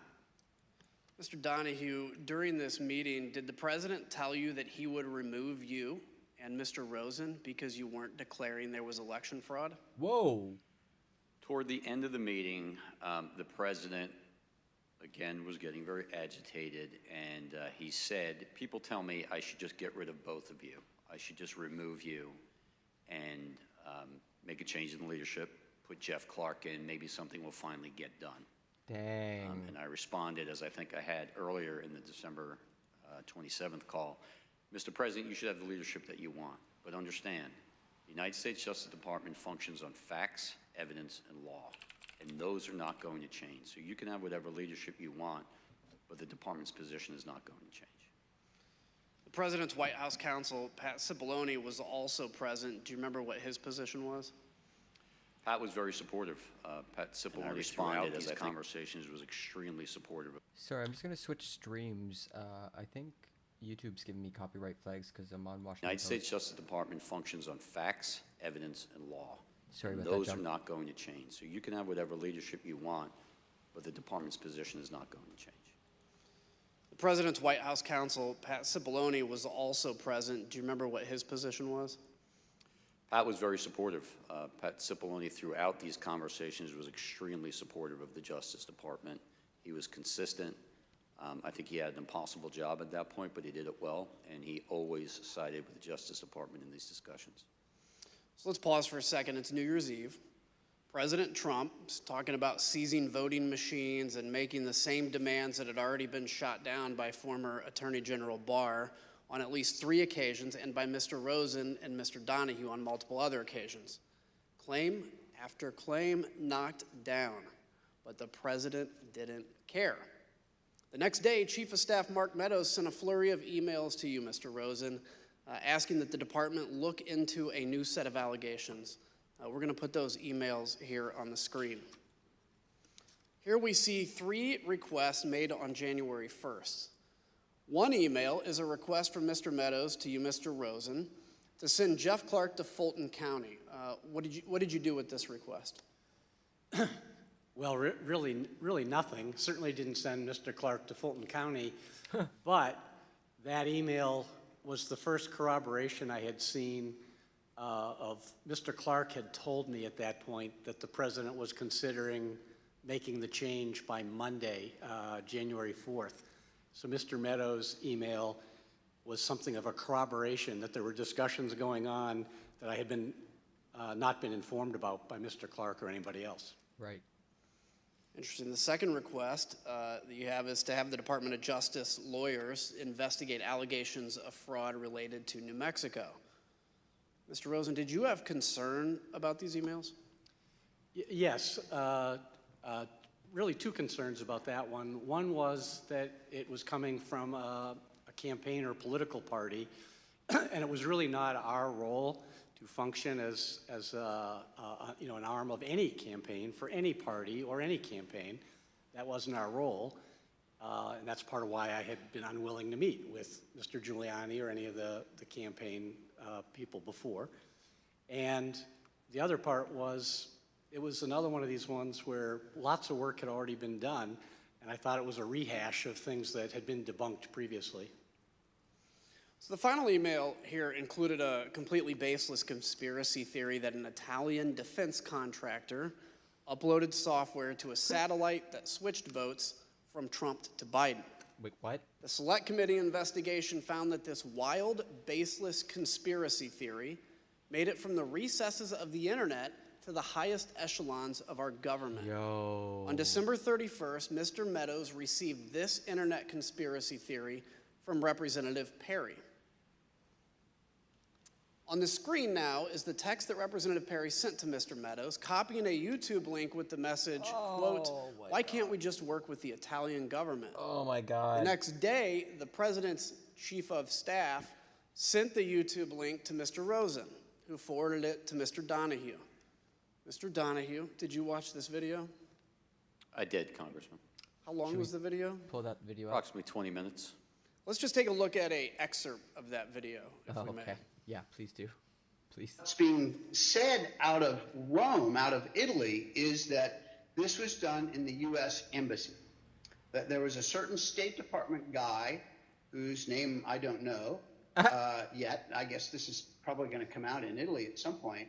And he was the mastermind, not the mastermind, but anyway, the guy running the operation of changing the votes. All right. And that he was doing this in conjunction with some support from MI6, the CIA, and this Leonardo group. Wow. Mr. Donahue, what was your reaction when you watched that entire 20-minute video? 20-minute Mussolini. I emailed the acting attorney general, and I said pure insanity, which Wow. was my impression of Wow. the video, which Wow. was patently absurd. Absolutely. Mr. Rosen, you were roasted. asked by Mr. Meadows to meet with Mr. Johnson, who is the person in that video. What was your reaction to that request?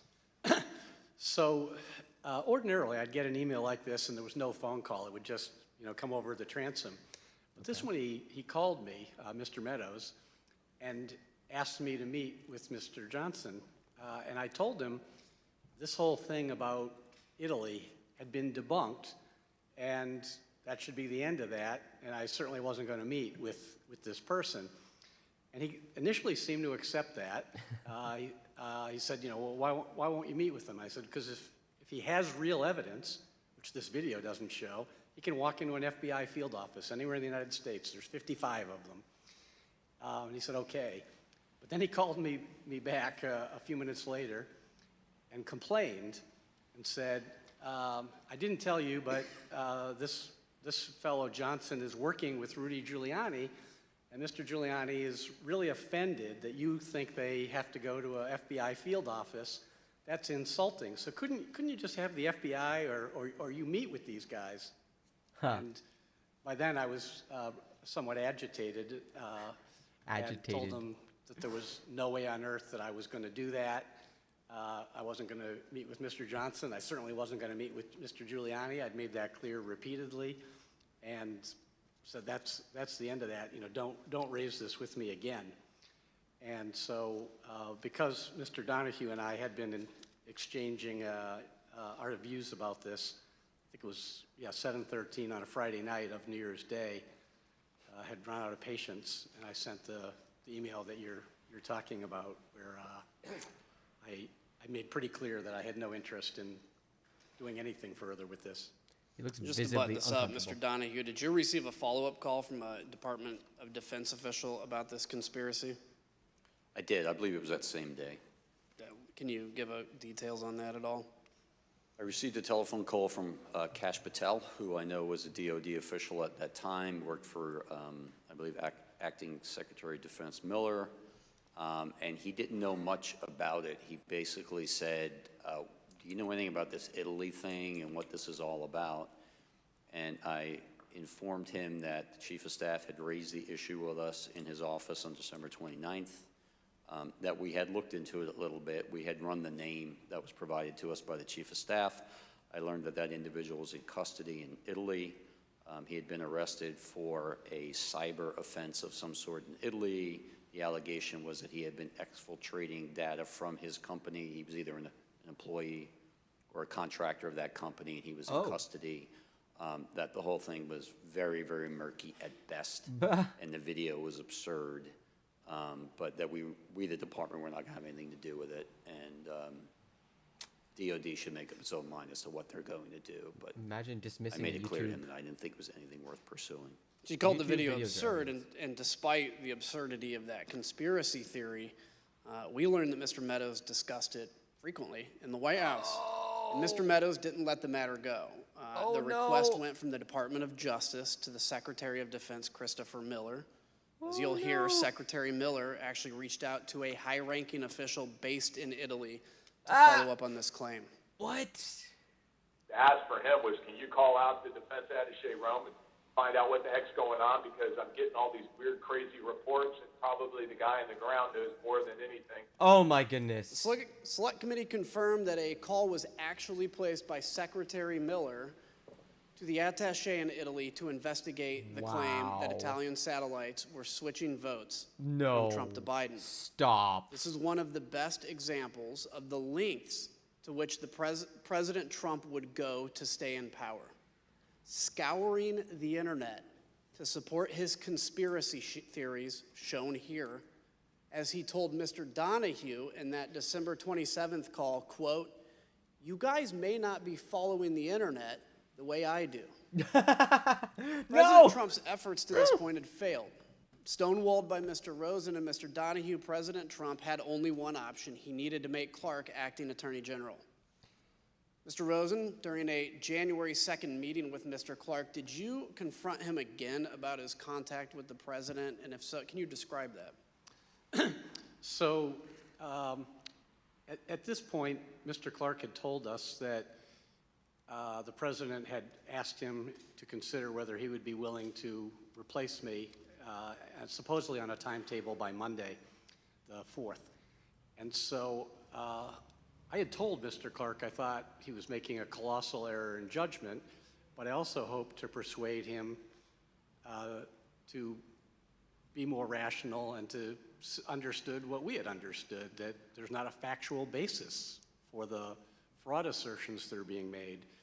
So at this meeting, Mr. Donahue and I met with Mr. Clark, and I guess my hopes were disappointed in that Mr. Clark continued to express the view that he thought there was fraud, even though he had not been a participant in the department's review of that, and that he was dissatisfied that we knew what we were doing.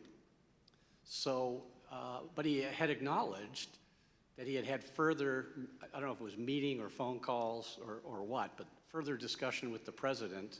Oh my goodness. Despite having, a week earlier said that if he wouldn't do that, and if he did, if he got an invitation to do that, he would let Rich Donahue or me know. Wow. So it was a contentious meeting where we were chastising him that, He was insubordinate. He was out of line. He had not honored his own representations of what he would do. And he's a liar. He raised again that he thought that letter should go out, and we were not receptive to that. Wow. Did he tell you in that the president had offered him the job of acting attorney general? That was a day later. On the second, he said that the president had asked him to let him know if he'd be willing to take it. Subsequently, he told me that on Sunday the 3rd, he told me that the timeline had moved up and that the president had offered him the job and that he was accepting it. Well, let's ask about Hey, that. What was Punch your Drunk. reaction to that? How you doing? Well, this has been a on crazy the one hand, I year. wasn't going to accept being fired by my subordinate, so I wanted to talk to the president directly. With regard to the reason for that is I wanted to try to convince the president not to go down the wrong path that Mr. Clark seemed to be advocating. And it wasn't about me. There's only 17 days left in the administration at that point. I would have been perfectly content to have either of the gentlemen on my left or right replace me if anybody wanted to do that.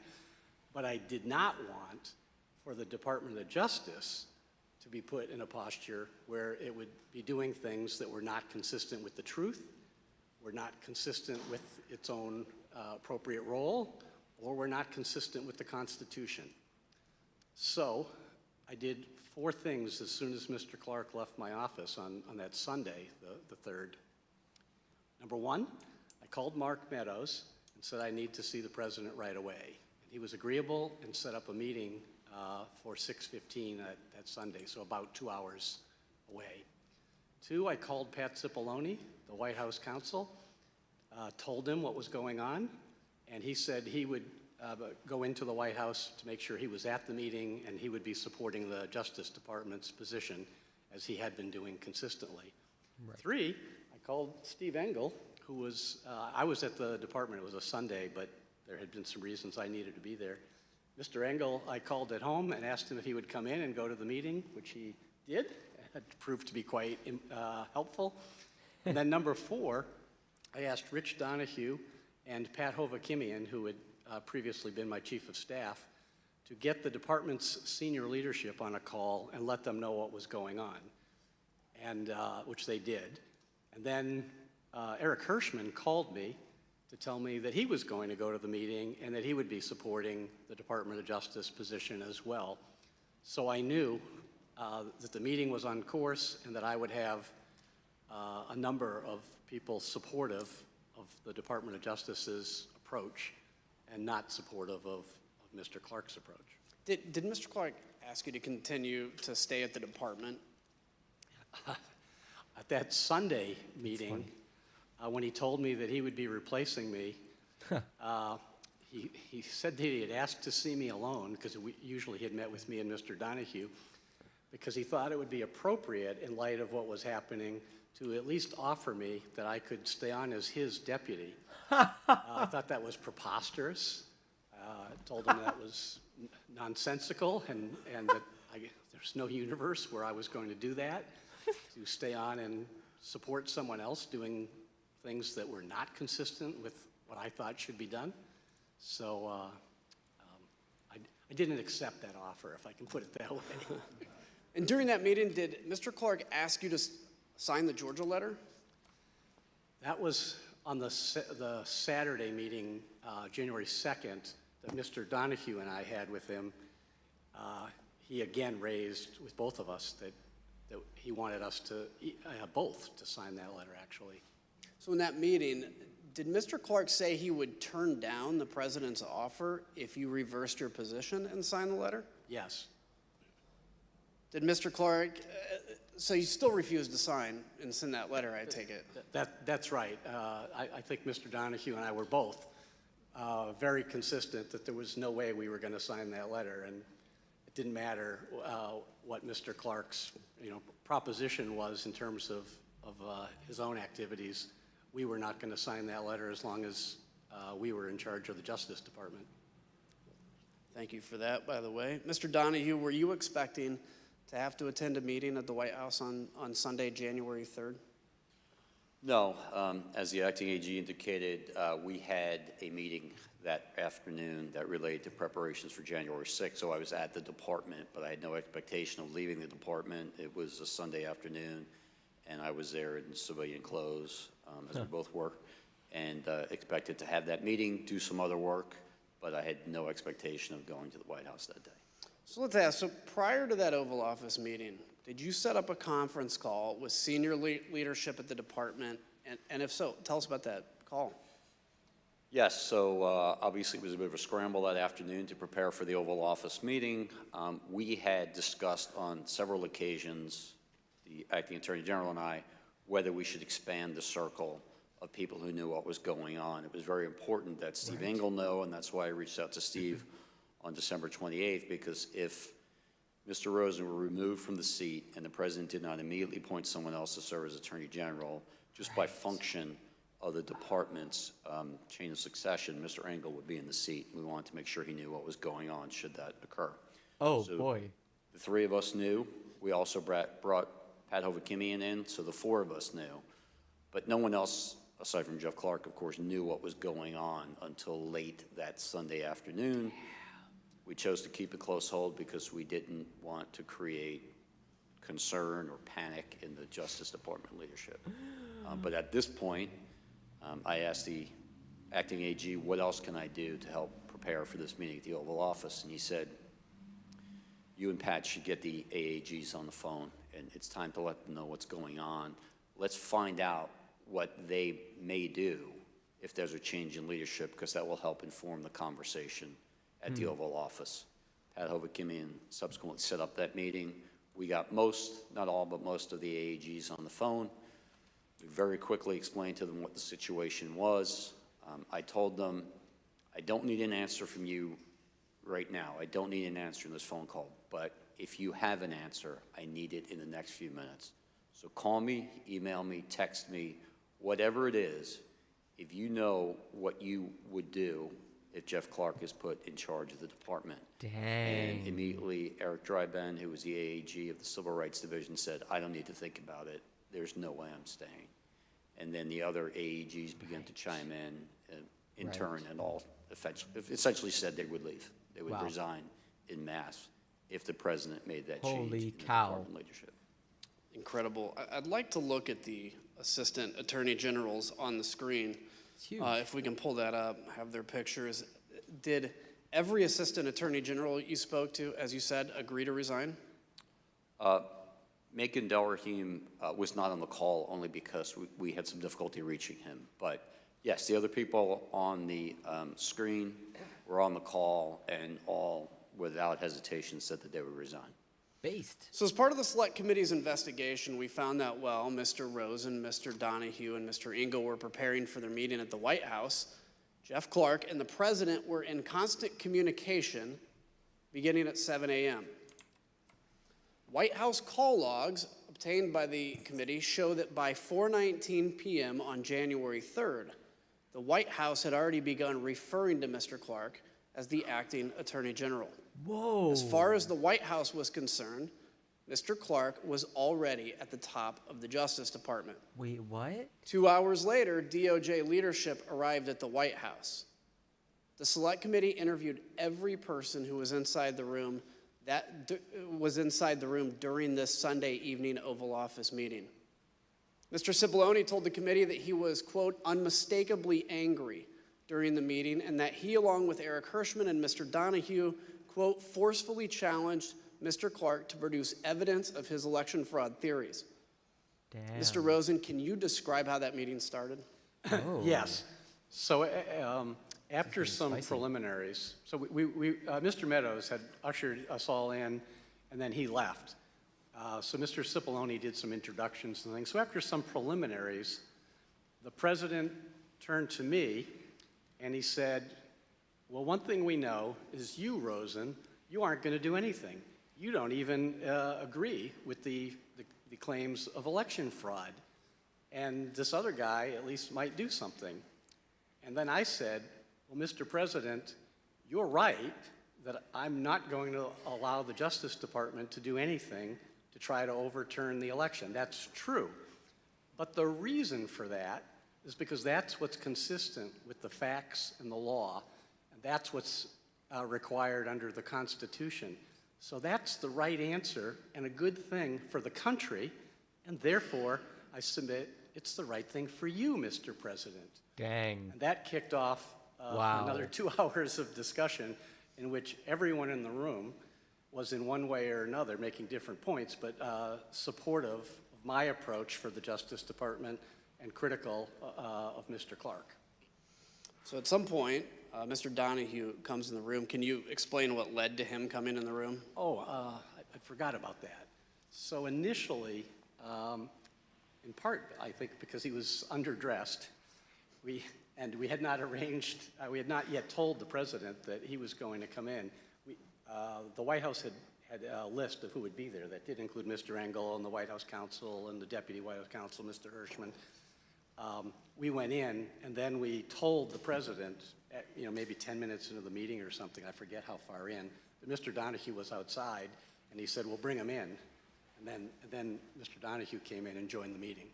So, Mr. Donahue, you enter that room. Can you set the scene for us and describe the tone you walked into? Yes, but if I could just back up one moment, Congressman, because you put the pictures up on the screen of the AAGs. I just want to make clear, one of the AAGs who was not on the screen was John Demers. John was the National Security Division AAG. John was on the call, but I prefaced the call by saying, John, we need you to stay in place. National security is too important. We need to minimize the disruption.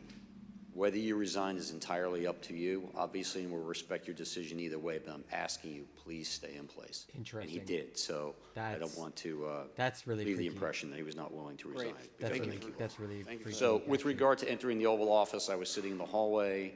An administrative assistant passed by. She asked me, "Are you supposed to be in this meeting with the president?" I said, "No, I'm simply here in case questions come up that other people don't have the answer to."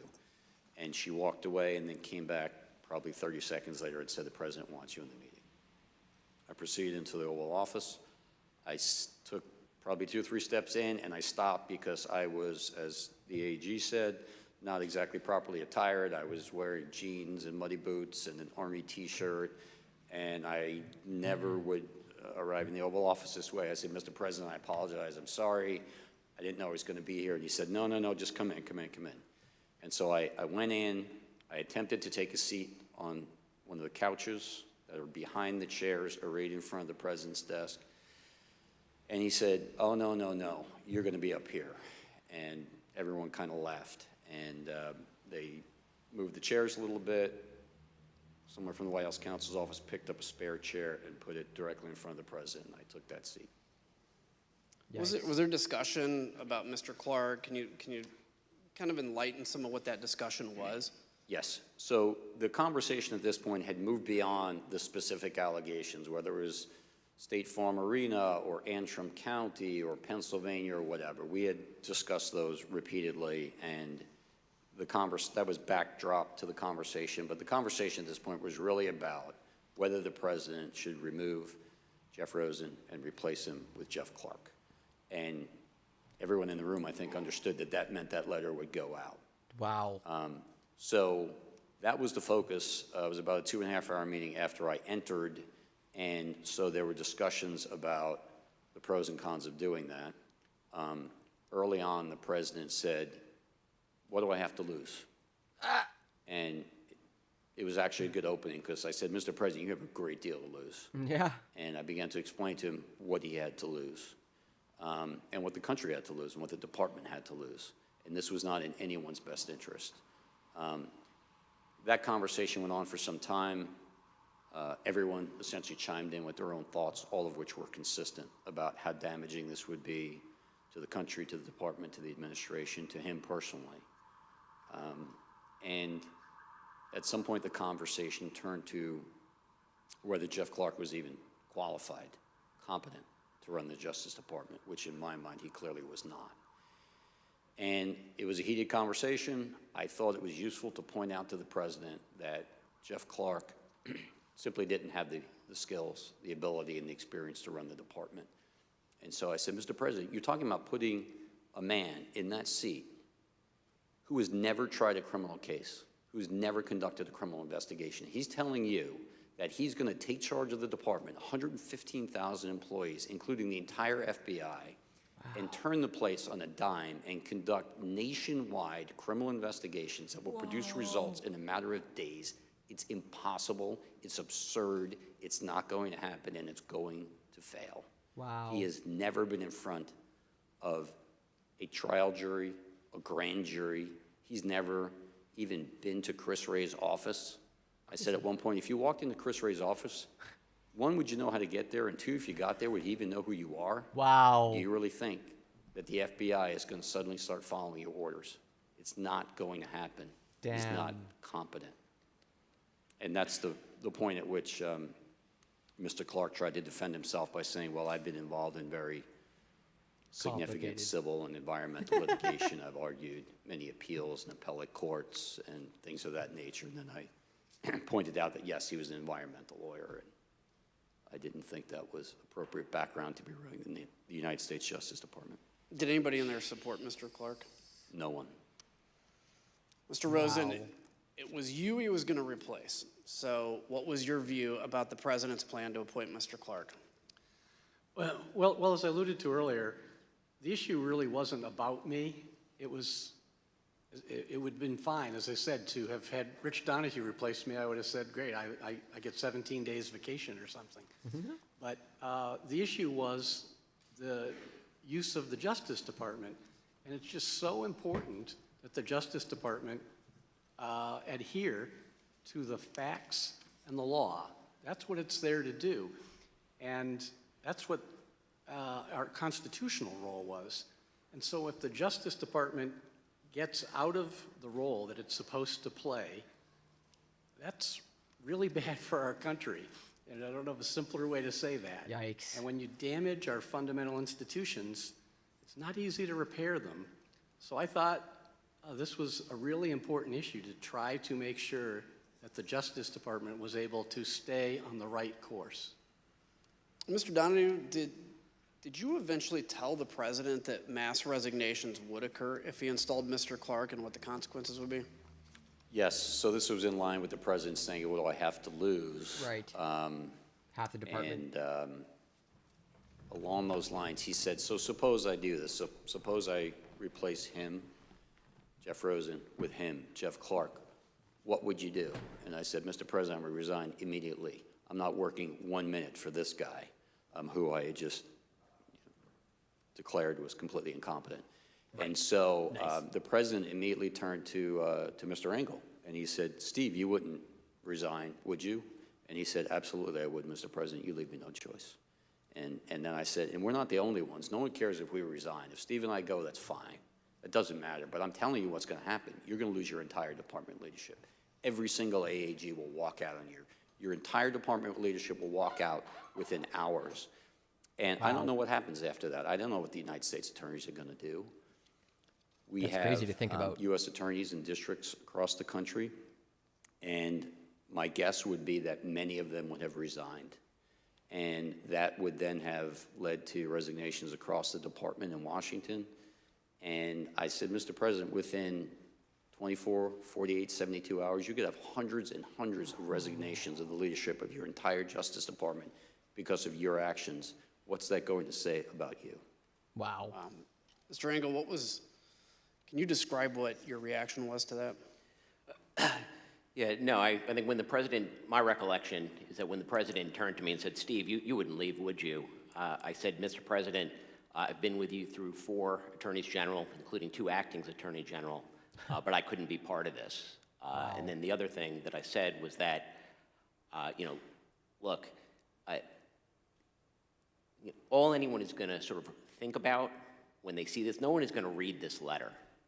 All anyone is going to think is that you went through 2 attorneys general in 2 weeks until you found the environmental guy to sign this thing. And so the story is not going to be that the Department of Justice has found massive corruption that would have changed the result of the election. It's going to be the disaster of Jeff Clark.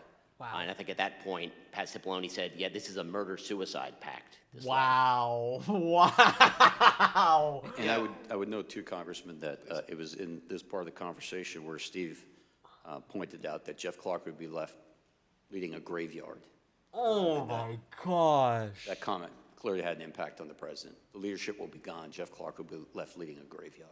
Wow. Again, the premise that, which as Mr. Donahue has said, but that Mr. Clark could come in and take over the Department of Justice and do something different was just an absurd premise. And all he was doing, Mr. Clark, by putting himself forward, was blowing himself up. And, you know, if the president were to have gone that course, you know, it would have been a grievous error for the president as well.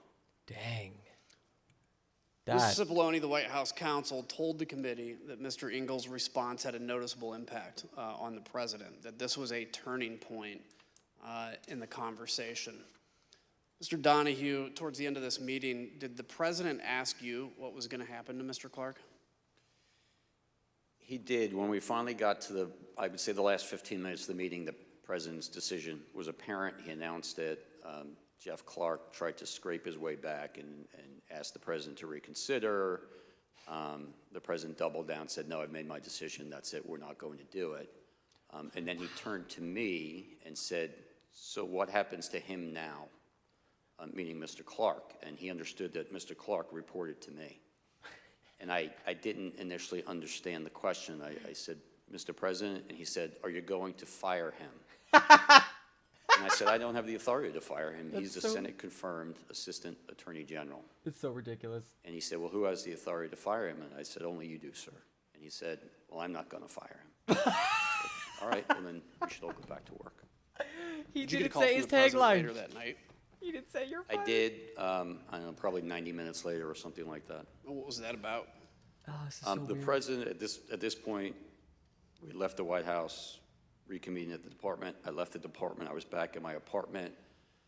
My cell phone rang. It was the president, and he had information about a truck supposedly full of shredded ballots in Georgia that was in the custody of an ICE agent whose name he had. I told him that ICE was part of Department of Homeland Security. I hadn't heard about this. If Department of Homeland Security needed our assistance, we, of course, would provide it. But it was really up to DHS to make a call if their agent was involved. And he said, fine, I understand. Can you just make sure that Ken, meaning Ken Cuccinelli, knows about this? I said, fine, I would pass that along to him. I eventually contacted Ken Cuccinelli later that evening, and I said, this is what the president told me. If you guys have anything you think should be brought to our attention, let me know. And he said, thank you, and that was it. Mr. Cipollone left the meeting convinced the president would not appoint Mr. Clark, but he didn't think the president had actually accepted the truth about the election. Sure enough, all the same debunked theories appeared in his speech at the Ellipse 3 days later. In the state of Arizona, over 36,000 ballots were illegally cast by non-citizens. 11,600 more ballots and votes were counted, more than there were actual voters. You see that? In Wisconsin, corrupt Democrat-run cities deployed more than 500 illegal, unmanned, unsecured drop boxes, which collected a minimum of 91,000 unlawful votes. Mr. Donahue, Mr. Rosen, Mr. Engel, and others stopped President Trump's efforts, at least temporarily. Yet the message President Trump and his Republican allies pushed throughout December made its way to his supporters anyway. And they kept up the pressure campaign on the way to storming the Capitol on January 6th. Mr. Rosen, were you at the Department of Justice on January 6th? Yes, I was there all day.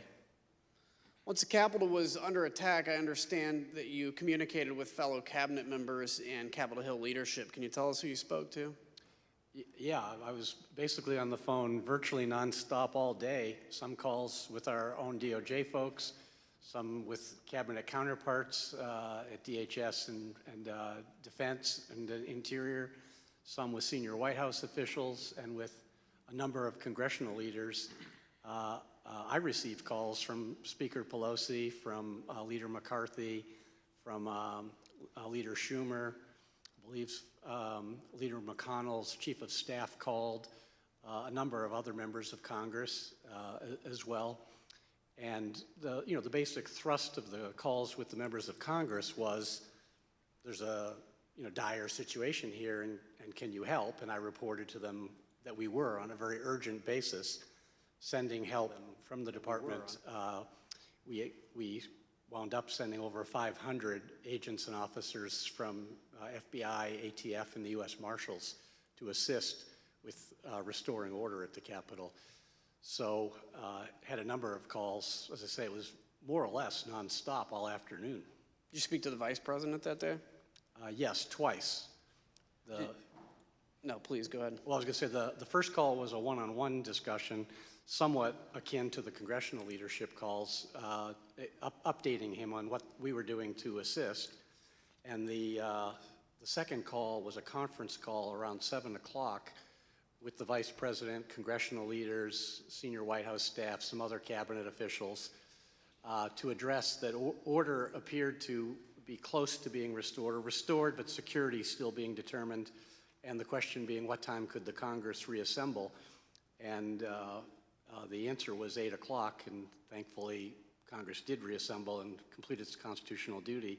There was one highlight of that second call with the vice president, which is Mr. Donahue had gone to the rotunda of the Capitol to be able to give firsthand account, and was able to tell the folks on the call, including the vice president, that we thought 8 o'clock would work. Did you speak to the president on January 6th? No, I spoke to a number of senior White House officials, but not the president. Mr. Donahue, on January 6th, we know from Mr. Rosen that you helped in the effort to reconvene the joint session, is that correct? Yes, sir. We see here in a video that we're going to play now, you arriving with your security detail to help secure the Capitol. Mr. Donahue, 30 minutes after you arrived at the Capitol, did you lead a briefing for the vice president? I'm not sure exactly what the time frame was, but I did participate in the call and participate in briefing the vice president as well as the congressional leadership that night, yes. And where'd you conduct that call at? I was in an office. I'm not entirely sure where it was. My detail found it because the acoustics in the rotunda were such that it wasn't really conductive to having a call, so they found an office. We went to that office, and I believe I participated in 2 phone calls, one at 1800 and one at 1900 that night from that office. What time did you actually end up leaving the Capitol? I waited until the Senate was back in session, which I believe they were gavelled in a few minutes after 8 p.m. And once they were back in session and we were confident that the entire facility was secured and cleared, that there were no individuals hiding in closets or under desks, that there were no IEDs or other suspicious devices left behind, I left minutes later. I was probably gone by 8:30. And Mr. Donahue, did you ever hear from President Trump that day? No. Like the AG, the acting AG, I spoke to Pat Cipollone and Mark Meadows and the vice president and the congressional leadership, but I never spoke to the president that day. So in today's hearing, we've showcased the efforts of the Americans before us to stand up for democracy. Mr. Rosen, Mr. Donahue stayed steadfastly committed to the oath they take as officials in the Department of Justice. On January 6th itself, they assisted during the attack while our commander-in-chief stayed silent. Their bravery is a high moment in the sordid story of what led to January 6th. My colleagues and I up here also take an oath. Some of them failed to uphold theirs and instead chose to spread the big lie. Days after the tragic events of January 6th, some of these same Republican members requested pardons in the waning days of the Trump administration. 5 days after the attack on the Capitol, Representative Mo Brooks sent the email on the screen now. As you see, he emailed the White House, quote, pursuant to a request from Matt Gaetz, requesting a pardon for Representative Gaetz, himself, and unnamed others. Witnesses told the Select Committee that the president considered offering pardons to a wide range of individuals connected to the president. Crazy. Let's listen to some of that testimony. And was Representative Gaetz requesting a pardon? Believe so.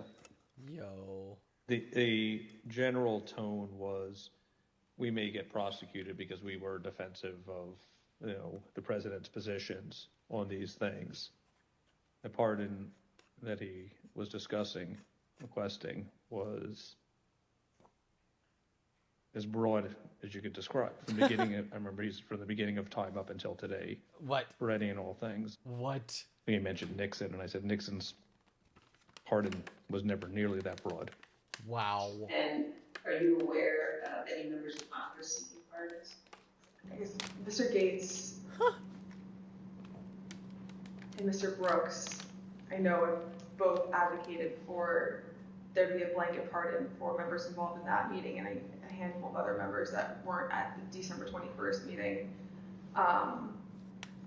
as the preemptive pardons. Yo. Mr. Gates was personally pushing for a pardon, and he was doing so since early December. I'm not sure why. Mr. Gates reached out to me to ask if he could have a meeting with Mr. Meadows about receiving a presidential pardon. Did they all contact you? Not all of them, but several of them did. So you mentioned Mr. Gates, Mr. Brooks. Give us names. Mr. Biggs did. Mr. Jordan talked about congressional pardons, but he never asked me for one. It was more for an update on whether the White House is going to pardon members of Congress. Mr. Gomer asked for one as well. Oh, of course he did. Mr. Perry asked for a pardon too. I'm sorry. Yeah, get them all. Did he talk to you directly? Yes, he did. Name him and shame him. Marjorie Taylor Greene contact you? No, she didn't contact me about it. I heard that she had asked White House Counsel's Office for a pardon from Mr. Philbin, but I didn't frequently communicate with Ms. Green. Are you aware of any conversations or communications regarding the possibility of giving Congressman Matt Gaetz a pardon? I know he had asked for it, but I don't know if he ever received one or what happened with it. How do you know that Congressman Gaetz asked for a pardon? He told me. Tell us about that. He told me to ask Meadows for a pardon. Were you involved in or did you witness any conversations about the possibility of a blanket pardon for everyone involved in January 6th? I had heard that mentioned, yeah. Do you know whether the president had any conversations about potentially pardoning any family members?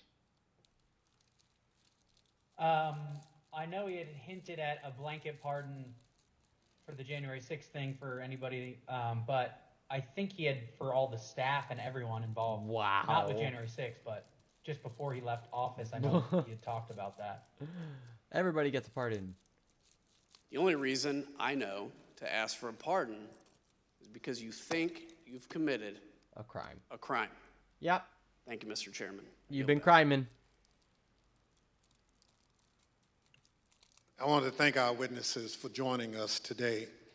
The members of the Select Committee may have additional questions for today's witnesses, and we ask that you respond expeditiously in writing to these questions. Without objection, members will be permitted 10 business days to submit statements for the record, including opening remarks and additional questions for the witnesses. Without objection, the chair recognizes the gentleman from Illinois for a closing statement. Thank you, Mr. Chairman. The Justice Department lawyers are not the president's personal lawyers. We count on them to be on the side of the law and to defend the best interest of the United States, not the best interest of any political campaign. That's how it's been since the department was founded soon after the Civil War. Justice Department lawyers are supposed to play it 100% straight. President Trump tried to erase his loss at the ballot box by parachuting an unqualified man into the top job at Justice. It was a power play to win at all costs with no regard for the will of the American people. It was about ignoring millions of votes. Ignore them, throw them out, label them fraudulent, corrupt, illegal, whatever. Facts were clearly just an inconvenience. From the Oval Office, President Trump urged others to bring his big lie to life. He begged, just say the election was corrupt and leave the rest to me and the Republican congressman. He didn't care what the department's investigations proved. What good were facts when they would only confirm his loss? And it's no surprise that all the far-out, fully fabricated, whack job conspiracy theories collapsed under even the slightest scrutiny. That insanity went from the internet to the highest levels of government in no time. Amazing. The bottom line, the most senior leadership of the Justice Department, from Attorney General Bill Barr to Jeff Rosen, his successor and his deputy Rich Donahue, everyone except Jeff Clark, was telling President Trump the very same thing. The conspiracy theories were false. The allegation of a stolen election was a lie. The data left no room for doubt, nothing to question. And the Constitution left no room for President Trump to change the outcome of the election. But we're here today because the facts were irrelevant to President Trump. It was about protecting his very real power and very fragile ego, even if it required recklessly undermining our entire electoral system by wildly casting baseless doubt upon it. In short, he was willing to sacrifice our republic to prolong his presidency. I can imagine no more dishonorable act by a president.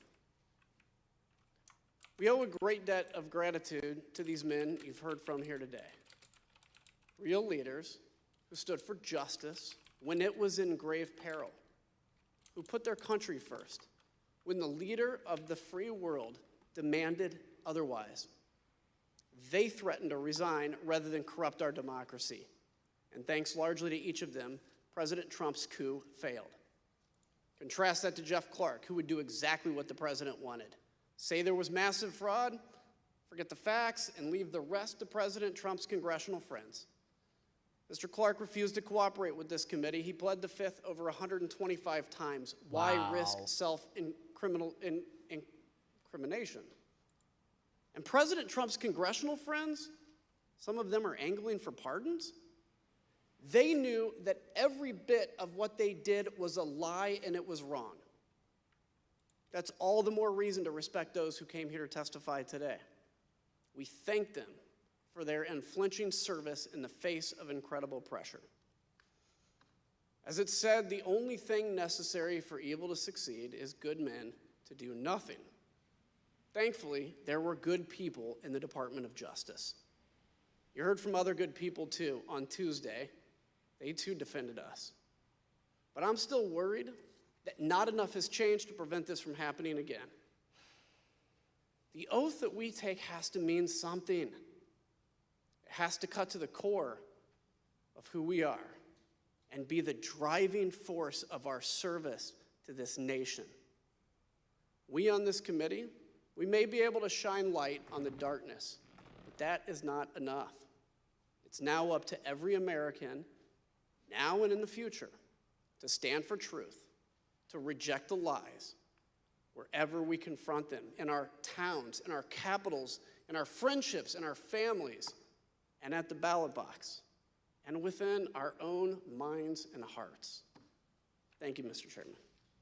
I yield back. Without objection, the chair recognizes the gentlewoman from Wyoming, Ms. Cheney, for a closing statement. Thank you very much, Mr. Chairman. And I again want to thank the witnesses for being here today.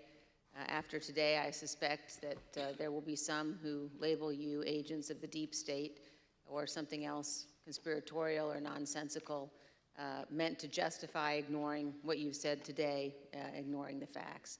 That may be the short-term cost of acting honorably and telling the truth, but your actions should have an important long-term impact. They will help keep us on the course set by the framers of our Constitution. Let me paraphrase the words of John Adams and others. Whether ours shall continue to be a government of laws and not of men is ultimately for the American people to decide. And let me also today make a broader statement to millions of Americans who put their trust in Donald Trump.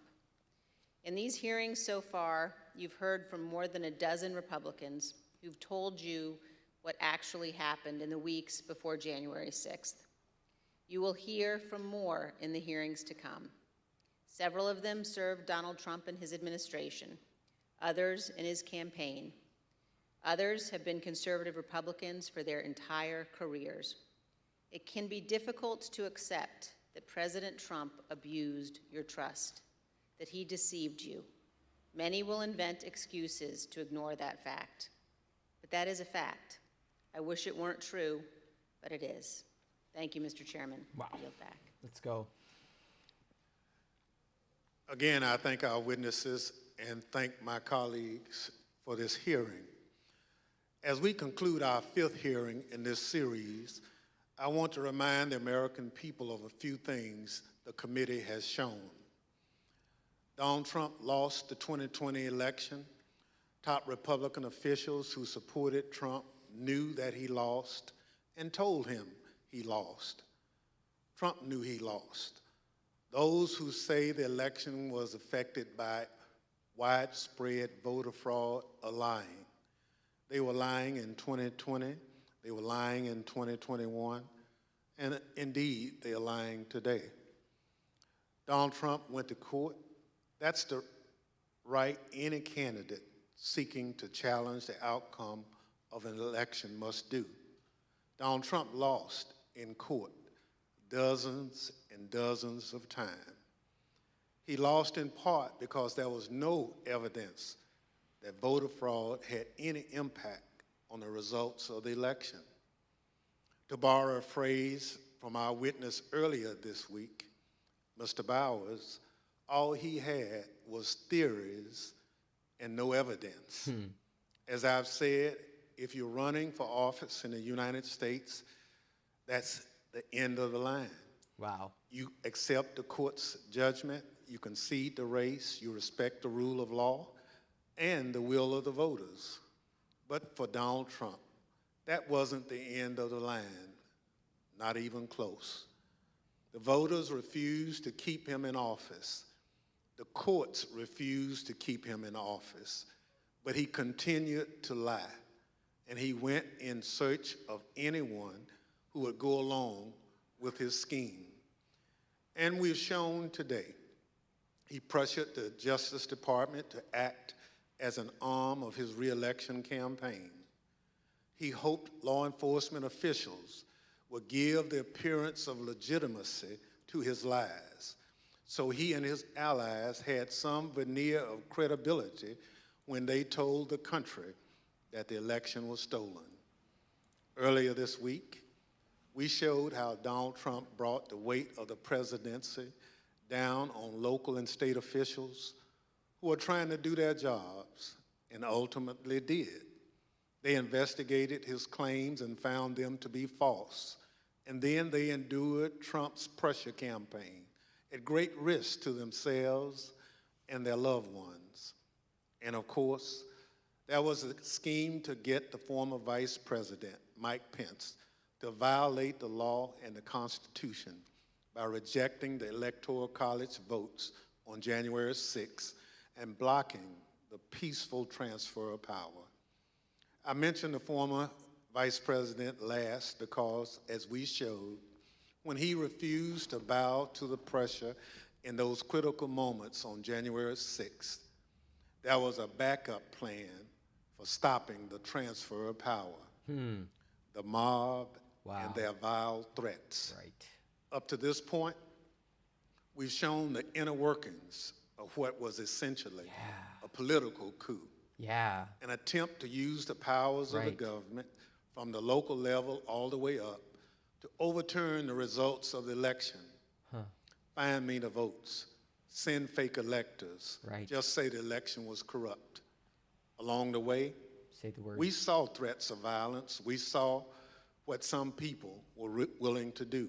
Brown shirts. In the service of the nation, the Constitution? No. In service of Donald Trump. One man.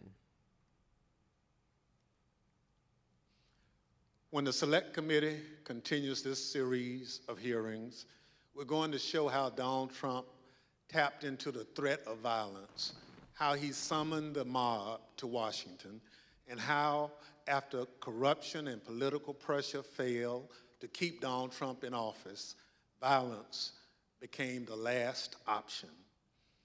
Our investigation is ongoing. Those hearings have spurred an influx of new information that the committee and our investigators are working to assess. Hell yeah. We are committed to presenting the American people with the most complete information possible. That will be our aim when we reconvene in the coming weeks.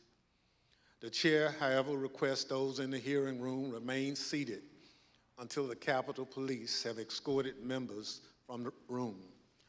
Without objection, the committee stands adjourned.